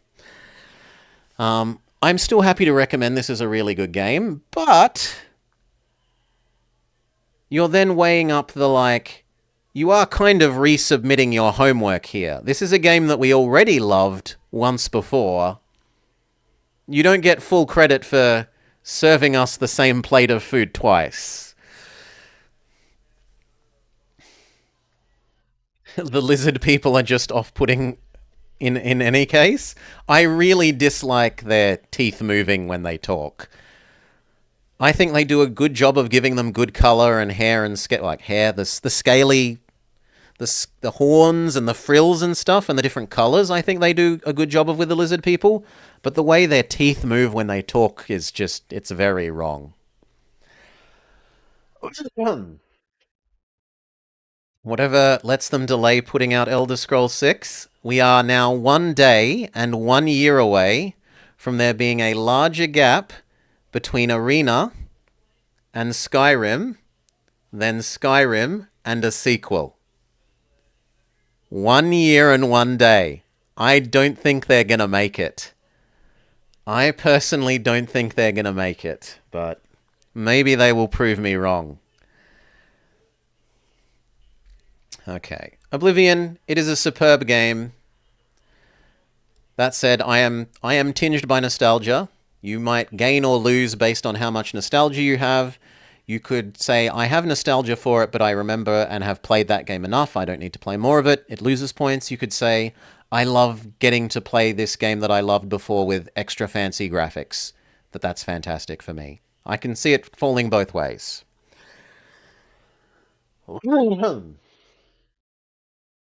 They're scared of making it? Oh, yeah.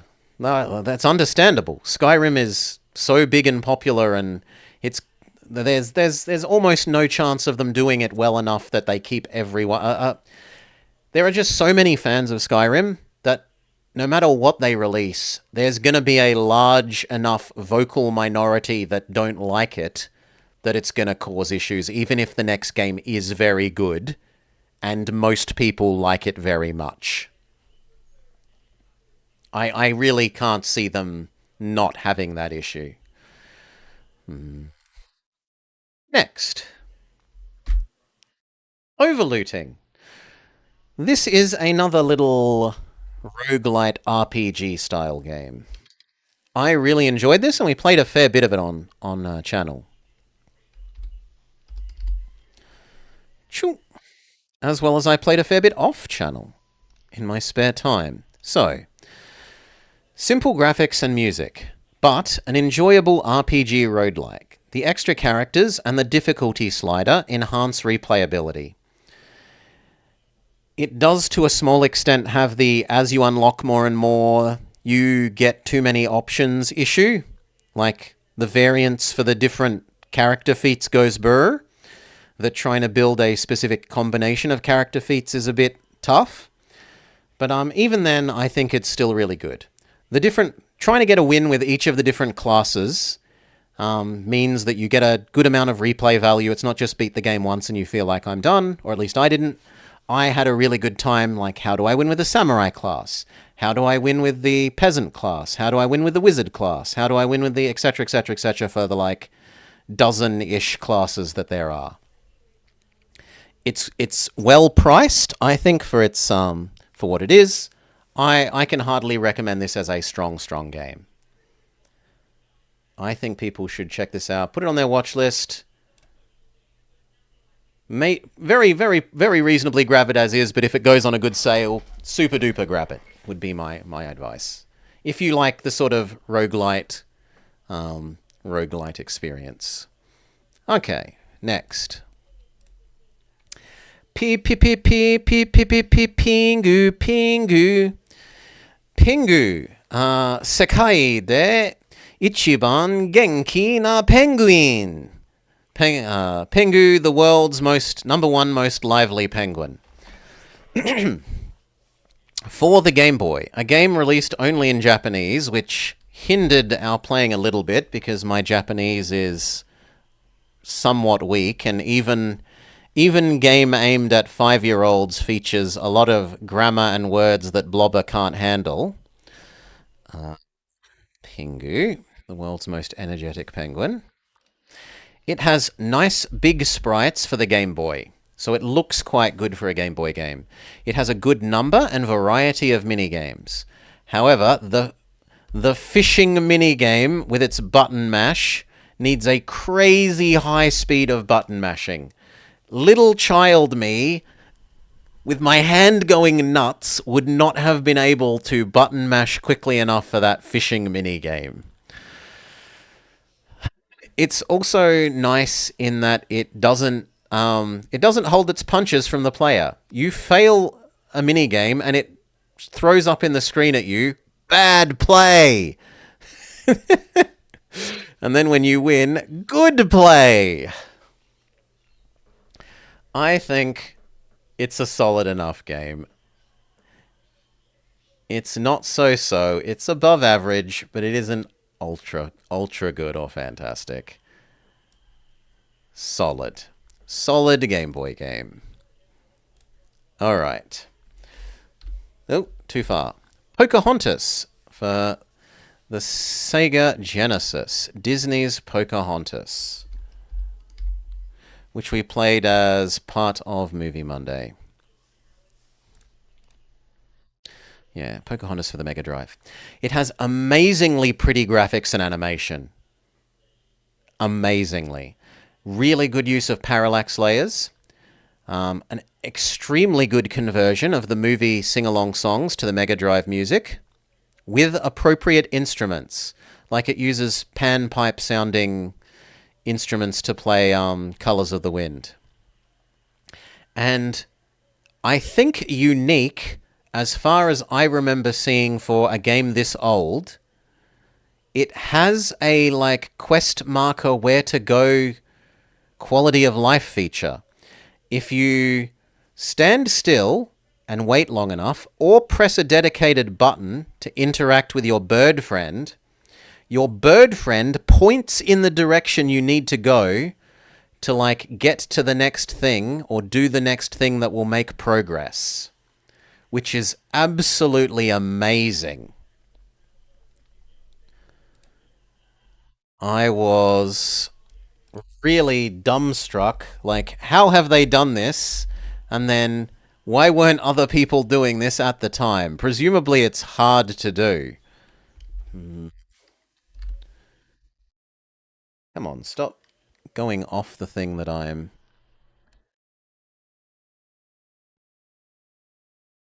looking at for my notes. Yeah, the quest marker system thingy is so good. It's annoying to grab the edges of branches and ledges fairly often to its detriment. And to tell what is... And sometimes it's very confusing to tell what is a foreground ledge or a background ledge. It does follow the movie story exceptionally well, except for why Smith leaves. They have Smith leaving at the end for different reasons than the actual movie, which is not great. It is cool to control multiple characters. So it's a bit of like a cooperative two-player puzzle game. Like you have little animal friend do one part of the puzzle, and then Pocahontas human does the other part of the puzzle, which you can do either by swapping between the characters or playing cooperatively with two players. So, like, you and your brother or your friend could play through this game simultaneously and do the puzzles at the same time, which I think is really cool. And use them to solve cooperatively. It would be cool to play co-op with friends or family. Yeah. All right, and I've given that overall a strong. Now, where is the art for you? There. You are a strong game, Pocahontas. Lovely music, lovely graphics, some unique, well, unique for the time, quality of life stuff, decent puzzles. There's not that much to say against it.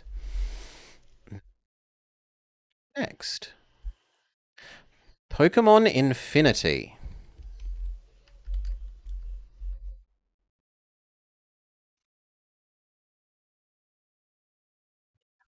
It is a nice fan-made game.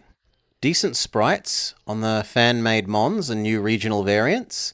It has nice, flavorful moves on those new mons as well. It has a serviceable, if cliched, story, but it does have some volume balancing issues. If you want some Pokemon ROM hacks with some nice new fake mons, some nice new regional variants, this is easy enough to recommend as a strong game. If you don't love Pokemon, then sure, not gonna be for you. Pokemon Lazarus. Another ROM hack game recommended to us by chat members. This one was a little bit not as good as the Pokemon Infinity. It's a decent Emerald ROM hack up until about Gym 7. And then it gets horrid. Genuinely horrid. Forcing you to manually catch Kyogre and Groudon and Rayquaza when you have a limited number of Pokeballs and money is a terrible decision. Other than that, up until that point, it does have some nice features like quality of life quest tracking.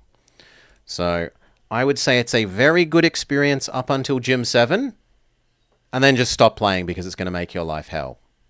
Don't play more of it once you've gotten to Gym 7. I was the Pokemon Lazarus art.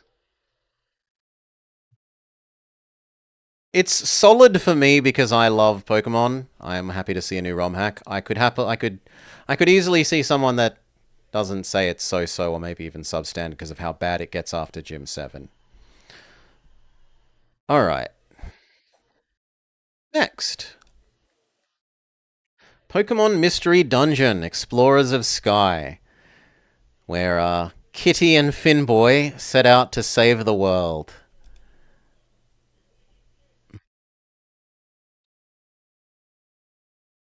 Pokemon Mystery Dungeon, Explorers of Sky. Fantastic art and music. It's got good children's storyline, characters, and dialogue. The actual gameplay, though, is fairly repetitive, if we're honest. Walk around in the dungeon, have your guys sort of auto-fight people. It is very charming, and the story is charming, and the characters are charming. It's probably more something that you would enjoy watching someone else play than playing yourself, necessarily. Where are you in terms of box art here? There. I'm willing to give you a solid, but not quite as strong. It's a strong for a story experience. In terms of a game experience, it's more of a solid. Continuing the Pokemon theme, Pokemon Pinball, Ruby and Sapphire, which is not a game that I'd ever played. I'd played Pokemon Pinball for the Game Boy Color, the red-blue Pokemon Pinball, but I had never played this. It's pretty much what you would expect if you'd played the previous Pokemon Pinball, though. Not terribly much has changed. Pinball. Boop. Um, there isn't all that much to do if you aren't into trying to catch all the Pokemon, if you aren't trying to complete your Pokedex or get a high score. But it does have really nice music, it does have very pretty animations, and it is a step forwards from the previous one, other than the fact that playing on PC now, there's no Rumble Pack. I quite enjoyed the Rumble Pack on the original game, and it definitely chewed up a lot of AAA batteries in my on my Game Boy and Game Boy Color. I'm willing to give you Pokemon Pinball. If I can see you there. Strong. Keeping in mind that it is a pinball game, so if you don't like pinball, that's going to probably fall down a category, but I'm happy enough playing pinball game. For what it is, I think it does a good job. Another Pokemon game. Pokemon Legends Z to A, the newest Pokemon game. Just do ZA. Yes. Okay. Great music. Lovely graphics for the Mons and their attacks, but kind of bad, honestly, for the city itself. It has Z targeting issues. It has power leveling issues with regards to how you progress your team through the storyline. And it has some weird things if you're used to playing the mainline games. If you're used to playing the mainline games, having the move Swift being capable of missing in this just feels super wrong. It has a kind of bad story, at least as far as I'm concerned. It is partially redeemed by some good moments, like the grandpa who is pretending to be a teenage girl whilst YouTubing. That's quite funny. I do not like the fact that the game forces Mega Evolving down your throat, even after it mostly allows you to avoid it. Like, there's a lot of it being fairly heavy-handed in trying to get you to do it, where there is a number of points in the game where it's like, you should Mega Evolve now, and you cannot. And then at the end of the fight, it will be like, that was a good fight, but then passive-aggressively, it would have been even better if you Mega Evolved. And you can go through and avoid it for a really long time, but there are 2 points in the game where you just have to. You can't not do it. And as grumpy old man Blobber, who doesn't like Mega Evolving, and who, I just want to play the Pokemons the way it was when I was a kid, I did not appreciate them forcing me to do it, to but thou must it. The whole series has problems. But it's a call out for fans, so it's consumable. Yeah. Okay. That said, I think it's solid enough. So, where is Zeta A's box? Bit of white on the right edge. This should be getting easier because there are so few of them now there. I think it's solid. I don't think it's been an embarrassment. And the fact that they had the courage to do something so different after they've been making literally the same game for 25 years, rolling the dice on making something that's real time and spatially based rather than the turn-based battle system, they get some credit for me for that. Okay. Next. Portal Fantasy, also known as I Wish We Were Pokemon game. Legally distinct, not quite Pokemon imitation game.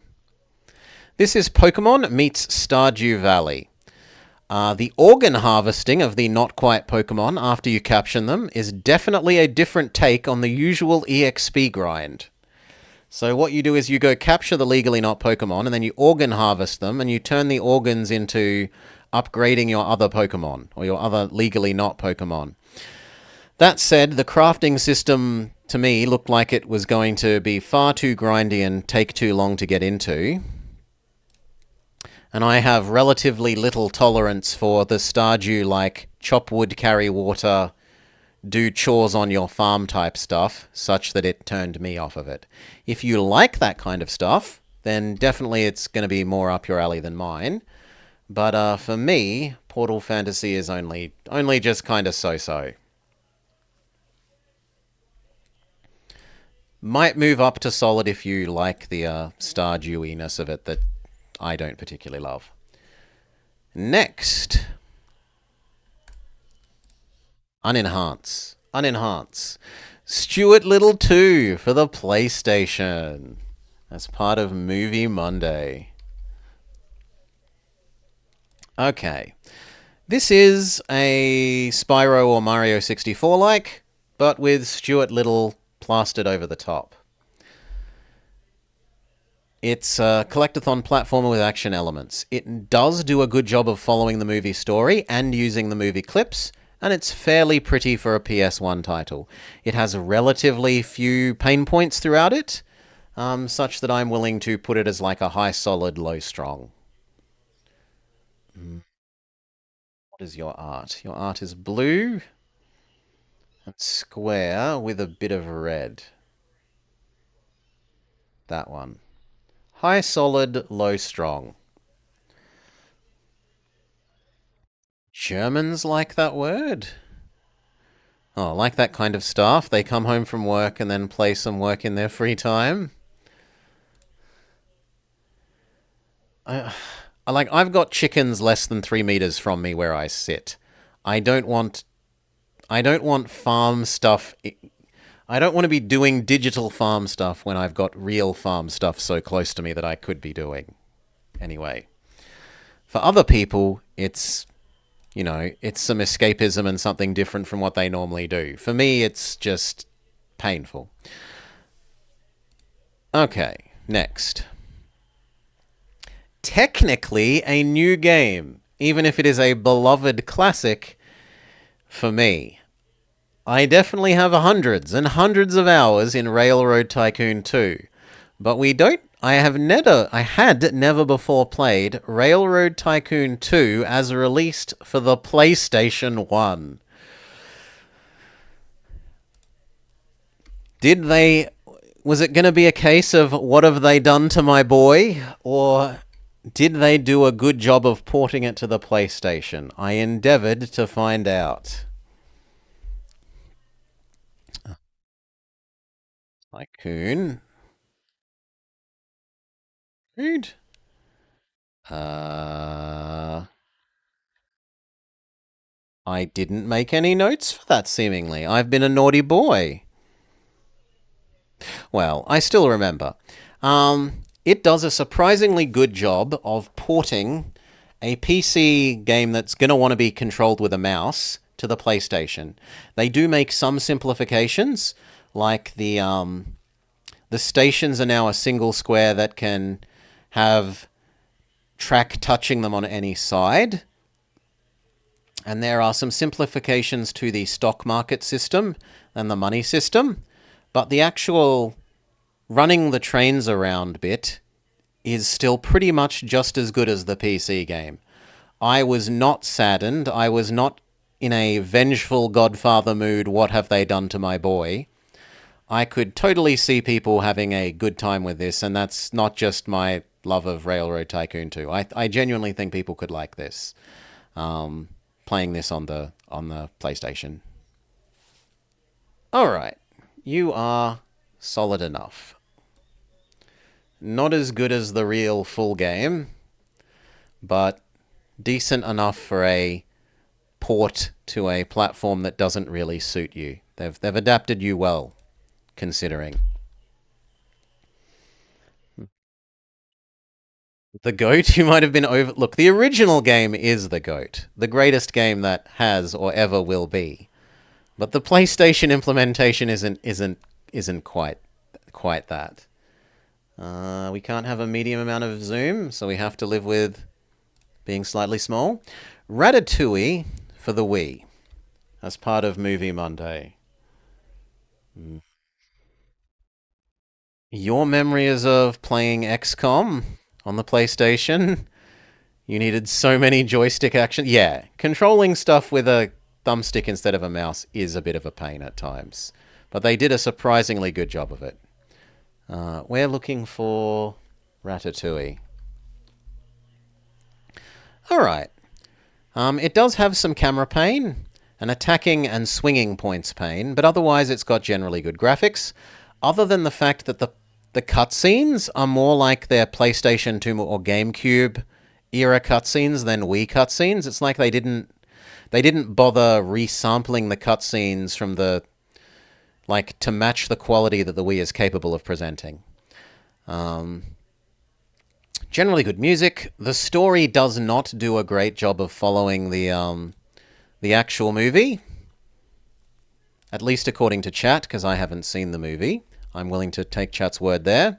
It does have a good variety of minigames. They are very little kiddie minigames, but it is a good mix. Overall, solid enough game. Some fairly significant camera-ish pain points at times.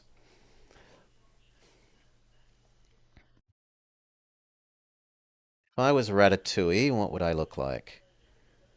I would look like... It should be easy to see. It should be mostly brown. And yet apparently I'm so blind I can't see it, so we'll just add another copy of Ratatouille. It's been... Ratatouille, you're only so-so, friend. Okay, next. Reus 2. A relatively late find in the year. So, I think it could use more background music. The background music is nice, but you get used to the like one track and you're like, I could kind of use some more different music, please. It could also have better sound level balancing. It has some sound level balancing issues when you zoom in on the little citizens of the cities as they go to attack each other or attack the giants. They get hideously loud. But other than that, it's a lovely, relaxing little god game slash city builder slash roguelite slash number go up game in which you draft cards slash tiles, depending on how you want to think of them, and then you place copies of those cards or tiles down around your little cities to grow your cities. It's nice, it's peaceful, it's relaxing. It has a decent amount of replayability in terms of the in-game achievements, and it has a daily and weekly challenge thing where it presents you with unique combinations of starting cards, starting leaders, certain age objectives that you need to meet to give you some more replay value than just I've beaten it once and it's done. We've been playing the dailies for maybe 2 weeks or so and having a good time doing so. Playing the dailies and weeklies. I can happily recommend this. It is something that they are actively working on and expanding. There are 2 DLCs and there's another DLC coming out, assuming that they keep to their timeline, in about February of next year, which we are, or at least I am, very much looking forward to. I am very happy giving Reus 2 a strong rating. Alright. Next. The Santa Fe Mysteries, Sacred Ground. This was dictated by fellow senior detective, Miss Morrigan Nightshade. Not Santa Claus is Coming to Town. Santa Fe Mysteries, Sacred Ground. My notes say the internal consistency is still weak if you have missing evidence. So this was the sequel game. Some of this is going to make more sense once we rate the prequel game, or the first game after this. The ending was also very weak, but otherwise it was really solid. Mystery FMV game. I'm quite happy to give this a strong rating. If you like mystery games, if you like FMV games, you could happily have a good time with this and its corniness and its gameplay. Okay, and then the other one... No, it wants us to do Santa Claus first. Where's the other one? It should be an SA for Santa. Oh well, presumably we're getting to it later. Santa Claus is Coming to Town for the Wii. Bit smaller.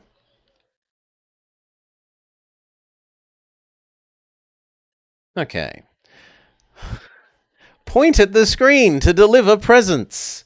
This voice line will haunt me because you are forced to play the point at the screen to deliver presents mini game about 60 times throughout the course of this game. The game has precisely two different mini games, other than its Crash Bandicoot esque 2D platformer main game, and it reuses these two mini games hundreds of times. Not literally, it's probably about 60 times for the point present one, and the other one maybe a couple of dozen, but it feels like hundreds of times. What makes it extra, extra bad is that you're playing the Crash Bandicoot side, 2D platformer game, and there's periodically enter the little mini game door. And you press the thing to enter the little mini game, and then you have to wait like 5 or 6 seconds for it to load the mini game with a crappy 2-frame loading screen. And then you play the obnoxiously stupid point at the screen where you just rub the presents on the screen with the Wiimote to make the presents exist. And then you have to wait another 5 seconds for the loading screen to go back to the main game. God, it was painful in terms of that. It does have two good music pieces. Santa Claus is Coming to Town and one other. And yet, despite that it has these two good pieces, it only plays them in one level. And instead, it endlessly loops the generic, boring, average Christmassy music in all the other levels. Why not reuse the good music? Why? Oh. The controls are actually pretty good for a Wii game. It makes honestly pretty good use of them. It does seem to skip over a lot of the movie sing-along songs, which I personally found very disappointing because I like sort of the Disney sing-along song-esque thing. So I was personally saddened to find out that they don't go over any of those in the game, but what are you going to do? Overall, kind of substandard as a game. Next, Smurf Racer for the PS1. This is just inoffensively average. In 3 words, it is competent but basic. Visit locations from the show. The music is okay. The sounds are lackluster but not terrible. It has the wrong voice for Brainy Smurf. That annoyed me. The graphics are decent but not great. And it has a small item variety for a Carter, but it is meant to be simple because it's meant to be a little kid's Carter. So it's just impressively so-so. If you're a little kid, you could probably say it's a solid game, but playing it as an adult, I found it to just be extremely mid. If I was Smurf Racer, where would my... No, that's the Brigadine one.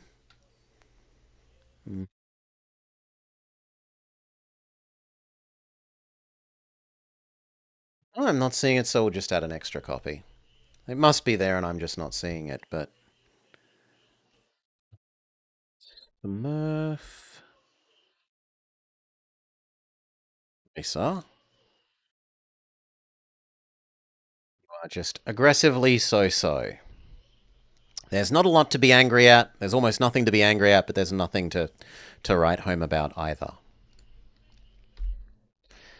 Something that is a noticeably better kart racing game. Billy Hatcher and Friends All-Stars Racing. Sonic Sega All-Stars Racing.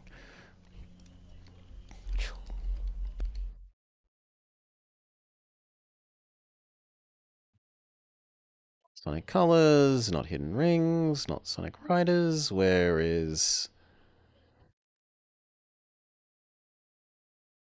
Did I actually name it Billy Hatcher in my list? Yes, I did. I named it Billy. I was making fun of it even in the list.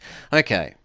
It's a fine Mario Kart like. It has nice music, but could definitely have more tracks, both in terms of musical and karting.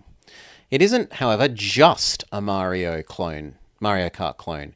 It has extra things in terms of missions and the knockout mode that make it innovative beyond what you would see in Mario Kart up until the same point as this game. So it isn't just a shameless, we want to make Mario Kart but with Sonic in it. I think it's really quite good. We had good fun even playing it with the big crappy Wii steering wheel. Santa game was ugly. No, the hardest part was endlessly being told to clean those stupid presents. I will disagree on that. So I think it's a strong game overall myself. Even if it did haunt me with the Billy Hatcher theme song music when playing as Billy Hatcher / in the Billy Hatcher kart levels. Next, Sonic Colors. For the Wii, some of the levels are very small. It has nice music, but a bit too much of Eggman's voice interrupting the music as voiceover stuff in the levels. It has good cutscenes and pretty much what you would expect from a little kids show Sonic dialogue. Perhaps more kidsy than Sonic Unleashed. The good bits don't feel as good as the good bits from Sonic Unleashed, but it doesn't have the padding that Sonic Unleashed had. So, like, less very good bits, but less meh and bad bits. So it kind of comes across as the same overall. As with Unleashed, some of the transitions between the forwards and sideward running sections are clunky. But it's solid enough. It is solid enough. Where is Colors on our list here?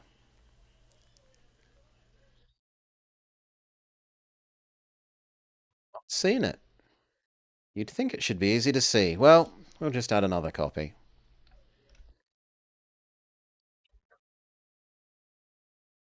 Being Blind, another solid game.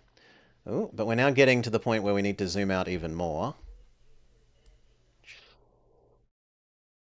We just have played so many games this year. So many new games. Next, Sonic Heroes. This is sort of skirting the rules in that I did play this a tiny bit as a kid. A friend borrowed it from the video store once, and I did get to mostly watch them play. They were a bit miserly, and the friend didn't really let me play more than about 15 minutes myself, so I'm bending the rules in terms of that, because I did play it a tiny bit but didn't get to very much, and maybe this is just me being bitter. Friend was a bad friend, grr, but we're allowing it. Sonic Heroes. Okay. It's a somewhat painful 3D action runner platformer. It has nice music though, including the title, like the name drop title of the game music, which is really good. Sonic Heroes. That said, you're kind of a substandard game overall, even with the music that I love. Sonic Heroes. I'm sorry. I cannot. I cannot tell a lie to people. Now that we're even this zoomed out, it gets even harder to tell stuff. So we're just going to have to add every single one, I think.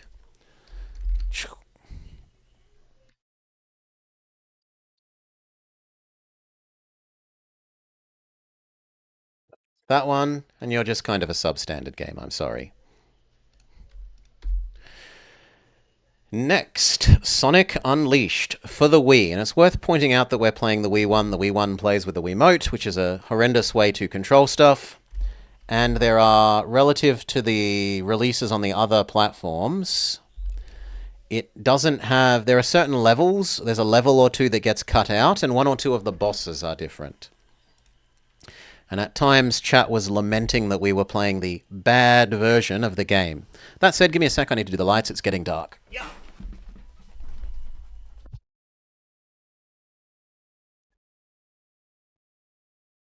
Now I should be bright and colourful and visible again. Alright. So, Sonic Unleashed.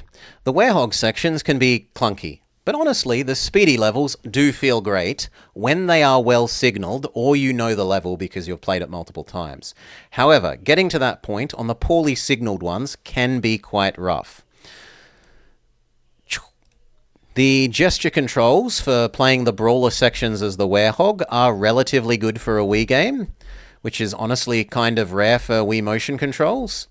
It has some absolutely fantastic music, although some of it is kind of mid in my opinion. It has really nice animation video clips between the levels. The camera is clunky at times, even in the speed mode, not just in the Werehog Brawler mode. So, I think you are a solid game. Yeah,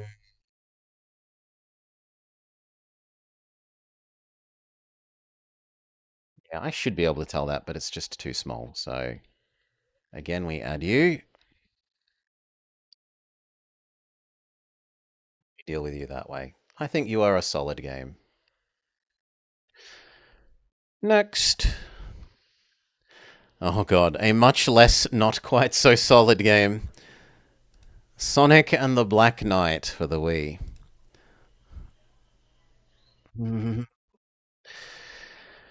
Okay, it is very short. The final boss is obnoxious. It has tiny timing windows, which are misindicated by the sound or graphical signals that they are supposed to be matched to that conflict and lie with the actual timing windows. The story is okay-ish. The VA is fine. It isn't good, but it is a step forward from Sonic and the Hidden Rings, which I hated significantly more. So, Sonic and the Black Knight.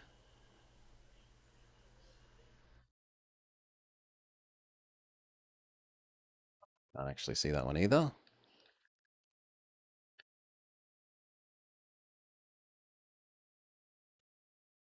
You are so. It would be substandard if I was being more bitter about how bad the final boss is.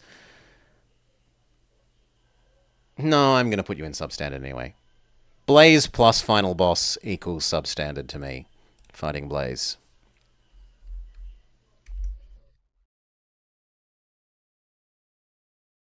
Okay. Next. Lost World. Sonic Lost World. We just played this the other day, so it is very fresh in our memories. It's pretty. It has lovely music, although at times the music is a little too calm. It has bad tutorialization. It fails to tutorialize almost anything. And one of the few things that it does tutorialize, it actively lies to the player about the music wisp. It tells you to tap along to the rhythm of the beat or the rhythm of the music, and that absolutely isn't what you have to do. You just have to press A, wait for your character to move to the next music note. Once you've tapped that music note, wait for like a quarter of a second and then press A again to go to the next one. It has nothing to do with the rhythm of the music. Nothing, and that really annoys me. The lock-on is quite finicky, and you will get stuck trying to do the... It has a wall running slash parkour mechanic where Sonic can run up walls and then jump off of them, but this often just leads to you getting stuck in corners or trying to... Your Sonic will try and run up a tiny little step that you should just jump up, and that can be fairly frustrating. It also has a painful shmup section and tornado auto-scroller section. The snowball section is really slow, as is the stop-go section in the forest levels, where there's an owl that you have to play, like, stay still, run, run, run, run, stay still, the owl can't see me while I'm staying still, run, run, run, run, run. Those levels play against the Sonic motto. They play against the gotta go fast. It isn't gotta stop, go, stop, go, stop, go, stop, go. It isn't I have to move around very slowly as a snowball. I don't think those levels are good levels. I I don't think they are good things to have put in a Sonic game. And I think they detract from the game. I think the game is at its best when it is actually embracing the Sonic motto and going fast. I think it is a sort of high so-so to low end of solid game myself. Certainly better than Black Knight. I don't think it's as good as like Colors and Unleashed myself. It is bright and colorful and pretty. If you were judging it as like suitability for a little kids game, then it would be up here. But in terms of how much I personally enjoyed it, I'm sort of putting it down here a bit more. Okay. And then we come to the elephant in the room. Tails Racing Crossworlds. The game that has eaten hundreds of hours of my time this year. Where are my notes? What did I write about it at the time? It doesn't, to its detriment compared to Sonic Team Racing that we... or Billy Hatcher and Friends Racing that we rated earlier, it doesn't have the mission mode anymore. So it's lost a game mode, which is a strike against it. That said, it is a beautiful, streamlined, simplified kart racer with bright, beautiful colors, fantastic remixes and nostalgia music, spanning like the whole gamut of Sonic games, all the way back from the 8-bit ones to the very, very recent ones. There are characters and music tracks taken and remixed and done well with from all of them. It has extremely good cross-platform gameplay compared to what I'm used to. I hadn't really played a kart racer in that sort of way since the Wii and the 3DS, the DS one, and those were both kind of a bit dodgy. This does a much better job. Still not flawless by any means. There's still some lag and synchronization issues, but it is the best that I've seen done. Keeping in mind that as I said, I haven't played them since about the Wii era. It can feel like you're rubbing yourself against the edges of the map when you're on high speed, but it's so much just pure fun. Seriously, I genuinely suggest if you at all like kart racing-ish kind of games, grab the demo. The demo is free to play. See if you like it. I have super enjoyed it, and I have enjoyed it so much that, surprising no one, it is Blobber's top pick of the year. It is superb. It is Blobber's game of the year. For me, I could happily admit that people that don't like kart racing games would prefer something else. Just like Dark Deity is like, for me it's superb, but for people who don't like Fire Emblem or who don't like the teen drama-y aspect of it, they'll disagree. But it is my game of the year.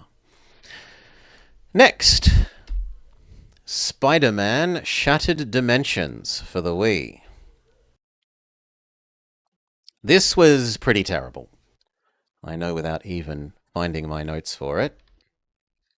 Spider-Man Shattered Dimensions.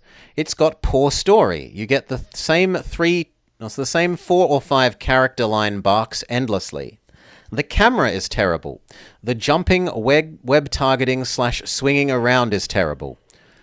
I don't note any single redeeming feature about this game. Spider-Man Shattered Dimensions is just blah. Blah! It's that one. I can actually tell what it is. It's down here in the Dino Crisis tier for me. It's really bad. Please, avoid it for your own sake. Next. SpongeBob SquarePants Battle for Bikini Bottom for the GameCube. This was suggested, I think, by Welly, if memory serves, as part of Sellout Sunday. So, what do we have to say about it? The first thing that I noticed was that Mr. Krabs' voice is wrong. Angry noises. Angry blobber noises. How dare they get Mr. Krabs' voice wrong? It does use the theme song well. It's a generic collectathon action platformer, so think Mario 64, Spyro sort of thing. It is reasonably well done, and it does have good tutorialization. The camera can be a bit clunky in terms of manually controlling it. That said, the auto camera is pretty good, about like 95% of the time, so that isn't too much to its detriment that the manual camera control is a bit clunky. The sounds do get repetitive, the like sound effects.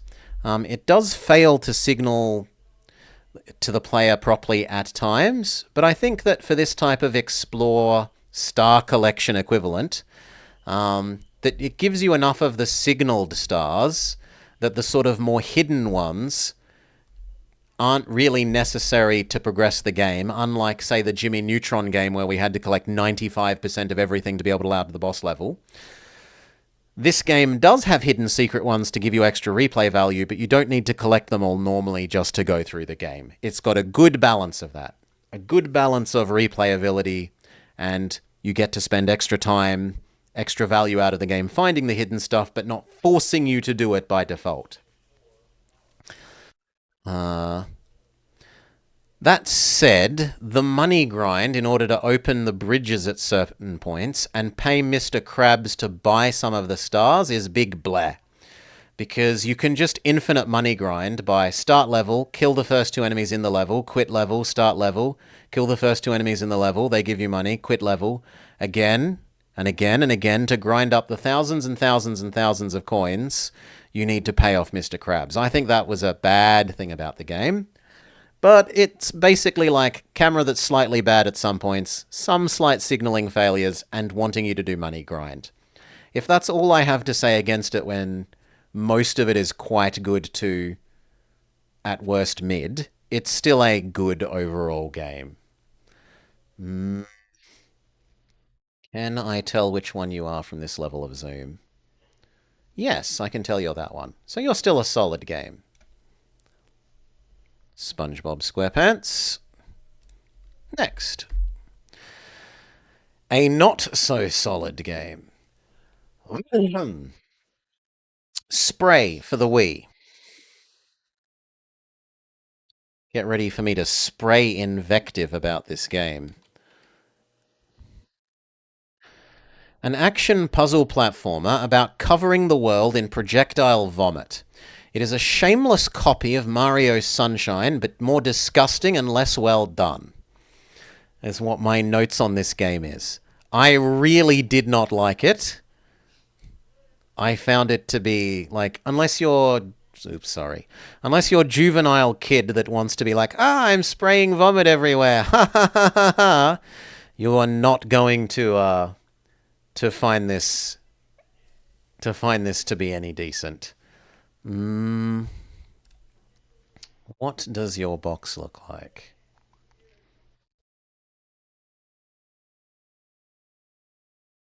No, I can't tell from here, so we're going to have to add you.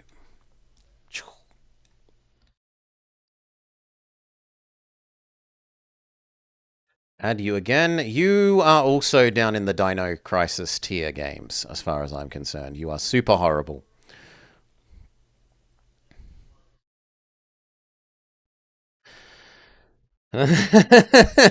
Two in a row? Star Wars. Episode 2 Attack of the Clones for GBA.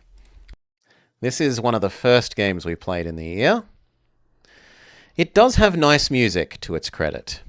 But the controls are unintuitive.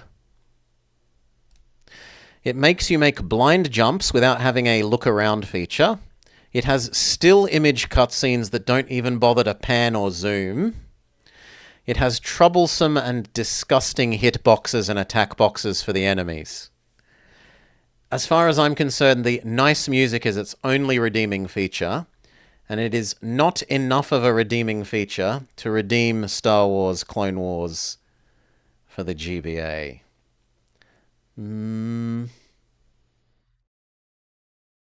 Might be that one, but I can't tell, so we're just gonna... Oh no, it's the second to last one. It's this one. You are also down in the Dino Crisis tier games. category.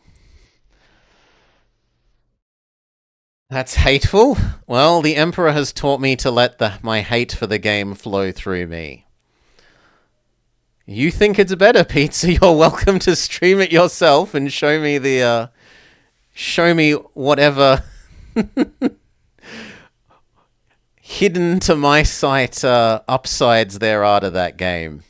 But I wouldn't suggest it. I wouldn't suggest it. Hmm. It can't be that bad. Oh, it can, Welly. It can. Now, Summon Knight Swordcraft Story for the Game Boy Advance. This was suggested to us by channel friend Brelix as a game that they quite like. A weeb game in which you are this little sword boy, and you have one of these monster friends, either frog thing or demon man or little guy, as your like legally not Pokemon-ish thing. And you go around trying to become the best summon knight fighter that there ever was. You aim to be the very best, the best that ever was, etc., etc. Insert more of Pokemon theme song.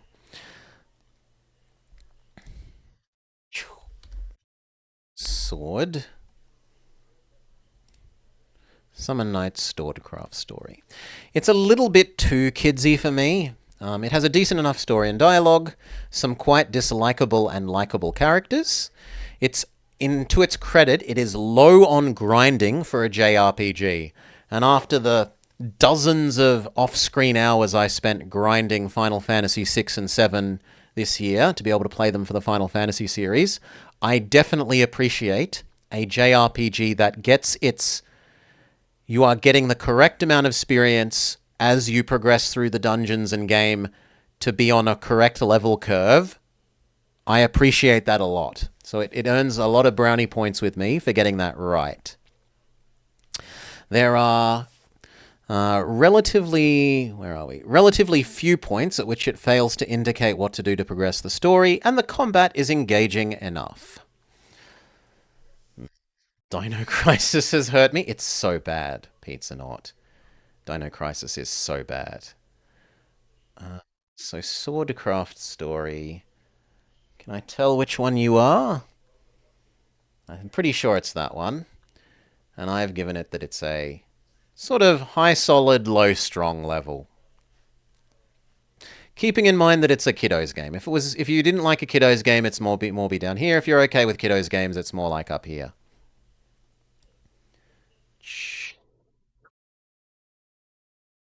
Okay. Next, Terranigma, a game that I do not think is particularly good. Terranigma. It does have really nice graphics. With its use of transparency layers, it has nice music. But, for all that it earns many points in terms of this for me, it loses millions of points because of the story and the telling you what to do aspects. If we start a story as a naughty boy who is turning over a new leaf, it gives you a dialogue option. Do you want to go and apologize and be a good boy from now on and promise to be a good boy? And you choose yes. I apologize for the error. I see the light. I admit the error of my ways. I'm going to go make right and only do what I'm told from now on. Then why the hell would your character, in order to progress the story, then need to go and ignore the rule you are told like one rule by the village elder, and in order to then progress the story, the village elder says, don't touch the door. It's the one rule. And you've just agreed to be a good boy from now on. In order to progress the story at all, you then have to go touch that stupid door. An extremely dangerous door that, as far as you are concerned, has just killed 3 other children. No. The way that there is dissonance between you getting to choose a role to play, it presents you with a dialogue choice, saying, do you want to be good or bad kid? I have chosen good kid, And then in order to progress the story, you need to be bad kid, just means that it's a terrible game as far as I'm concerned. It can be really pretty, it can have really good music, but it turned me off the game so much with the bad story and character that I didn't like that it's a bad game for me. There's our Terra Enigma box. Mm,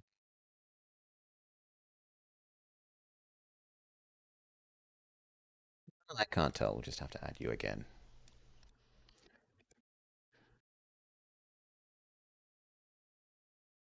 Uh, Terra Enigma. Substandard game. Don't present the character with fake choices in terms of making a role playing decision that they then have to go against in order to progress the story. Just don't do it. Terrible storytelling. Terrible RPGness. Okay. Next.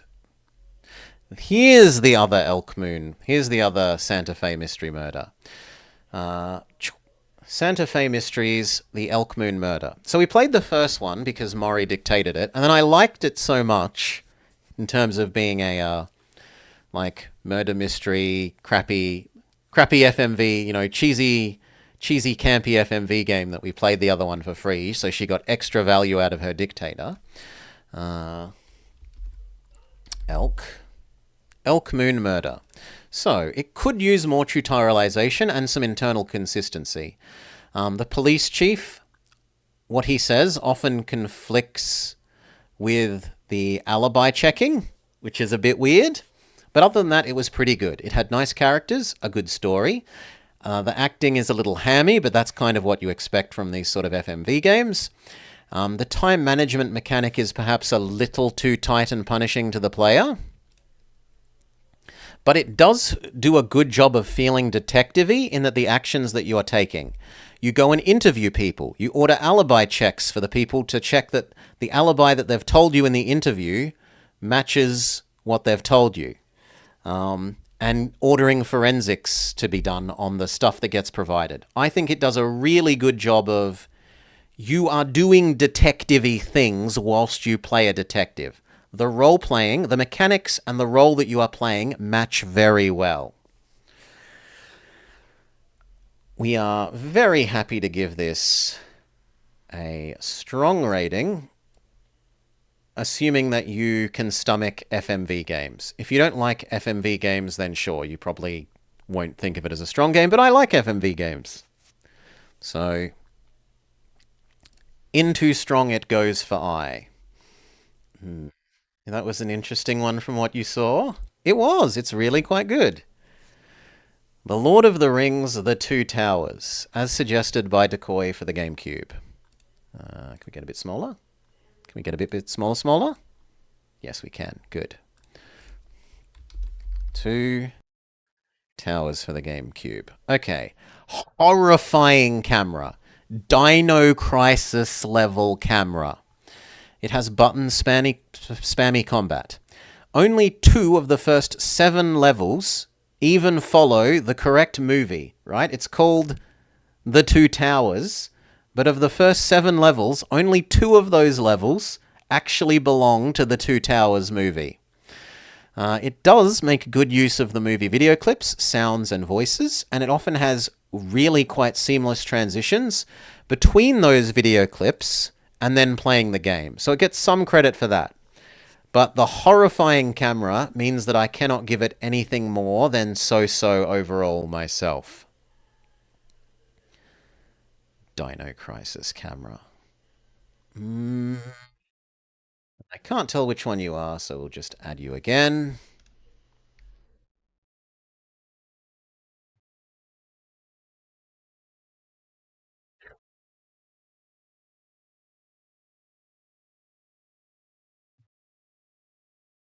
Not Third Age, we want Two Towers. There we go. That one. You're just so-so for me, I'm sorry. Someone that can put up with the crappy camera and play the sort of vaguely Souls-like game would have fun with it, but I can't put up with that crappy camera. It was just too monstrous. Okay. Next. The Emperor's New Groove for the PlayStation 1.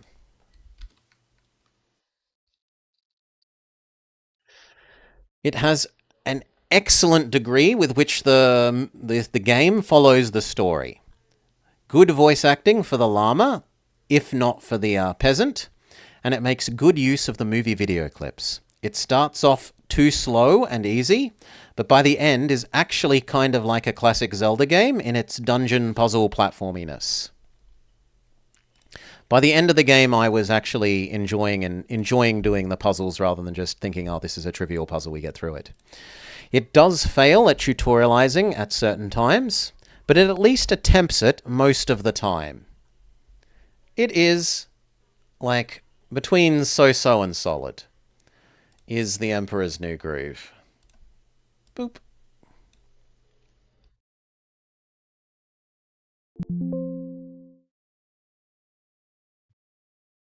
Emperor's New Groove. I'm going to feel generous and put you up into the solid side rather than... I'm going to put you on low solid rather than high so-so. Next, The Last Case of John Morley, a game that we played with Miss Morgan Nightshade as part of Senior Detectives. Pretty late in the year. A nice, short game. It has good atmospheric musics. The graphics are at times fairly simple. It has good signaling and generally constrains the player well so that you aren't wandering around wondering what to do, which a lot of the sort of older point and clicks are very guilty of. In terms of sort of largely being a point and click-ish game, but in a 3D setting, this does a good job of constraining you to just the current area. I had good fun playing it with Mori cooperatively. I'm willing to say it's like solid to strong. If you wanted high solid, not quite low strong to my thinking. I know some people in chat really didn't like the twist in air quotes at the end of the game. So how the story rubs you may vary. The Mask for the Super Nintendo. This was suggested by Double Danger Dad as part of Movie Monday. This is a tiresome action platformer. It does have really nice animations and reasonable music. However, the combat is horrible. Needing mana for the special attacks that doesn't recover until you are basically at 0 and then it only recovers 1/8 of your maximum mana is super horrible. The Pendulum mini-boss is possibly one of the worst combats that I have ever seen in a game in terms of tedium ever. The fact that they make you do that mini-boss multiple times on a single level is extremely cringy face. I cannot recommend it as anything other than substandard. The Mask. One. Substandard, go. Your nice animations do not save you. Threefold Recital. This is one that we played near the very beginning of the year.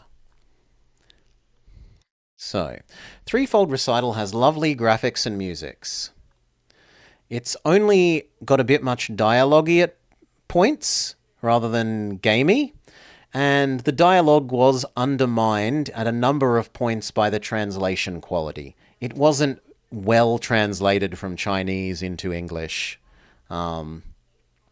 That said, I enjoyed finding out about sort of some of the Chinese mythos that they managed to introduce into it, and if they tune up the quality of the translation, I would even say it's like a strong game rather than a solid game.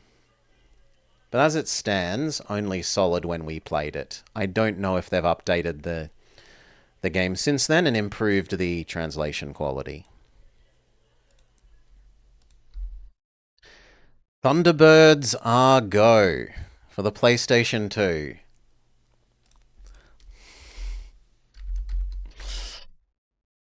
Okay. A reasonable graphics and models, sound, and music, but it only has 3 minigames. Moonlander, but in 3D, Asteroids, and the Claw game, the skill tester Claw. And all it does is present you these 3 minigames again and again and again on increasingly unreasonably swift, obnoxious time limits. You can clip into things whilst flying around as the airplane that you wouldn't think you're able to clip into. Why an airplane is hitting a tree beyond me when you're supposed to be flying, 10,000 feet or something. Why you can run into a small hill. Really frustrating. It also does obnoxious dropping of stuff that you need to pick up. And if you're moving too fast over any of the tall objects, you will count as rubbing up against them. The game doesn't adequately indicate those things that will count as too fast or too tall before you just try going across them and find out that they count as it, and then it kills you. So it low quality mini games, only 3 of them, and it's obnoxious and hates the player in how it makes you do them. It is a shitty game. I don't think I'm quite willing to give it Dino Crisis because it is at least doing some somewhat impressive graphics and nice enough music. G'day, BG. Welcome, welcome. Where is our Thunderbirds? That one's the Thunderbirds. You are just a shitty game. Next. Beast Wars Transformers Transmetal. Is this still the worst sellout Sunday rated game? No, it's 4th from the bottom now. A really nice... The character models and units actually do look really nice and metallic-y, which fits with what they're supposed to do, but the backgrounds are garbage.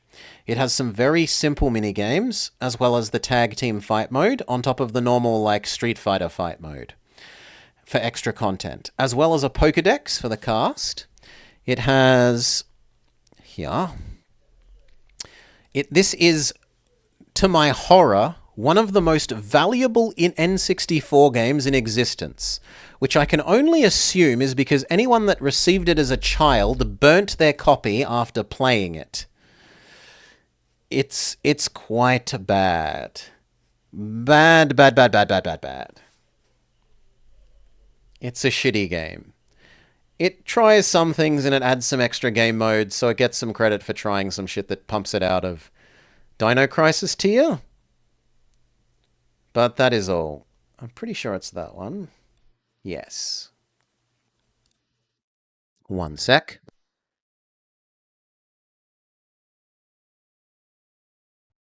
Cough, cough, cough, cough, cough. Okay. Turok 2 Seeds of Evil, as was dictated by Decoy.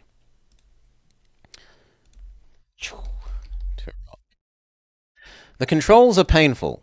Working out what you're supposed to do, where you're supposed to go, even more so. The enemy models are pretty, as are their death animations. The ambient lighting is very impressive. But the whole game is too dark by default. And it's just kind of slightly substandard. Not extremely bad, only kinda bad. UFO 50. To which I have to thank the Pay It On chat giveaway at the end of last year. So, there are some extremely high quality games and mini-games in here, but it covers so many genres that it will be hard for someone to like all of the games. And some of them are mini-games, no matter what its advertising tries to tell you. I think that the advertising is trying to... I would say that it's misleading, where its advertising is like it's more than just mini-games. Some of them I think really are just mini-games. And I kind of take umbrage with that. They can be good mini-games. You can want to buy mini-games. I think this is good overall. but I don't think that it should misrepresent itself in its advertising. I really love House Party. I really like the game that's like Dominions but with dinosaurs but with better graphics. I liked the tower defense game. I liked the little flick disc combat game. There are a whole lot of games that I really like in here. There are some that I don't like. I don't particularly like the ant game. I don't like the wait around number go up game. There will be some that you probably really like. There will be some that you probably have no taste for. But I think overall it's still a really good game. A really good collection of games and mini games. So, USO 50, you are a strong and friend. Unboxing the Cryptic Killer. This is one that we played cooperatively, and it's a game that you have to play cooperatively. My memory, or at least as my memory says, that you cannot play this single player. You need to have a friend to play this with. It is an excellent co-op puzzle game. A little bit like Keep Talking So Everyone Explodes. One player will get information on their side of the game that will help you on your side of the game solve a puzzle, and then you will get little clues and information on your side that you have to tell your friend playing on the other end in order to solve their puzzles. It was a little short, and there are a couple of the puzzles that used meta-knowledge rather than having actual constructions, which can lead to you assuming misleading answers. But otherwise, I really quite liked this for a friendship mystery puzzle game. Well, it's not so much mystery, because you're not... The mystery aspect, it's a friendship puzzle, co-op puzzle game. Sounds like that we were here. So, unboxing the Cryptic Killer. I'm happy to give you a strong. You will have the proviso being that you need a friend, preferably a friend who's good at puzzle games, to play it with. You might have a bit of frustration if you're playing it with your dumb friend and they can't do anything. But, yeah. Not a problem. Maury is an excellent person to play these with. Alright. Valkyria Profile. Covenant of the Plume. Oh, I wanted to like this, and I wanted to enjoy playing this. But I can't say that I did. It's a nice turn-based tactics JRPG game. There are some voiced character lines, which is impressive. And it has a derivative story that's sort of just copying Norse mythology. But it does tie that into the world with mechanics pretty well. But sadly, the attacks have a timing game QTE component, which I am not a QTE fan. And I think that the QTE component of the combat ruins it for me. As does the difficulty curve and lack of tutorialization.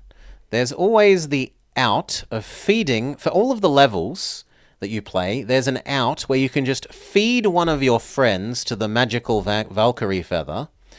But coming from a Fire Emblem background, I have a hard time doing that as well, because my Fire Emblem instinct says never lose a character, ever, ever, ever, ever.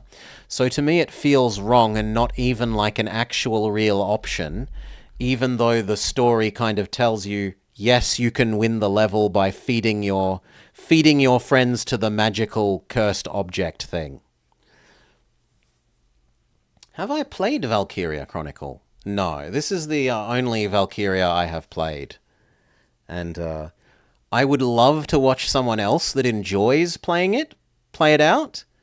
But I don't enjoy playing this myself, and I can't bring myself to play more. I think it's substandard myself. I don't think QTEs have a I don't think they should be in this sort of game and setting.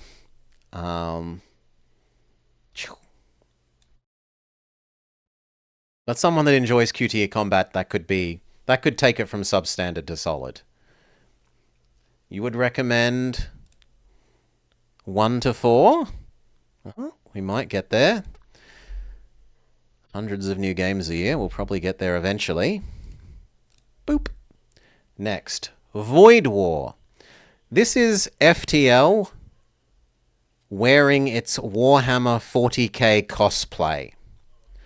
It is shamelessly the mechanics of FTL with a world setting story. It's a pretty flimsy story.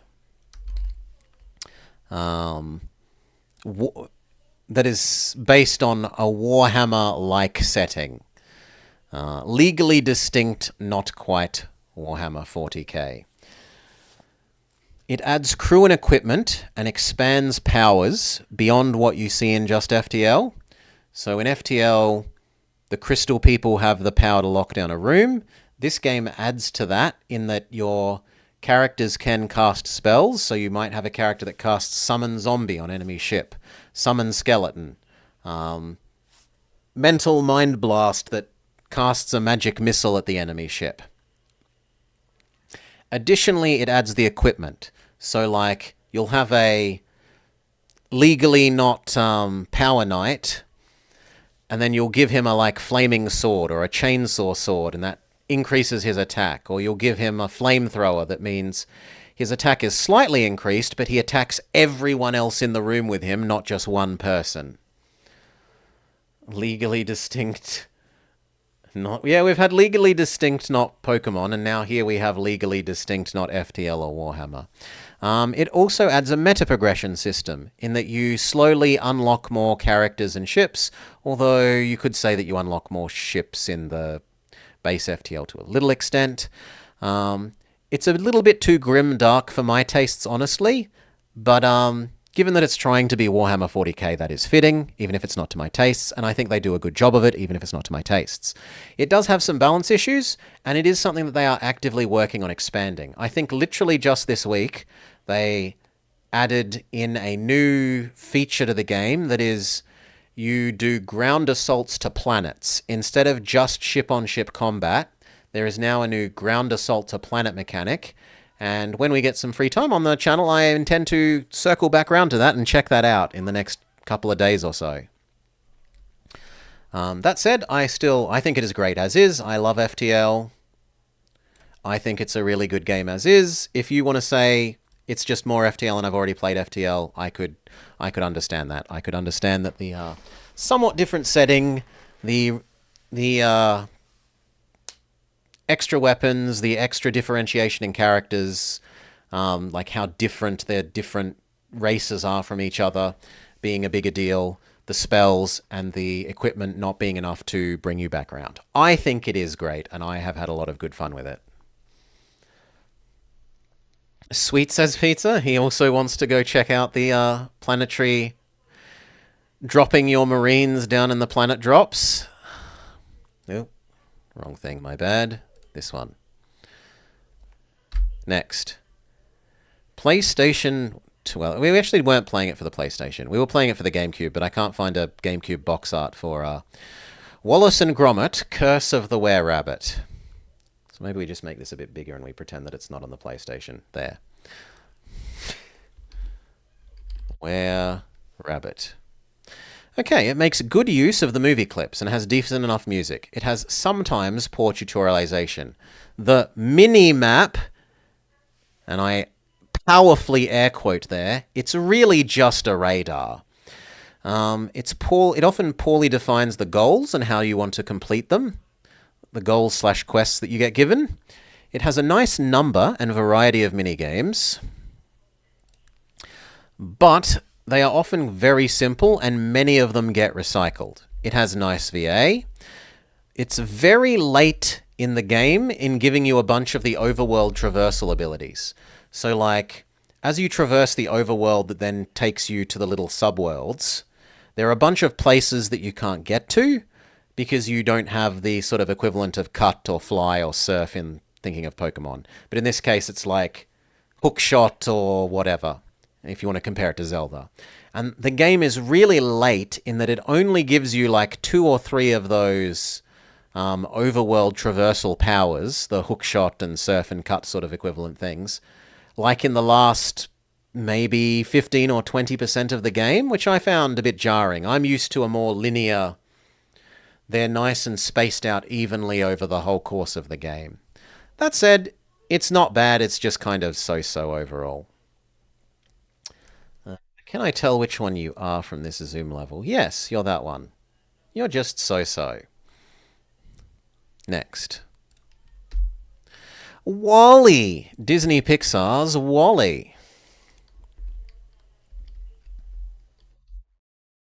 Did I spell it with an I? Did I use Disney?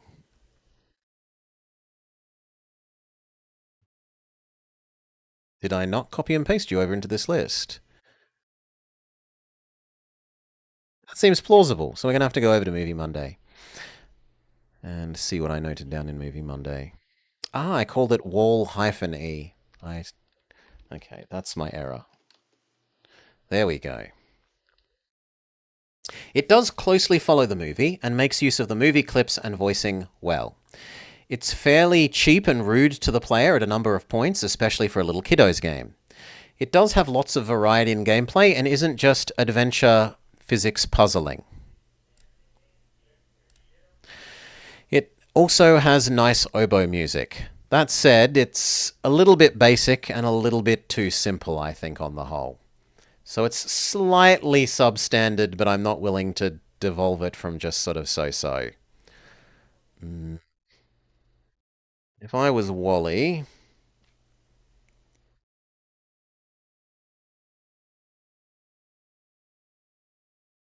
pretty sure it's that one.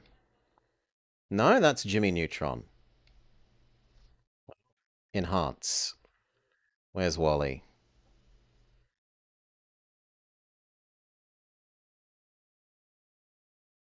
Oh, I still don't see it. Amazing. Well, back out to full size.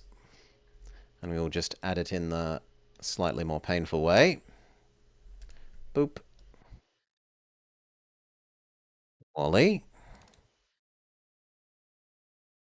You're just so-so, Wally. So many games? Yeah. About 120 games, Super Cheese.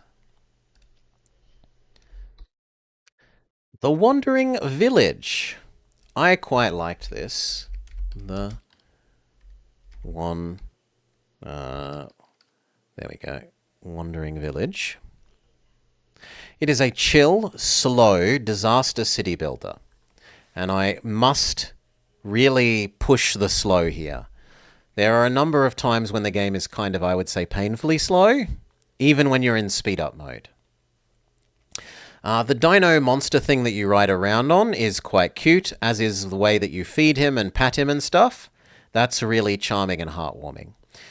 It provides you with a reasonable amount of pressure from the areas that you traverse your dino around on to, in terms of like the areas that you traverse through limit the resources that you get at a certain times. They mean that you don't get like water or food and stuff. They mean that you have to do extra cleaning up of the city and stuff. I quite enjoyed this. The main storyline isn't the strongest, but it's serviceable enough. And if you just sort of want a slow-paced, chill city builder that you play through a story of, not just a like sandbox city builder, although you can play in sandbox and infinity modes, I can recommend this. This is solid enough. I'm not willing to put it up into strong, but it's solid enough. Feeding the dino and patting the dino were super cute. Wasteland 3. This is an XCOM-ish turn-based tactics game, but in a Fallout-ish, but somewhat more wacky, universe.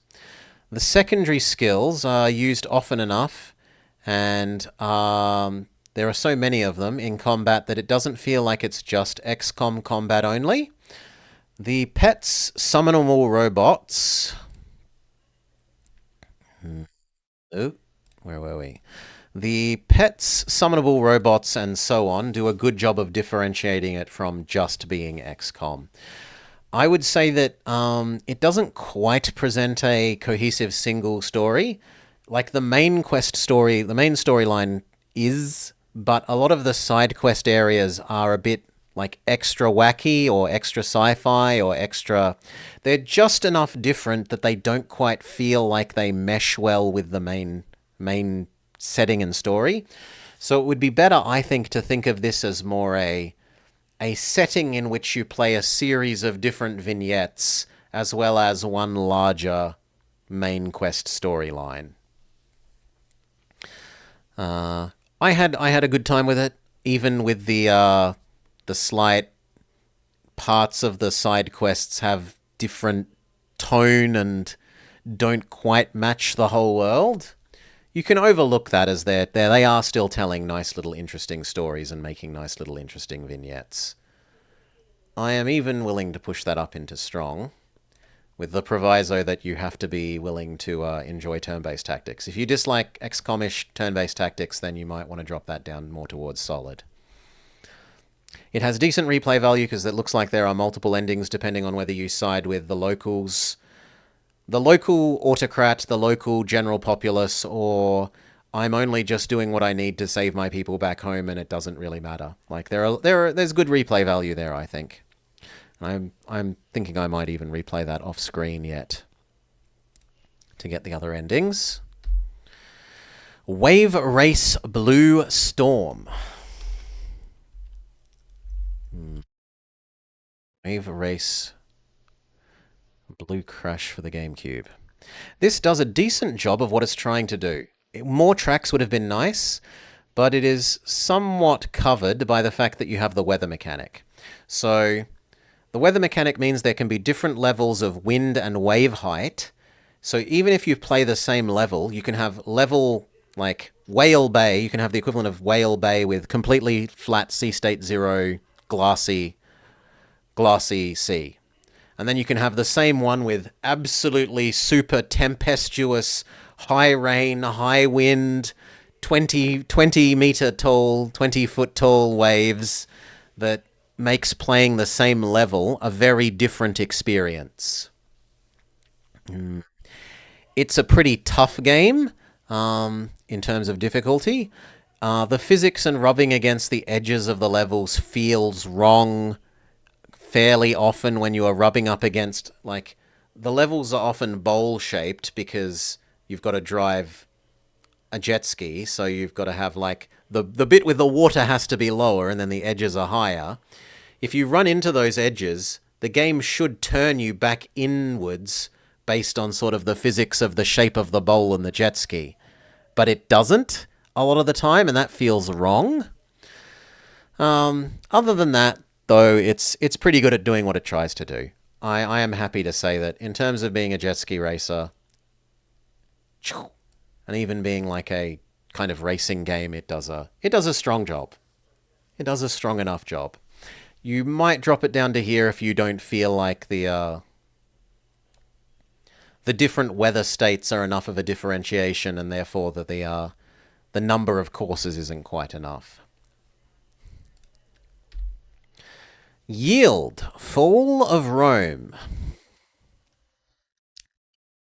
Boop. Yield, Fall of Rome. It's a fine, simplified Civ Light, is how I would describe it. The Lego meets claymation art style, but Roman theming.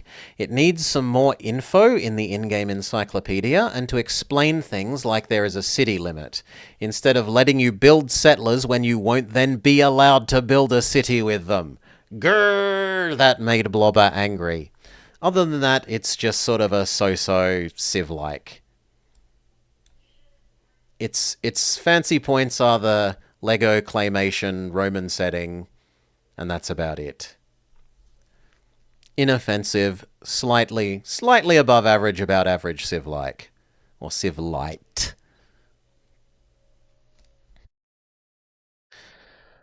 Oh no. The Yogi Bear game for the Wii. This is the most recent Movie Monday game, and not a favorite. It has bad 3D. It has bad 2D that looks like a bad Flash game. It makes you do blind drops because it doesn't have a look down or look up or look to the side ability. It has enemies that you cannot permakill and only stun. It has a horrendous forced stealth mechanic. The music is okay-ish, and it loops the same like 8 voice lines for Yogi dozens and dozens of times endlessly. You will get sick of hearing, "I love picking up picnic baskets," every time you pick up a picnic basket, which is sort of the equivalent of a Mario 64 coin here. Like, you are going to pick up a lot of these things, and every time you pick them up, it's going to play that same voice line, and you're going to get very, very sick of that voice line. It also did a poor job of following the movie storyline, which is womp-womp in terms of being a Movie Monday game, but in terms of being a game in general, it's just bad graphically, frustrating to play. It doesn't actually control the worst, honestly, for a Wii game. It controls somewhat well. Aside from the forced stealth sections. Those definitely need different controls. Those should probably be playing with a nunchuck or something. Not using the little D-pad and then it punishes you for a fraction of a second where the connection breaks. Anyway, Yogi Bear, you are a Dino Tier Crisis game. No question. Straight into the Dino Tier Crisis tier for you. Next. We're done! With Yogi Bear, we have reached the end. All the other ones in my little list are ones that we've already covered. Alright. Did I burn Yogi Bear? No. No, I have yet to burn Yogi Bear. So, once more, going over these. These are the games that we played for the year. Our superb games are Sonic Crossworlds Racing, which gets my personal game of the year, a kart racer. Dark Deity 2, a Fire Emblem-like, with lovely randomizer settings. House MD, which is a great experience. I wouldn't suggest people play this. I would suggest people watch other people playing this. It has some so good it's great, and some so absolutely terrible that it's terrible-tastic bits. And then Oblivion, which is a lovely, beautiful remake of a classic beloved game, nostalgia game. In the strong, we have Void War, Reus, Overlooting, Nine Kings, Dusk Falls, Batography, Bear With Me, Brigadine, The Murder of King Mir, He Is Coming, Klonoa and Klonoa 2, Unboxing, The Cryptic Killer, Lord of the Rings, the Second Age one, Madagascar, UFO 50, New Super Lucky's Tale, Pocahontas for the Genesis, Pokemon Infinity, The Santa Fe Murder Mysteries, Sacred Ground, Pokemon Pinball, Sapphire and Ruby, Billy Hatcher and Friends Sega All-Stars Racing, Wasteland 3, Summon Night. What's the subline for Summon Night? Swordcraft Story, The Elk Moon Murders, Santa Fe Murder Mysteries, Wave Race, Blue Storm. Then in the solid category, the above average but not heaps above average, Threefold Recital, The Last Case of John Morley, Five All Goes West, Age of Empires Mythologies, Asphalia, Fear, now renamed Panic at the Mansion, Banjo Pilot, Boktai, The Sun Is In Your Hands, Choo Choo Rocket, Duck Dodgers, The Duck Detective, Flotsam, Fossil Fighters Champions, Go-Go Beckham, Adventure on Soccer Island, Hurdling, Luck and Loot, Cold Shadow, Pingu, Pokemon Lazarus, Pokemon Mystery Dungeon, Pokemon Z-A, SpongeBob SquarePants, Battle for Bikini Bottom, Stuart Little 2, Railroad Tycoon 2 for the PlayStation 1, Sonic Colors, Sonic Unleashed, The Emperor's New Groove, and Wandering Village. For the decidedly average tier, we have Cat Detective Albert Wild, Disney's Bolt, Bonaparte, A Mechanized Revolution, Civilization Revolution, Defendin' de Penguin, Chocobo Tales, Fragile Dreams, Happy Feet, Hey Arnold, the Movie, the Game, Little Problems, Jimmy Neutron Jet Fusion, Looney Tunes, Back in Action, Portal Fantasy, Ratatouille, Smurf Racer, Sonic Lost World, The Lord of the Rings, The Two Towers, most of which isn't actually about the Two Towers, Wallace and Gromit, Curse of the Were-Rabbit for the GameCube. Ignore the PlayStation box there, I couldn't find box art for the GameCube. Wally, Yield, Fall of Rome. Then in the games that are just kind of a little bit shit, Arctic Tail. They're a little bit shit, but if you kind of want something in that field, you could get some value from them.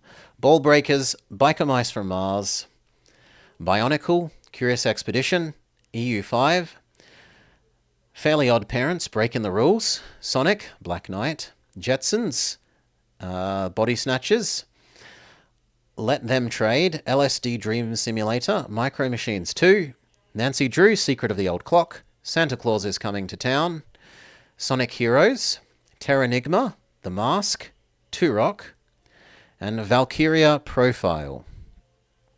Too bugged to call a game? I had one game-breaking bug for me that left me with an extremely sour experience. I'm not trying to misrepresent the game, and I'm happy to admit that people that played in Europe basically did not get the CB bug that I got. Unless you were playing in extremely Eastern Europe near the hordes, then maybe you could get that bug, is my understanding. But if you played the sort of region where 95% of players are going to be playing, if you're playing France, England, Italy, Germany sort of region, which is where the overwhelming majority of people are going to be playing, at least to start with, most of the games, then my understanding is the bug that I encountered isn't gonna be an issue there. I encountered it, and it was horrible for me, and it should not be in there. It's not excusable to say it only occurs sometimes if you're playing places that aren't Europe. It is definitely something that should have been picked up on and should have been fixed, and the game should not have released in the state that it did. But I don't want to misrepresent it either. So we did all those. Then the shitty category. These are games that are actively, really bad, and I cannot suggest that you play them even if you like the genre.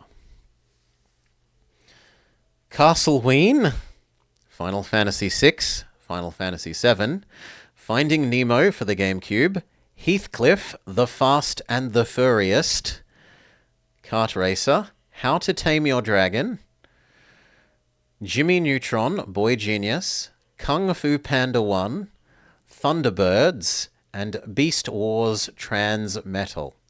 And finally, in the games that are so monstrously bad that they should be cast into the pit, never to see the light of day again, games that are so bad that we shouldn't use them to torture people, right? That it is a cruel and unusual punishment to cause people to play these games. Eminem's Kart Racing, James Cameron's Avatar, the game, Mr. Bean's Wacky World of Wii, Spider-Man Shattered Dimensions, Spray, Star Wars Episode 2 Attack of the Clones for the GBA, and Yogi Bear Wii. Thank you, everyone. I hope you have had a good time roasting the bad games and toasting the good games that we have played this year. I have had a fantastic time overall playing them, having a lovely time with you playing along, helping out, laughing at me when I make mistakes, etc., etc. Thank you all for spending the year with me. I wish each and every one of you a very not Merry Christmas, a Happy New Year. Like he says, is that you can't hear them, but people are starting to let off some fireworks outside a bit early.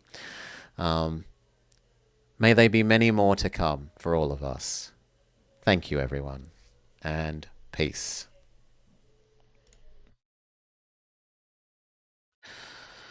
For me, there's 2.5 hours to go, yes, until people should be doing fireworks. People are being a little bit early. Okay. Almost 5 hours of really continuous talking has actually worn my voice out a lot. That, and Welly is continuing his Christmas cage match spectacular, and I have nothing but a complete want to both watch and support that. So I will be raiding everyone over into Welly, grabbing my dinner, I did good this year. Thank you, Pizza Nort. Yeah, and thank you for the New Year's wishes, everyone. I really do mean that. Everyone, have a lovely New Year's Eve. I'm going to go grab my dinner, well deserved, and sit down and watch Welly. Peace, everyone.